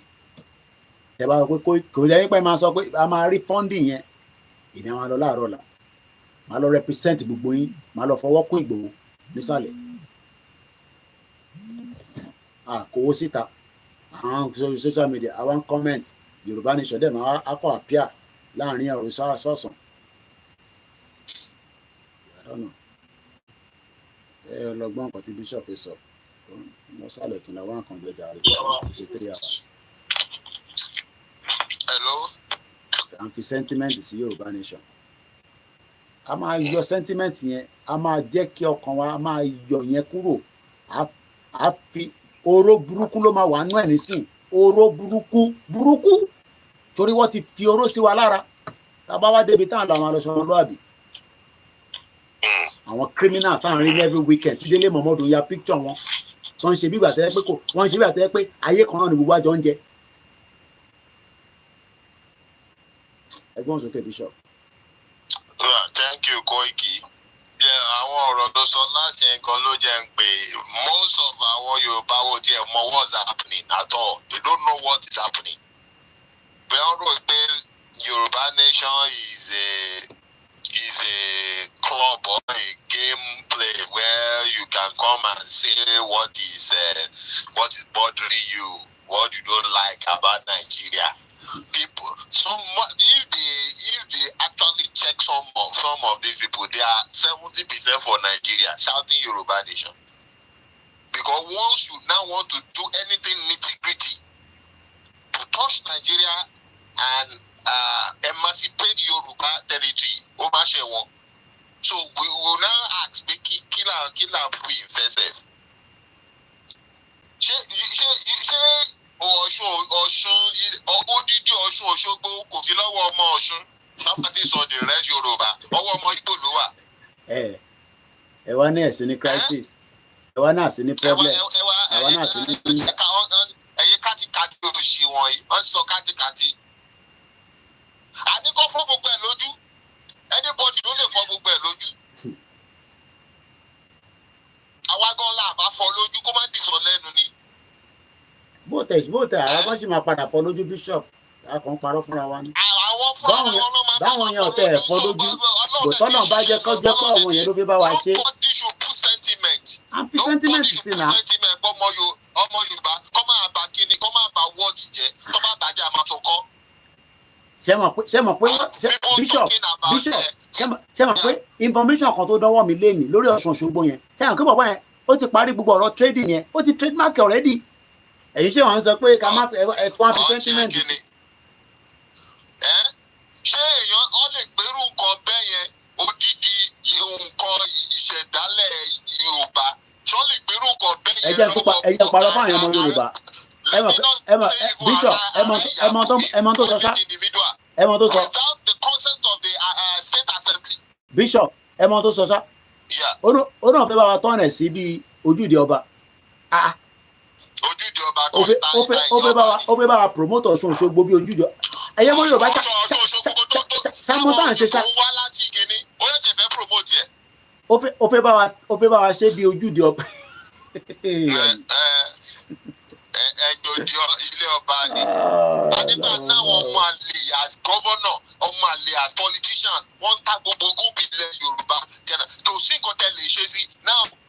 Ọlọ́run wa ń gbọ́ àdúrà wa àwọn èèyàn ń gbàdúrà kíkankíkan ẹlòmíì gan is confused lórí ọ̀rọ̀ Yorùbá Nation yìí àwọn èèyàn tó jẹ́ wọ́n mean well they are confused. owó rẹ̀ ẹ̀ rézì fún wa ẹ̀ rézì owó ká lè fowó ṣe Yorùbá Nation ẹ̀ bá wa rézì owó.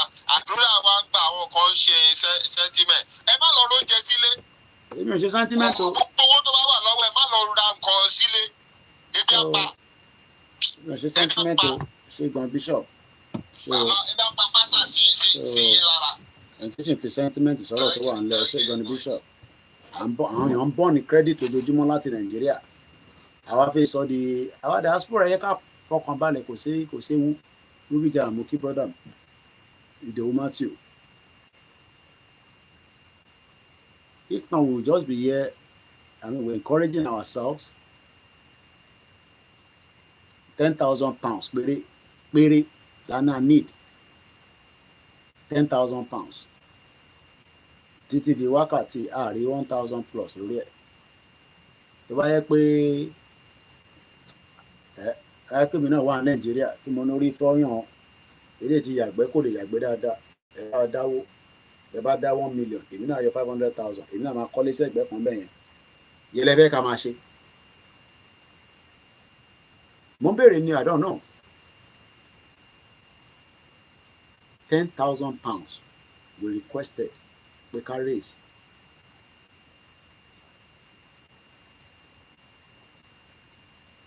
èyí tó yẹ pé èèyàn bíi márùn we just say Koiki àwa máa sort it out kí wọ́n lè focus.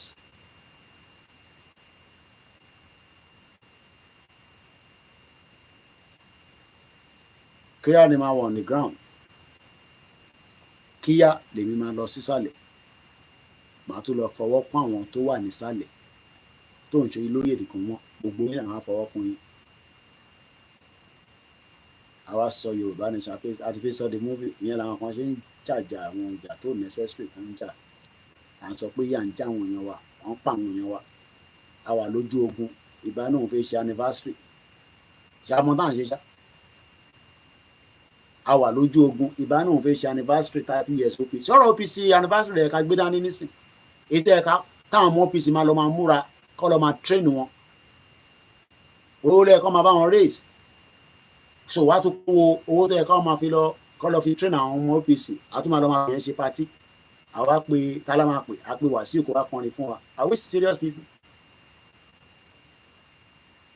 Our in a danger at the moment òun náà fẹ́ hijack ta ló fẹ́ hijack Àtíkù lówó gan Àtíkù tó náà ń support wọn yẹn kí làmọ̀ tá Àtíkù ti gbé sílẹ̀ ó lè fún àwọn pípín yẹn ní 100 million wá tẹ banner tẹ this tẹ that àwọn làwọn béèrè 10,000 pounds so how do you want me to challenge them kákọ́ máa tẹnu tàtàtàtà yẹn lọ́jọ́ ní máa jókòó sórí mídíà máa wẹnu wà ó kù díẹ̀ ẹ jáde kẹ ń tẹ máa ṣe wetin concern person kí ní kàn mí pẹ̀lú kí ni UK tí mò ń wá ìwọ́ bọ́ǹbẹ̀ ojoojúmọ́ làwọn ayá rẹ̀ ń bọ́ǹbẹ̀ kó tó di pé mi lè wá jókòó síbi tí mò ń gbádùn tí mò ń dán tàtàtàtà lórí social media èèyàn fẹ́ kọ́ bá nǹkan kan jẹ́ èyí wà l'Amẹ́ríkà ẹ̀mọ ogun tó jà l'Amẹ́ríkà kẹ́yìn tó máa jókòó sí Amẹ́ríkà ẹ̀mọ ogun tó jà ní Canada èyí tẹ́ wà l'Australia sọ̀lú tó wà sọ̀lú tẹ́ wà fún mi kí n sáré báyìí wà lórí social media kí n extend the program yìí sí 2 hours àwọn aṣáìsùn kákọ́ máa wá kájọ máa rẹ́rìn lórí program inú wa rẹ́rìn lórí program o tó bá fi rẹ́rìn máa mọ tí a fi rẹ́rìn sí.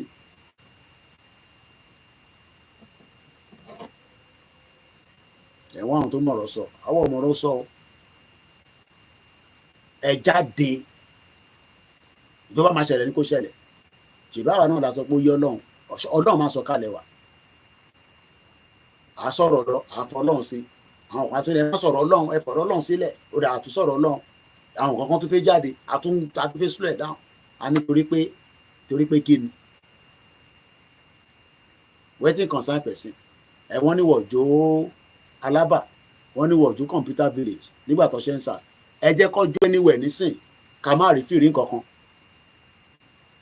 ẹ má yẹ ká sọ̀rọ̀ lọ ẹ má jó nǹkankan ẹ̀yọ́ ọmọ mi ẹ kọ̀ jáde kẹ block everywhere kí diaspora má lè land ẹni tó bá fẹ́ land ká lọ Ghana ká lọ land sí Ghana ká wọ mọ́tò wọlé ẹ block everywhere ẹ jáde kẹ block everywhere ẹ má jó anything ẹ má jó nǹkankan ẹ block Abuja kí flight lè má lè fò káàkiri àwọn senator tó ti gbọ́n wọ́n ti wà ní recess protest sì di next week wọ́n ti wà ní recess èyí tó bá ti travel kó má lè land padà mọ́ kó má gbé ní diaspora so ẹ̀yin wa táwọn arísí mọ́lélẹ̀ ilẹ̀ ti ṣọ́àgó 10 fi lọ́ọ̀lù so kí máa sọ ètò kù níjọ́ mi mo kí gbogbo alẹ́ nǹkan sí mo kí ọmọdé mo kí àgbàlagbà àfi bímọ ẹ̀fẹ̀ kí pain wá gbogbo àná là ń sọ pé Nigeria is gone Nigeria is not working Nigeria is not good àwa tún wá rí nǹkan kan tó lè jẹ́ kó má gùdù mọ́ kí la tún wá fẹ́ kó gùdù ń bẹ̀ kí ló gùdù ní Lagos State tá à ń gbádùn ìwọ tó ń gbélé face my face you tó bá délé àwọn olówó wọn máa wọ̀ ẹ́ wá wò bàtà tó wọ̀ wá gbogbo ilé àmọ́ àárín slippers ẹsẹ̀ yín ó ti jẹ nísàlẹ̀. ẹ jẹ́ kára ní gbogbo èèyàn, kára ní everybody bára ṣe ní ẹ̀yìn náà, ẹ jáde kẹ́kẹ́ kára ní everybody. wọ́n tẹ̀ kàn ṣe bí àtẹ́pẹ́ gbé ìgbàtẹ́ pé Lagos yẹn gbogbo èèyàn ló ń gbádùn ní Lagos. àwọn kan gbọ́ 100 million wọ́n pin mọ́ra wọn lọ́wọ́. tàbá bíi Tinubu nísìnyí pé bolo 100 million wà á ní 30 lọ́kọ́ fóun, á ní Kalọ̀bí Ambode àti Sanwó-Olú. tàbá bí yẹn náà á ní kinní náà gbà ń bẹ̀, Yẹmí Ọ̀sínbàjò gbà ń bẹ̀. wọ́n pin odindi ẹ̀tẹ̀ kọ́kọ́ ká jókòó lórí 100 million yẹn. ta ló pín 100 million ló lẹ́kọ̀ọ́ sí? kí ló fi ṣe? ẹ̀sùn tó fi ṣe ní Lagos State ṣé student loan lọ fún yín ni? ṣọ́ fún yín lóúnjẹ ni? àwọn tó yẹ kí inú máa rún wá lójoojúmọ́ lórí ọ̀rọ̀ Nàìjíríà, a tún wá ń wá nǹkan tí ó máa fi sẹ́tùlẹ̀. that means we are not ready. a kàn ṣeré pa nìyẹn náà, a ti sọ Yorùbá nation ṣeré pa nìyẹn. yes, àwọn máa prepare lẹ́yìn, a máa wò níbo ló ń lọ, kí ló ń ṣe. tàbá dẹ̀ ti rí pé bó ṣe ń lọ nìyẹn, announcement lọ́kàn máa ní ká give nínà. àwọn bàbá máa ní ká give announcement, whatever announcement, adọ́jáde àṣà announcement. àwọn àpàdé tẹkọ̀ sọ́nà à ń lọ nìyẹn. torí àwọn lọ́lé, èmi ò jókòó sí London o, èmi máa wà nínú movie yẹn ni lágbára Ọlọ́run. èmi ò mọ́tẹ́ lómi o, jókòó sí London máa ní ṣe Yorùbá nation láti London, èyí tí mo ṣe ní 3 years. àìsí lọ́gán sef ara ń kan Gaza gidi ó dà pé èèyàn mọ̀ ara ń kan Gaza. kò sí nǹkan kan tó máa ṣẹlẹ̀, ṣèbáwọn èèyàn wà nílé. olóyè mú kí ẹ o, Ọlọ́run bá ń dúró tiẹ̀, Ọlọ́run nìkan ló lè bá ń dúró tiẹ̀ o. needs everybody to be around with him. kò ń ṣe pé ká máa ní olóyè máa lọ. ìyẹn lọ ṣe ní pé wọ́n ní tó bá wẹ̀yìn àwọn olú máa bá ń bẹ̀. tó bá ń wẹ̀yìn ó gbọ́dọ̀ máa rí Koiki ní gbogbo gbà. lórí ẹ̀ ń jókòó sí ní London after 24 years. kí ni mo tún mú ní bíbá? after 24 years òun làwọn òyìnbó ti ń lé wa díẹ̀díẹ̀ nísìn tó ń lagi máwọn èèyàn lórí nítorí pé kò tí kàn yín.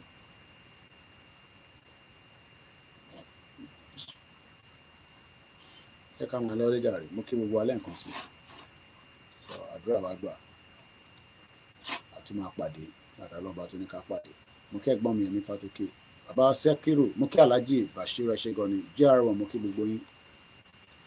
gbogbo yín tẹ́ wá dákẹ́ sábẹ́ ètò pé kí ló tó fi wá sọ. àwọn ọmọ arí ti wá sọ lágbára Ọlọ́run, ẹ̀ẹ́dẹ̀ máa wá jí wa wò náà ni. torí ìbà gangan ni múvì wà, ibi ìbà gangan ni múvì wà. ìbà gangan la ti ń ya múvì yẹn, múvì Nàìjíríà yẹn ìbà la ti máa yà. ẹ̀yin tẹ́ fẹ́ jáde fún protest ẹ á gbọ́ mi o, a máa capture yín lórí fídíò. má bójú o, ṣí ojú ẹ sílẹ̀, torí nígbà táwa ń ṣe rálì àwọn ò bójú o. bójúbójú olóró ń bọ̀, a fẹ́ rí ojú yín o, ká mọ ẹni tó wà, bí a Chinedu ni, bí a Ọláìwọlá ni, bí a Malam Musa ni, a fẹ́ mọ ẹni tó wà nínú ojú yẹn. don't cover your face, a fẹ́ rí ojú everybody. tẹ́ bá bójú àwa yín kàn,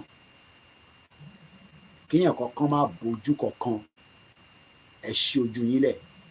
torí nígbà táwa náà ń jáde aṣojú lẹ́nu, ìyẹn ló fi ń dá Sàtì Ìgbòho mọ̀, ìyẹn ló fi ń dá Koiki mọ̀ pé Koiki ló ń lọ lórí rálì yẹn tó ń pariwo Yorùbá nation no going back. ìyẹn ló fi ń dá Ìgbòho mọ̀. a gbé kẹtẹ sójú o, ẹ má gbé kankan sójú, kẹwàá náà lọ jó National Theatre, a máa mú yín o. ẹ má gbé kankan sójú, kẹ náà lọ jó airport, a máa mú yín o. so Àtíkù àjẹ́ndà tó bá ní jẹ́ kó wà nínú Adámáwá. àwọn ọmọ Yorùbá tó fẹ́ protest jẹ́ kó wà lẹ́kọ̀ọ́, ká mọ̀ kó àwọn ọmọ Yorùbá ló ń protest. àwọn ẹ̀yà tó kù tẹ́ bá fẹ́ protest ẹ lọ lóyún, wọ́n ní kẹ́ lọ protest nílùú yín, àbí ìbí bẹ́ẹ̀ ṣe ní ká ṣe nìyẹn, àbí ṣé mo tuntun dáwọ́ rú. èmi nǹkan tẹ́ sọ náà nìyẹn pé ẹni tó bá fẹ́ protest kó lọ sí state ẹ̀. bàbá ọmọ Yorùbá lè wà láàrin south west, àwa la ní gbogbo south west. Ọmọ Igbo lọ sí ìlú ẹ̀ kó lọ protest, ọmọ Haúsá lọ sí ìlú ẹ̀ tètè wọkọ̀ kó lọ darapọ̀ mọ́ wọn. Ẹ close the business yín l'Alaba, ẹ close ẹ ní computer village. Gbogbo ẹ̀ là ń monitor, gbogbo ẹ̀ là ń wò. Ìtókù àníṣọ sórí social media. Ìtọ́ sọ náà ni àbí. Ìlú tó work. Àwa manage, gbogbo àjọ manage. Àwa máa wá sórí social media. A lọ sórí Ṣeun Ọ̀kínbalóyè, wá ṣe analysis títí. Ẹ̀rí tí Reno sọ fún brother wa, hate him or like him. Reno máa sọ fún Délé Mọ̀mọ́dù pé ó ṣe Yorùbá ní yunifásitì. Báwo ló ṣe mọ̀ nípa economics? Reno, ṣé ẹ̀kẹ́ máa gírísì sí Reno? Kan náà ni gbogbo náà. Reno tó jẹun pẹ̀lú abẹ́ Jonathan, jẹ́mọ́ millions of dollars to make. Ṣé rántí pé Jonathan vice ló ń ṣe kó tó di pé Yar'Adua lọ kú tó fi jẹ president? Ẹ lọ wògbà tí Reno wà níbẹ̀. Bíyàn ṣe oṣù kan láàrin government tó bá mọ wé wàá sọ wé fún ẹ tó máa fi make owó. Fraudulent African system. Ẹ mọ tí Reno make ti invest owó káàkiri.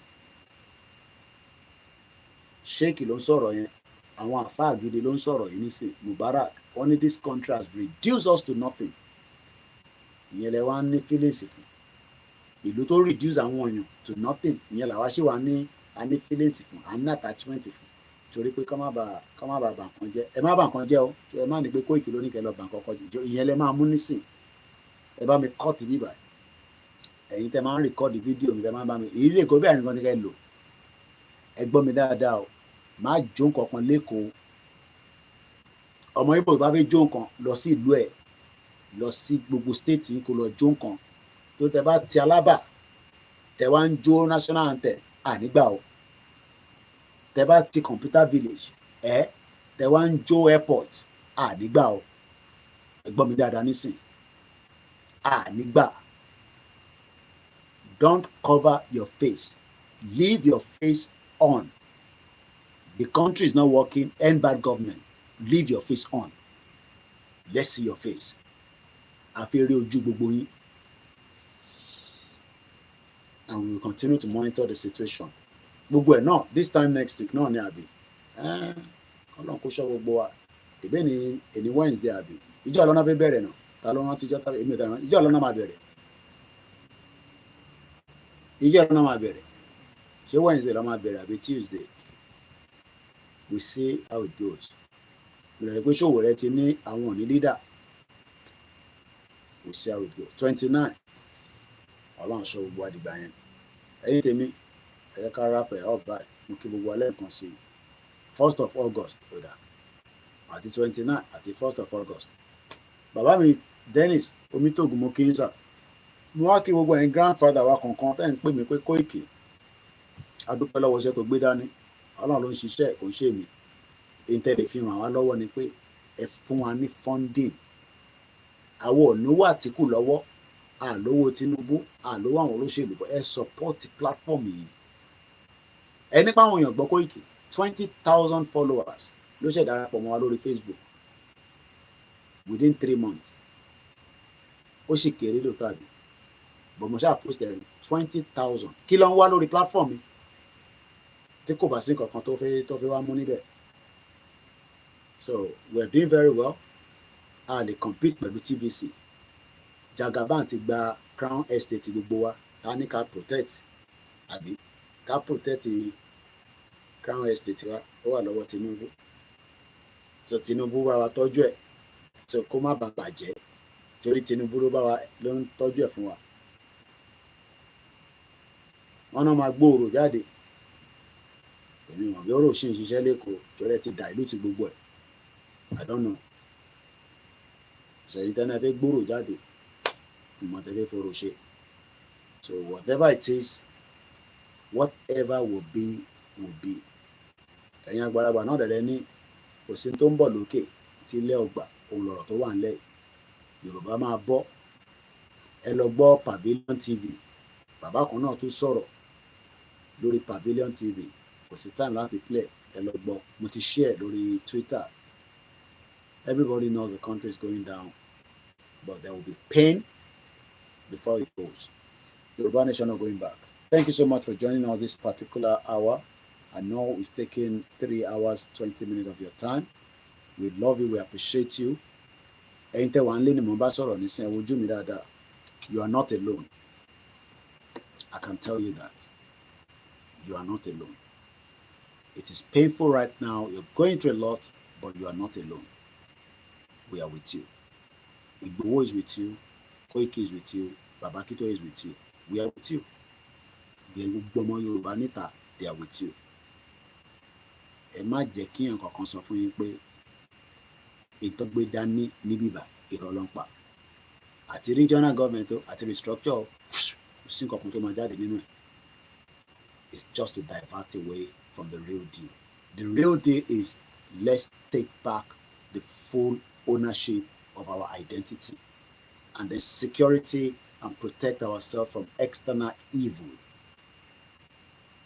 Iṣẹ́ wa fúnlẹ̀ wa, forílẹ̀ ibi wa. Mo kí alátẹ̀nkan Ọlákúnlé má bínú pé mo Mr. Isaac, thanks so much. And the rest of you, Ìyàwó Janet, ẹ ṣé gan ni o. Mo kí gbogbo alẹ́ nǹkan sí o. Orin ayọ̀ la máa sùn.